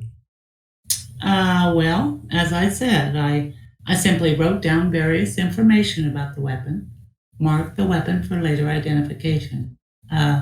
One of the examinations that's of course important to do is just to look down the barrel of the weapon after, of course, I've determined it's not loaded, and to make sure there's no obstruction in the barrel. Occasionally, the bullets don't get out of the barrel of weapons, and that's not a safe way to fire a weapon. So I did perform that examination. I essentially determined that this gun was functioning, and at that point, as I expected it to, and saw no problems with the weapon in terms of safety. I then would have test fired cartridges in the weapon, and in fact, test fired 3 of them. All right. How did you test fire them? This weapon loads cartridges, or you load cartridges in it, in a tube just a sec, it's stuck, on the bottom of the barrel. That's this tube right here. You drop the cartridges in this slot here, and then put the tube back in the in position. And then to actually fire this weapon, had it ammunition in it, I'd pull this back. This is called a bolt. Let it drop. That action pushes the cartridge into this part of the weapon called the chamber. It also cocks the weapon. That means if I pull the trigger now, it would fire, assuming I had a cartridge in there. This, by the way, for those of you that aren't familiar with weapons, is the barrel of the gun. I described to some in some detail what that is. So to fire the weapon, I pull the trigger. That click you heard was the snap of the striker, or the firing pin in this weapon. And had there been a cartridge in it, it would have fired at that moment. Is there any way, from just looking at it, to tell what the magazine capacity is in that weapon? Or do they vary? No. The only way to do that, and I did not do that with this gun, is to actually put a number of cartridges in it, see how many it would hold. I could have looked it up in some magazine or something and determined that same thing, but it would hold, I would assume, anywhere from 10 to 15 cartridges. All right. Now, first question then, were you able to determine that weapon fired and functioned properly? Yes, I was. All right. And it does. And in order to fire it, I would imagine you have to have some ammunition. Yes. And what ammunition did you select for your test fire? Well, one of the things that's important in my examinations is to make sure I'm firing the same kind of ammunition that was submitted, that was recovered. In other words, I examined the cartridge casings in Exhibit 128. I determined that those are CCI manufactured cartridges, 22 long rifle, and so that's what I fired in the rifle. I obtained 3 of these cartridges from a collection I have at the laboratory and fired those 3 cartridges in this weapon. All right. And what are those fired into so that you can check both the cartridge and the bullets? I have a water tank in the laboratory about 9 feet long, probably 3.5 foot deep, and a couple feet wide. And I can fire through a tube in that essentially big box of water. I can fire my weapons into that. The water slows the bullets down. They simply drop to the bottom. The cartridge casings are, in this case, ejected from the weapon and caught in a trap that I have on the front of the water tank. All right. Now, with respect to your examination, were you able to determine whether those cartridge casings, which were submitted to you, had actually been fired from that rifle that you now hold in your hand, Exhibit 129? Yes, I was. And what opinion did you reach, sir? I was able to determine that all 11 of these cartridge casings in Exhibit 128 had been fired in this rifle. All right. And do you hold that opinion to a reasonable degree of scientific certainty? I do. Very well. Now, did there come a time when you were asked to perform a second examination of evidence involving that very same rifle, Exhibit 129? Yes. Let me ask if I could have Investigator Uyghur bring Exhibits 114 and 113 to your attention. Let's begin with Exhibit 114. I believe it's from item FK, Crime Lab designation. Is that correct? That's correct. All right. Tell us about Exhibit 114. Well, Exhibit 114 was again a paper bag, inside of which is a bullet or bullet fragment. It's a bullet that's in very bad shape. Some of it's missing. That was what I was asked to examine. I was asked to answer the same question, really. I answered with the cartridge casings, and that was whether this bullet was fired in this weapon or whether I can say it was or not. All right. Tell me about the condition of that particular bullet, item FK, Exhibit 114. Item FK, the first thing I do with these items is to examine them microscopically. I want to define and determine what I can about the kind of gun that fired this based on the characteristics of the bullet that remained. For example, I can look at a bullet and determine the caliber of the bullet. In this case, I can look at this bullet and tell you that this is a .22 caliber bullet. I know because of my familiarity with guns that then it had to have been fired from a gun that's a .22 caliber gun. And that means that the bore diameter of that barrel has to be 0.22 inches approximately. There are other class characteristics or other design features of the gun in which a bullet is fired that are transferred to that bullet. And the other one of those that I was able to look at and is present on this bullet, at least in part, were the land and groove impressions. The bullet's in very, very bad condition. I examined it. Some of the land and groove impressions on this had been obliterated by its contact with something hard or passage through something hard. But nonetheless, with item FK, I was able to determine that there are 8 remaining land and groove impressions on this bullet in Exhibit 114, and that they had what I would call a right-hand twist. That is, the gun from which they were fired, those grooves in that barrel were twisted clockwise when they were created. So after I examined this bullet, I know it was fired from something manufactured in a .22 caliber, and it was fired from a gun whose barrel had 16 land and groove impressions. There were 8 remaining. There were 16 originally, and I can determine that from the 8 that remained on that bullet. What did that bullet look like? I mean, did it look like a bullet when it was submitted to you? To me, it looked like a bullet, but I'm used to looking at bullets that have struck things, that have been broken up into pieces or smashed up. It may not look like a bullet to somebody who's not familiar with them. It does have the characteristics of a bullet. It's lead. That's fairly easy to determine, and it's coated with a copper coating, and that's what they do in particular with .22 caliber bullets. So I was satisfied after my microscopic examination that that's exactly what I had, was a .22 caliber bullet.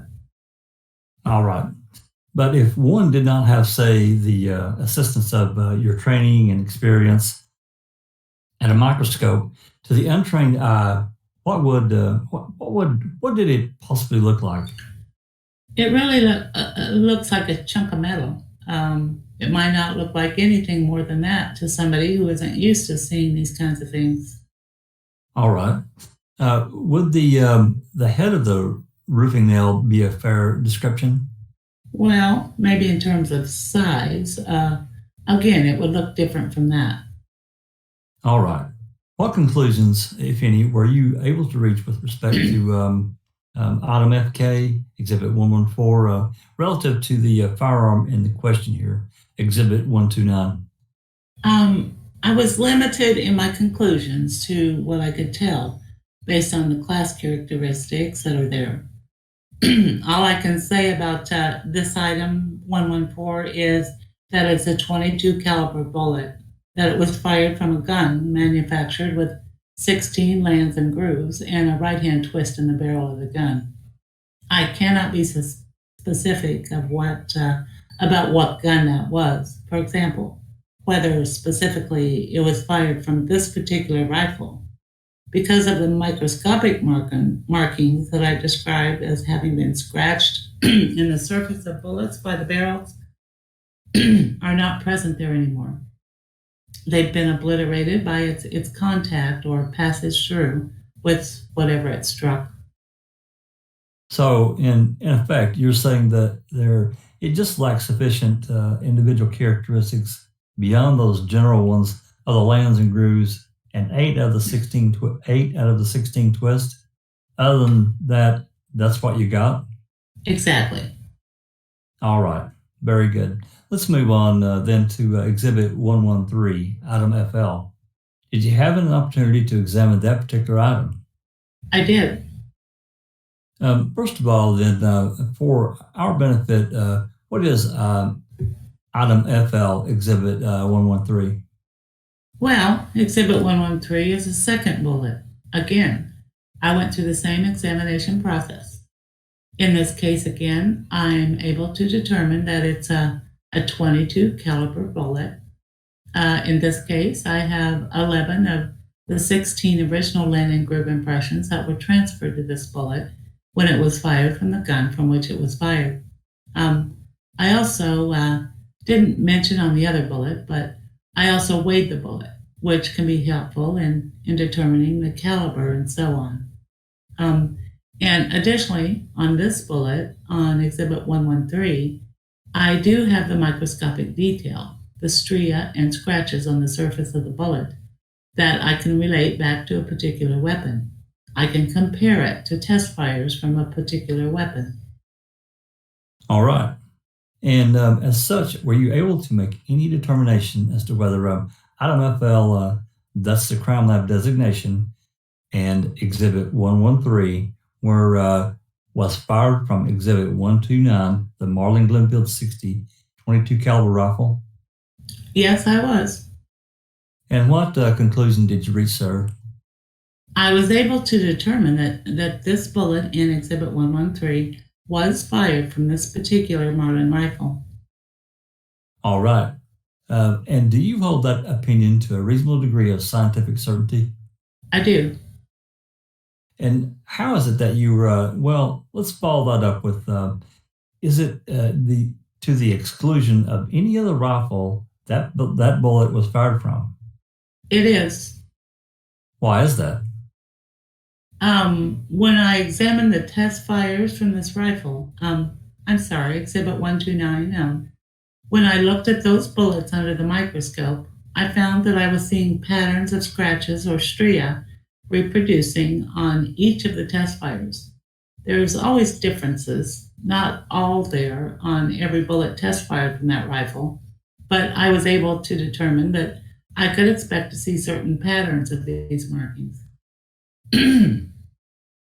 More importantly, when I put Exhibit 113 under the microscope and compared it directly to my test fires, I was able to demonstrate that I had the same patterns on the test fires that I had on this bullet in Exhibit 113. And in fact, it was enough markings that I was able to determine that I had more agreement in these kinds of stria and these patterns of stria than I ever would expect to see from two bullets that were not fired from the same gun. We have to be able to satisfy that kind of correlation that we expect to see in bullets not fired from guns, same gun.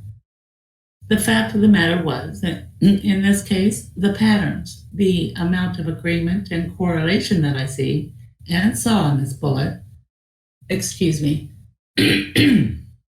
when I compared it to test fires, was enough for me to be able to conclude that it had been fired from this Marlin rifle and could have been fired in none other.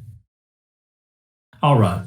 I'm having Investigator Wiegert show you exhibits 134 and 135. Do you recognize them? I do. And what are exhibits 134 and 135?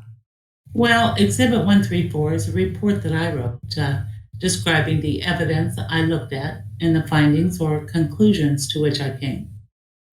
This report is dated February 21 of 2006, and in particular, it describes the examination and comparison of the cartridge casings that I looked at and related to or determined were fired in that rifle, Exhibit 129. The other report, Exhibit 135, is dated May 10 of 2006. This is the description of the bullets that I looked at in Exhibit 113 and 114 and describes my findings with regard to whether they were or were not fired from the rifle in 129. All right. And are those the official reports that you filed in this particular case? Yes, they are. Your Honor, subject to the receipt of those last two exhibits, 134 and 135, I would tender the witness for cross-examination. All right. Cross counsel? Yes. Good afternoon, Mr. Newhouse. You've been at it for a good while, haven't you? A little while, yeah. Okay. I'm not going to take issue with your qualifications. I think it's pretty obvious that you have plenty of experience in the training. I do want to ask you a little bit about the FBI program. I believe you said you spent about a week out there. That's true, yes. Did you spend any time in connection with your visit to the firearm and tool mark section of the FBI lab with the metallurgy section? No, I did not. I did not. You know they have a metallurgy section. Yes. Does Wisconsin have a metallurgy section? No. All right. Well, let me ask you this. Given the fact that you received the empty cartridges and you were able to identify the manufacturer as CCI, did you make any attempt beyond the identification of the manufacturer to determine which species, if you will, of CCI 22 caliber cartridge turned into or was the originating source of your FK and FL? No. There was no other association that I attempted to make between the cartridge casings and the bullets. CCI, just like a lot of manufacturers, they make a multitude of 22 caliber bullets, right? They do. Okay. They vary by weight, correct? Yes. They vary by size, and by that I mean long, short, correct? Essentially by weight, and by length, yes. Well, but that's related to the relative power, if you will, of any given cartridge because of the amount of powder. Yes. Okay, what I'm getting at, Mr. Newhouse, just to get down to the point here, the test firings that you made in order to get a clean bullet to be able to do the microscopic examination, the CCI bullets that you took from your stock, you cannot tell us that they are, in fact, the same CCI type which resulted in what you've labeled FL and FK. Is that a fair statement? That's all going to revolve around what you mean by type. The fact of the matter is they are the same type. That doesn't mean that there are not differences between what I test fired and what we have in 113 and 114. Well, let's go backwards. Can you tell me precisely what stock number, for example, CCI test fire bullets you used? No. Can you tell me what stock number, assuming they're CCI, FK and FL were? No, I cannot. All right. You undertook no efforts, and correct me if I'm wrong, to have any comparison done between FK and FL as they relate to one another with respect of metallurgy composition of those shells, correct? Or those That's correct. bullets. And Mr. Newhouse, let me ask you this. What was there submitted to you for any examination a box of CCI 22s? Not that I'm aware of, no. Not that I examined, certainly. When things get submitted for you to examine, they get a number, and everything has one particular number for your file purposes, right? That's correct. Okay, and you've had a chance to look at your records in anticipation of your testimony? Yes.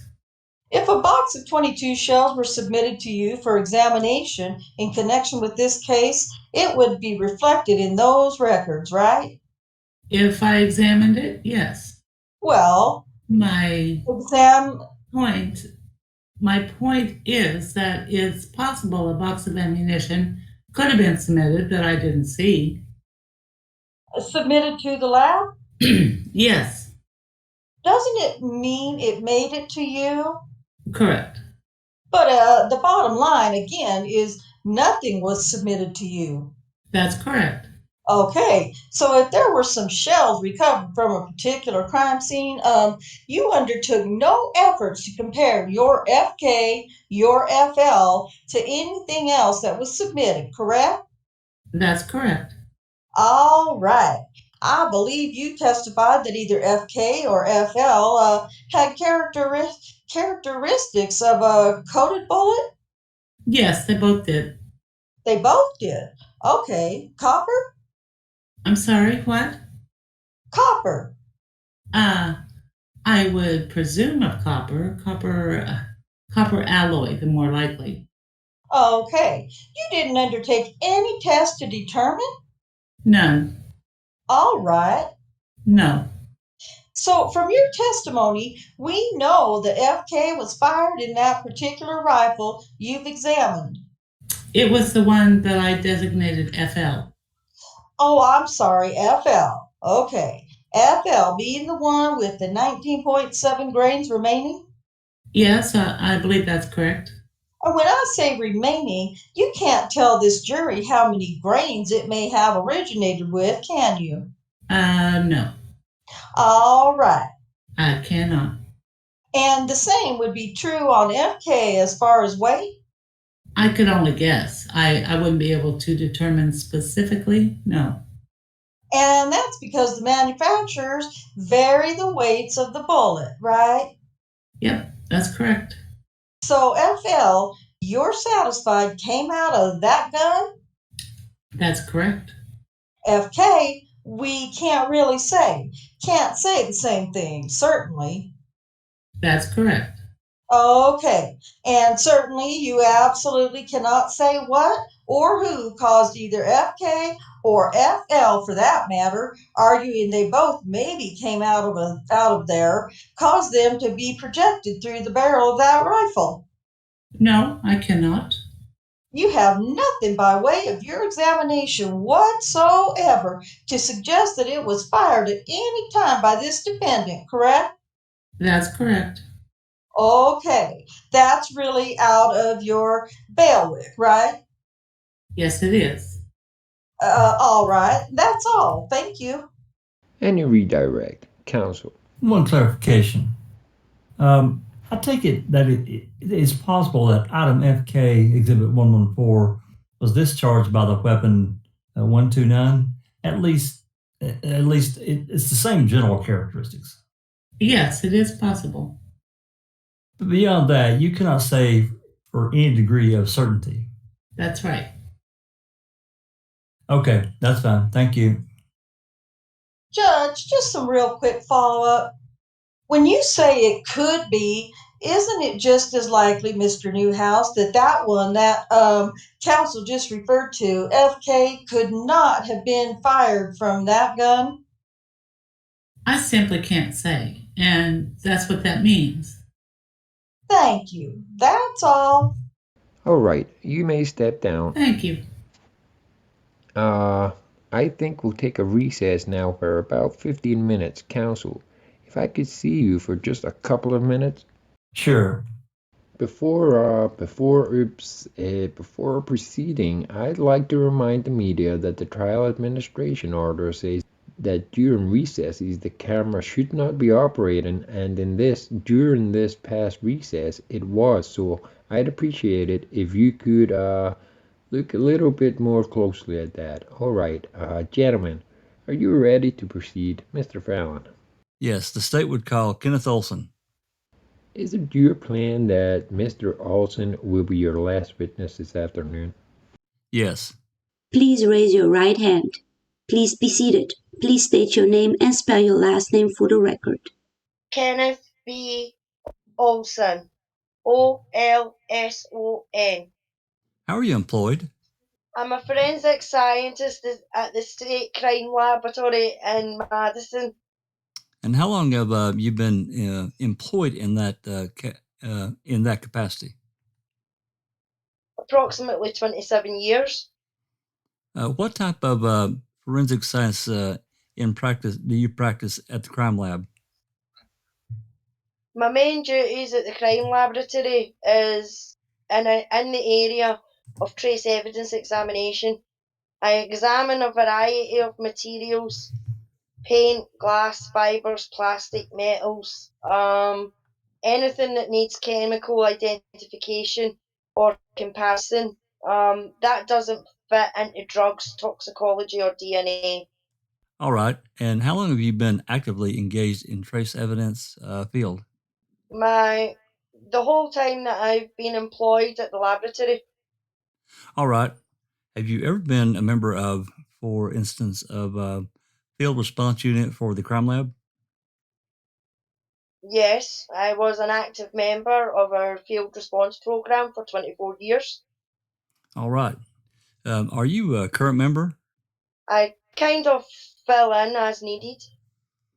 All right. How is it that you became involved in this particular case?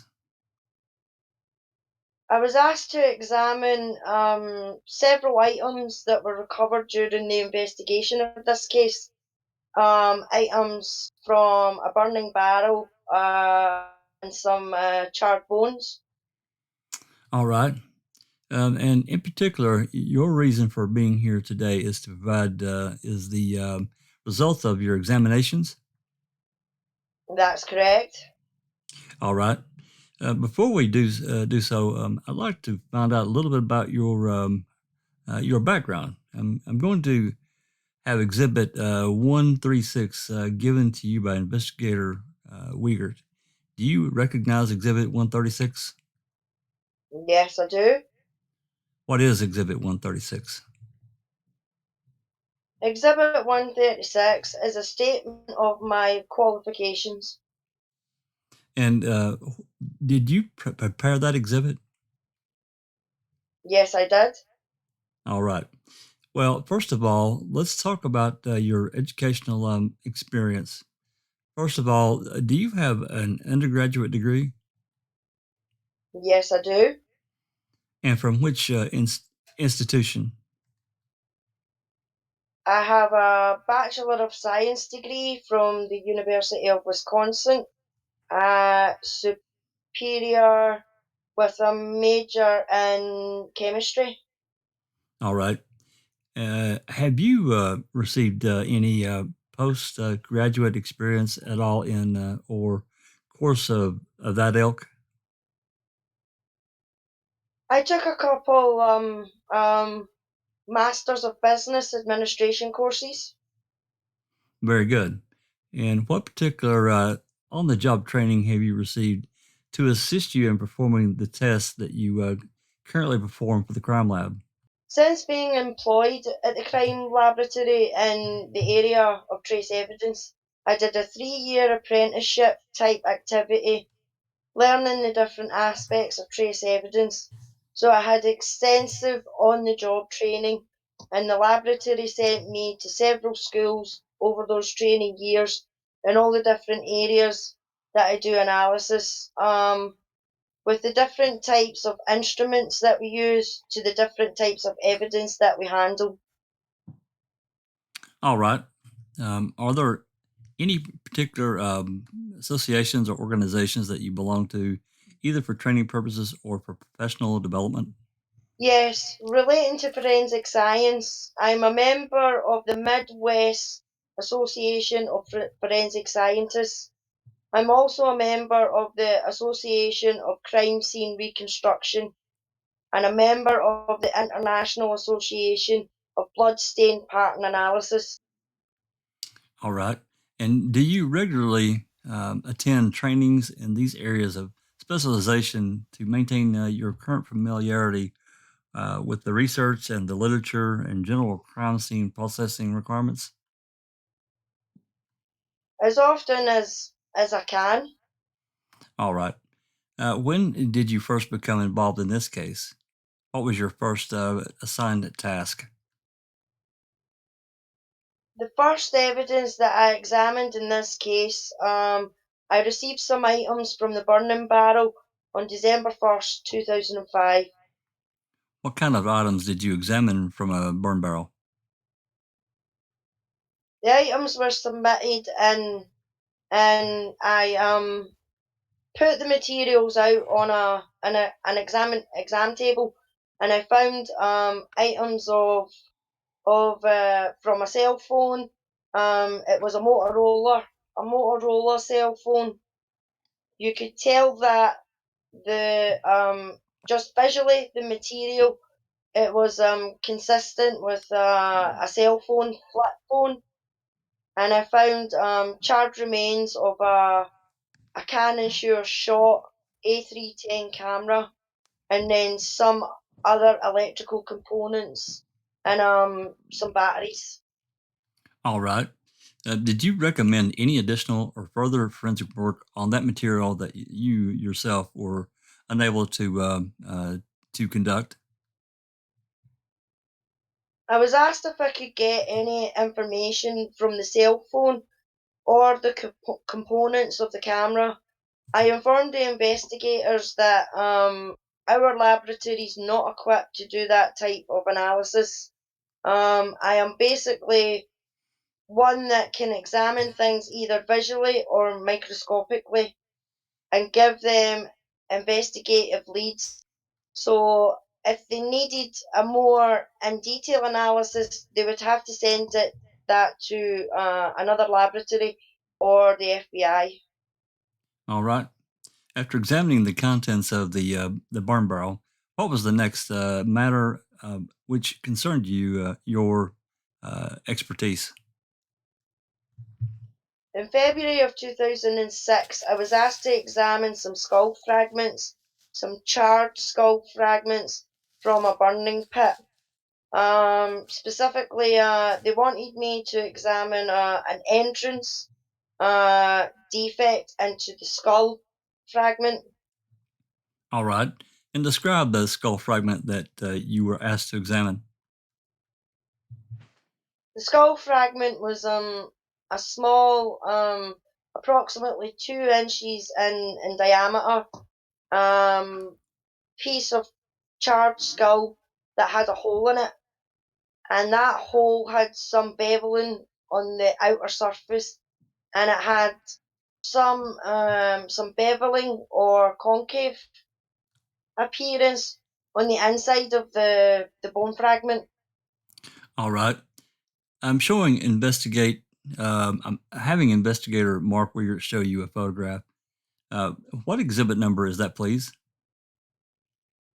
Exhibit 140 is a photograph of that cranial skull fragment that I examined that had the beveling and the can't think of the term, the concave nature of the bone.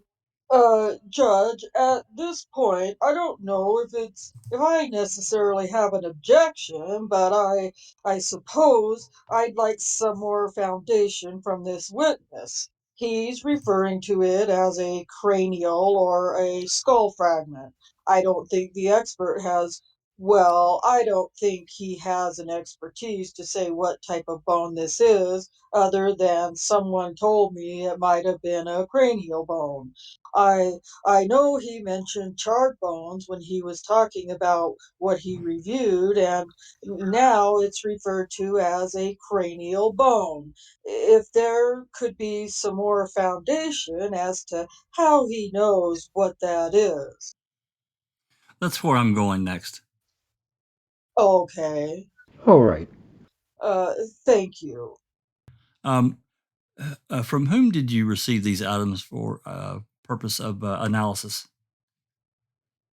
These items were originated from Dr. Leslie Eisenberg, an anthropologist with the State Historical Society.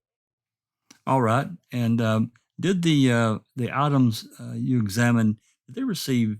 They did receive from the Crown Lab designation. Is that correct? Yes, they did. All right. And first of all, tell us about the items that were. How were they originally submitted to you in their packaging? Would you describe that for us, please? Could I refer to my notes? Sure. This particular item in Exhibit 140 was received in a box from DCI, and item EJ, which is that bone fragment there, was received in 3 sealed plastic Ziploc bags. One was labelled cranial refit with suspected entrance defect. The second one was labelled cranial refits, and the third one was labelled cranial refits. I was only interested in the suspected entrance defect in that one, skull fragment. All right. And again, from where were those items received? EJ and EK were submitted by Special Agents James Holmes, Division of Criminal Investigation. That's correct. Now, you mentioned something about Dr. Eisenberg. Were there any indications or markings on those materials that indicating that she had previously examined those items? Yes, those were her markings, her initials. All right. And her labeling? Yes. All right. Very well. With respect to the items that you examined, you indicated you only examined one item? Of the two that were submitted, item EJ and EK, I only examined the one fragment from item EK, or EJ, excuse me. All right. And the item and the other items were, how were they labeled? The other items was a sealed plastic bag with bone fragments labeled cranial / face / dental. All right. And was there any indication of a suspected entrance defect on item EK? No, there was not. All right. Let's begin then with item EJ. Specifically, how did you begin your analysis of that item? First thing I did was just examine that skull fragment under my normal stereo microscope to see what the surface looked like, to see if I could see any metallic metal present. I then mounted the item on a scanning electronic microscope that uses energy dispersed X-rays to do elemental analysis of the areas. I was specifically interested in the areas around the entrance defect, both on the inner surface and on the inward beveling. All right. And what was the condition of the fragment that you examined? It was heavily charred, and it was brittle. All right. And did you take any special precautions in handling the matter prior to subjecting it to testing? Just handled with gloves and with gentle with it. All right. And subsequent to your examination of that item, did you receive other fragments from Dr. Eisenberg to examine? In November 17th, 2006, I received two other charred cranial pieces from Dr. Eisenberg. All right. And what were those items designated? Those items were designated item KQ and KR. All right. And describe, if you would, item KQ in a little more detail, would you please? Item KQ was a smaller bone fragment than item EJ. It also had an entrance defect present, and what was interesting from Dr.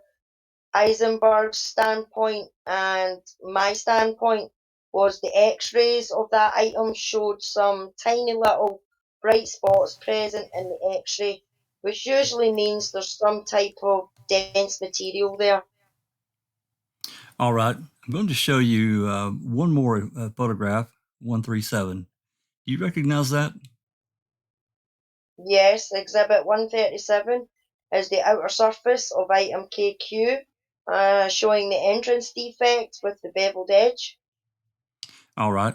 And you mentioned something also about some x-rays.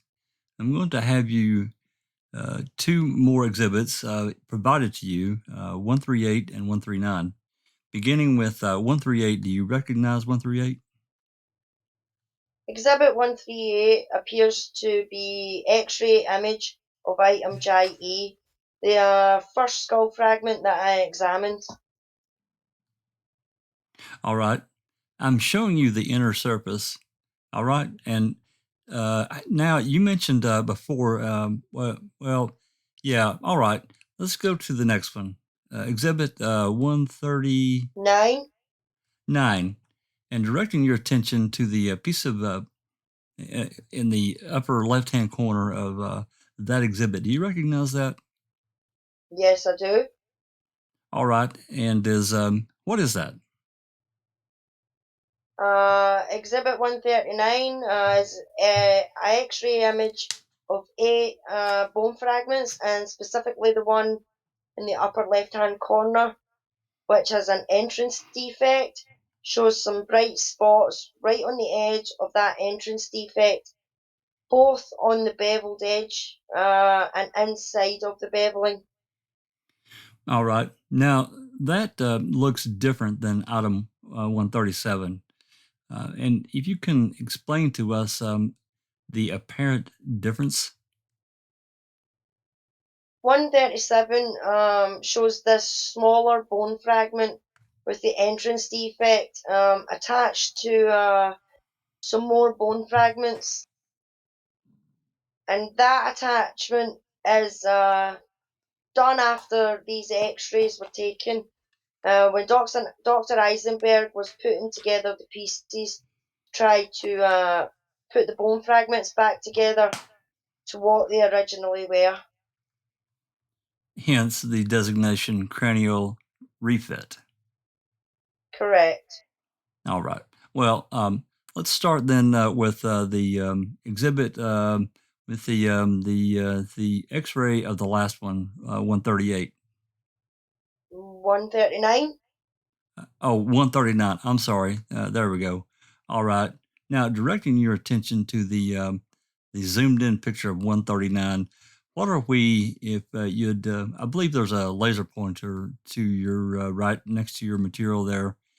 And you can either use the large screen over here or one of those. It might be easier to use the large screen. What are we looking at with the area that seems to fluoresce there? I was interested in these bright particles here and focused my scanning electronic microscope on those areas. All right. And with respect to those areas, what were you able to determine? I was able to determine what elements were present on that area that I was examining. All right.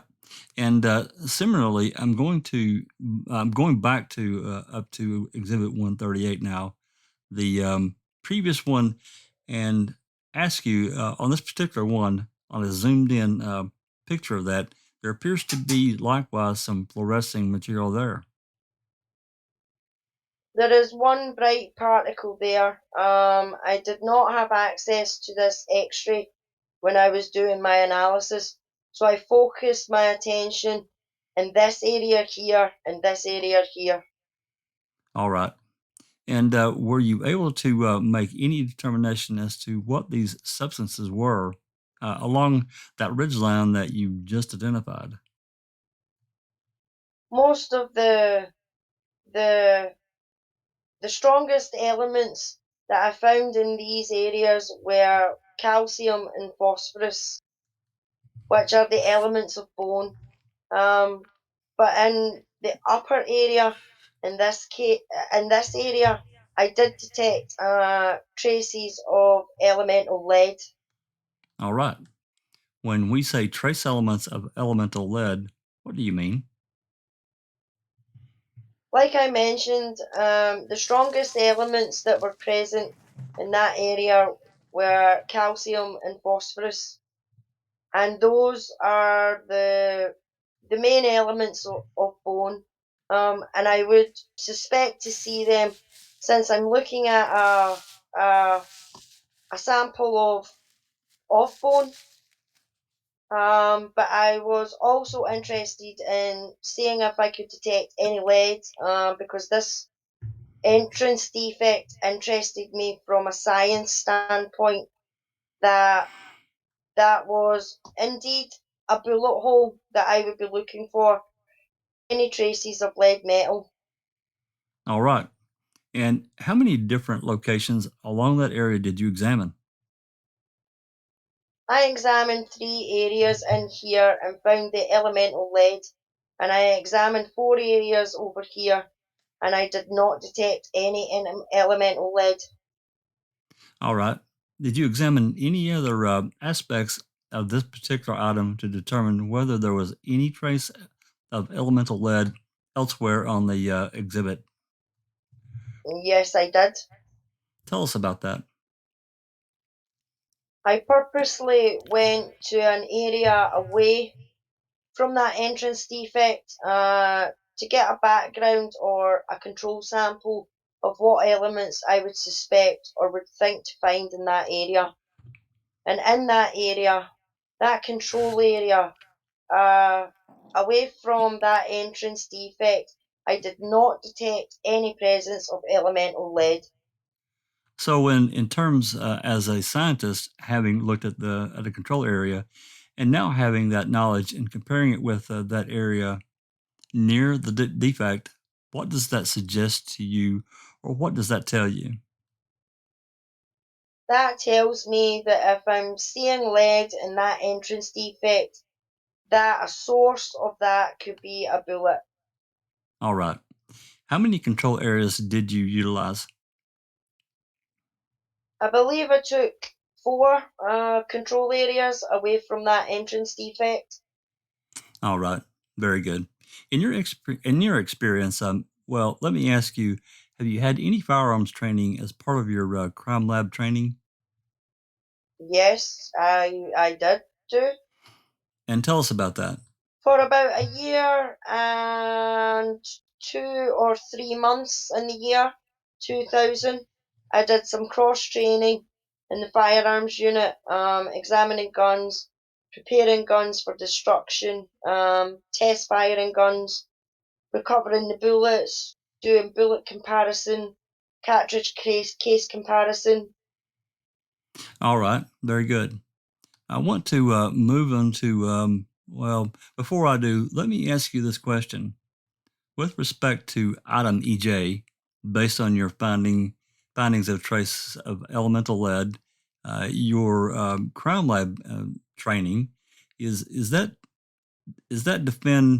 defect that you observed on that item consistent with having been caused by a high-speed projectile? Yes, it is. And why is that? What is it about the defect and your findings that led you to that conclusion?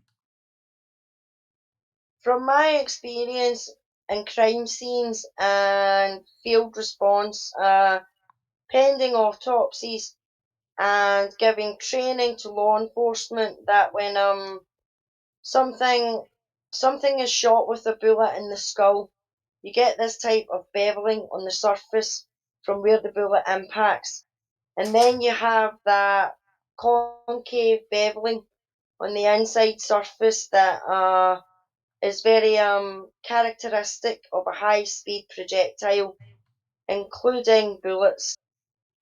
All right, very good. Let's move on to this item, KQ, and I think we have that as Exhibit 139. That's correct. All right. Again, we're focusing in on the piece of the upper left-hand corner of this exhibit. Tell us about your examination of this particular fragment. I did have a photograph of this X-ray when I was doing my analysis of this item, and I focused my analysis in the area here. I took 4 samples, 1 here, 2, 3, and 4. All right. And with respect to those particular 4 areas, what did you find?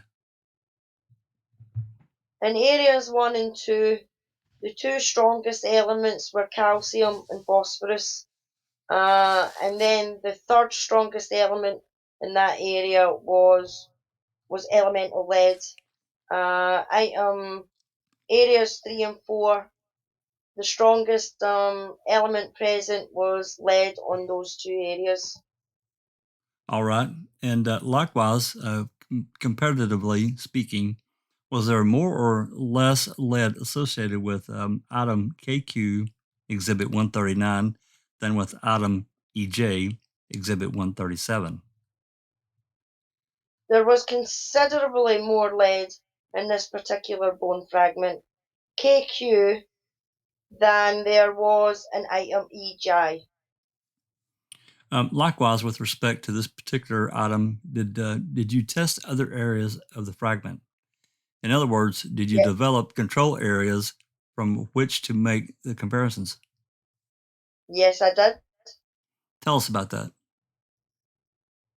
Like in the previous item, I went to an area away from the defect and did not detect any lead present in those areas. All right. And so, what did that tell you or signify to your relative to your findings of lead in and around the areas perceived to be the defect? That finding led in the area of this entrance defect associated with bright spots that are consistent with very dense metal that containing mainly lead, that it could have come from the bullet. All right. Is the microscopic examination, is that defect area which you identified as having trace elements of lead present, or be more than traces of actual elemental lead present, is that consistent with a defect caused by a high-speed projectile? Yes, it is. All right, and why is that? As I mentioned earlier, that type of defect, striking hard bone, causes the beveling effect on the outside and on the inside surface that is consistent with a high-speed projectile such as a bullet. On this particular item, did you do both the inside and the outside? Yes, I did. First of all, so we're all clear, what do you mean inside and outside? Are we referring to the defect beveled area, or what are we referring to? I'm referring to the inner surface of the skull versus the outer surface. What we see in this exhibit, this is the inner surface here. So this is the inner beveling of that defect. And I did look at the other side, the outside surface. All right. And with respect to the other outside area, what did you find relative to the presence or absence of lead? In the area inside of that bevel, I was able to detect elemental lead on the beveling on the outside surface. All right. Similarly, did you employ the same control technique on this outside as you did on the inside area? Yes, I did. All right. And what did that, if anything, indicate to you? I did not detect any lead in my control area. Is it fair to say then that the only traces of or presence actually of lead were in and around the area identified as this defect? From what I examined, yes. All right, all right. Mr. Olson, the opinion that item EJ, the first one we examined, had traces of elemental lead associated with it, do you hold that opinion to a reasonable degree of scientific certainty? Yes, I do. With respect to the item given crime lab designation KQ, do you hold the opinion to the reasonable degree of scientific certainty that item KQ contained elemental lead in and around the defect area? Yes, I do. Subject to the receipt of the 4 exhibits, 5, this CV 136 through 140, we move those into evidence and tender the witness for cross-examination. Yeah, my sheet shows that 132 through the 135 had not yet been offered. Oh, well, then I would make a motion that they be received as well. Any objection, gentlemen, to either of those motions? Judge, we ask the court to resume reserve ruling on those at this time. I wish to be heard on a few of those. All right, cross. Doctor, I noticed, and you did ask Attorney Fallon if you could refer to your notes. I understand it's been about 12 or 15 months since you evaluated these items completed in your I report. evaluated in December of 05, February of 06, April of 06, and November of 06. So it would be difficult for you from the top of your head to know everything that you wrote in your reports or recall everything you wrote in your reports. Well, I've tried to prepare today to be able to not refer to them, but some of the specific questions I asked to review my notes. And that's fine. You had indicated, and actually I only have a few questions for you, so hopefully we can make it easier for you. You indicated that when you reviewed, when you tested the areas of on EJ, I think in your notes you refer to them as there's 1, 2, 3, and 4, 5, 6. That's the outer edges of the bevel area. That's correct. That you noted the presence of calcium and phosphorus, which you've testified is consistent with bone, Correct. and lead, which wouldn't normally be consistent with the human bone. I'm not aware of finding that large concentrations in human bone. There's small concentrations of lead in the human body, but not in bone like that, correct? Not that I'm able to detect. Now, and your assumption is that it might be from some sort of lead projectile. In fact, you said bullet. Yes. Are you aware of what items were in the fire pit or in this where this burning pit that might have maybe contributed to the lead presence? I knew there were tires. That's about the limit of my knowledge. Okay. It could have something in the fire, had it been lead, contributed to these deposits? It's possible, but it would have to be a relatively pure sample. Did you note any copper in any of these in your evaluation? No, I did not. You did note other elements, including zinc, magnesium, aluminum. That's correct. So, just to be correct on your direct, it wasn't just calcium, phosphorus, and lead, but at least three or four more other elements. That's correct. And would that be normal to find in the human bone? I have limited opportunities to examine bone fragments, but on the samples that I did examine, I was not surprised with the elements I was seeing there. When you also did your control samples, similar type of elements would show up, Yes, and again, not a surprise to you. that's correct. Your control was only on one other area of the bone fragments you provided to you. Every surface that I examined, like if it was the inner surface of one of the bones, I would do a control on the inner surface.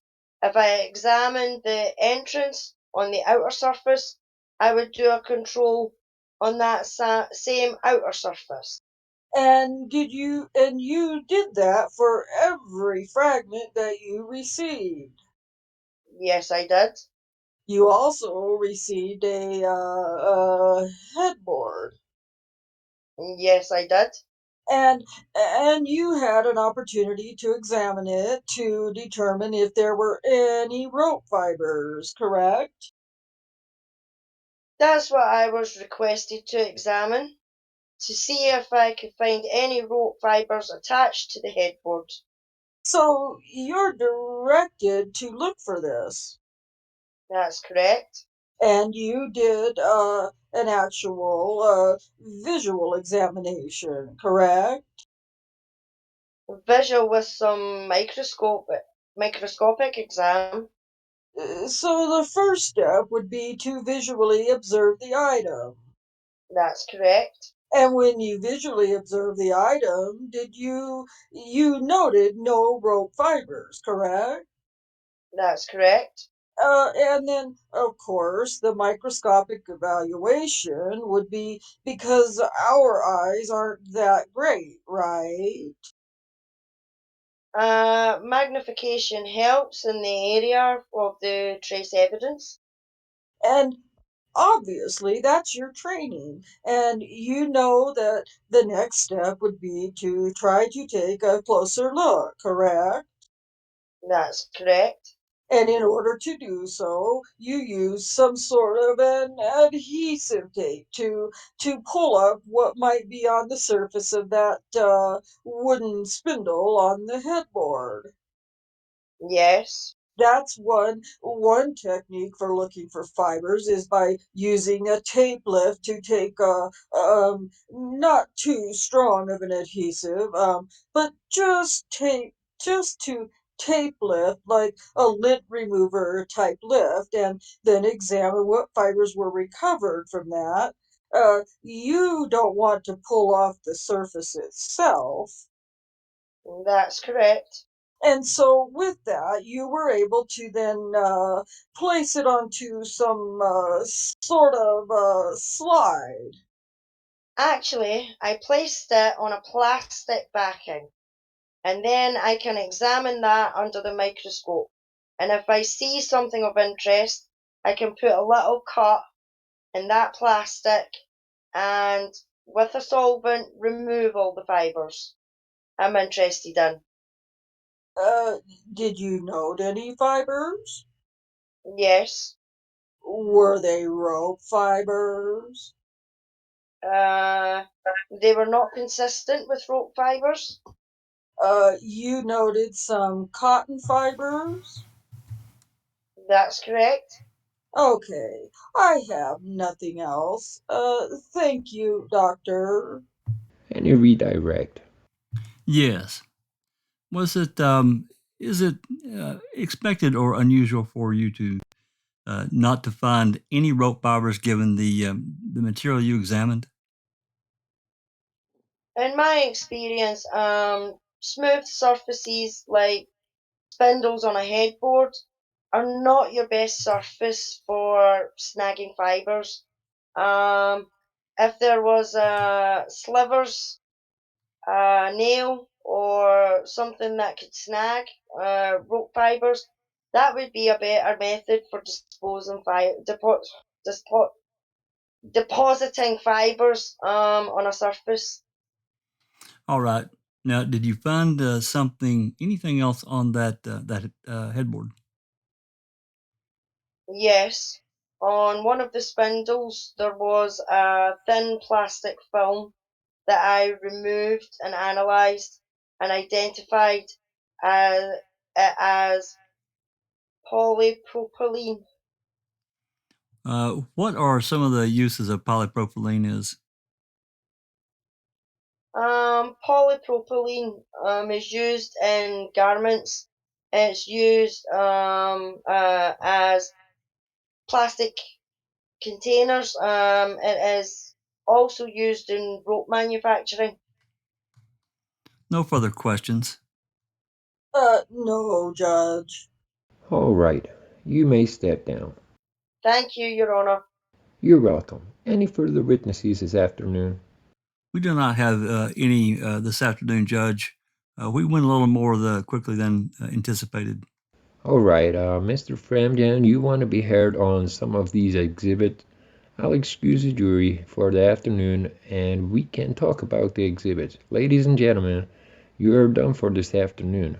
We'll see you tomorrow at 8:30. Again, I remind you, don't talk about this among yourselves or anyone else. Have a good night. All right, be seated. At issue are exhibits 132 through and including 140. You, Mr. Fremgen or Mr. Edelstein, have objections to one or the other of those? Judge, I have no objections to exhibits 132 and 137 through 140. My objections are specifically to 133 and 136. They are curriculum vitae of the two witnesses. I don't believe that that is evidence. I'm not entirely sure why they were even marked. These witnesses were testifying already about their expertise and their backgrounds. For those two, that's the reason I have an objection. All right, you want to be heard on that? They're just part of the record. Yeah, they can be received. They're not. They're not going to be published to the jury or anything of that sort, so. And if that's the ruling of the court, then I would have the same as to 134 and 135, and simply if it gets to the point of what the jury wants to see, we want to be heard on that because technically those are reports. Technically, they're hearsay reports. The witnesses have already testified, and it should be the recollection of the witnesses at the time of jury deliberations, not what the reports say. Yeah, I understand. I will receive all of them subject to the reservation of hearing what gets published or what goes back, if anything, to the jury. All right, that's fine. That's all we would ask. Okay, anything else? No, Judge. All right, we'll meet in my chambers in about 10 minutes. Sure. We are adjourned until tomorrow at 8:30 then.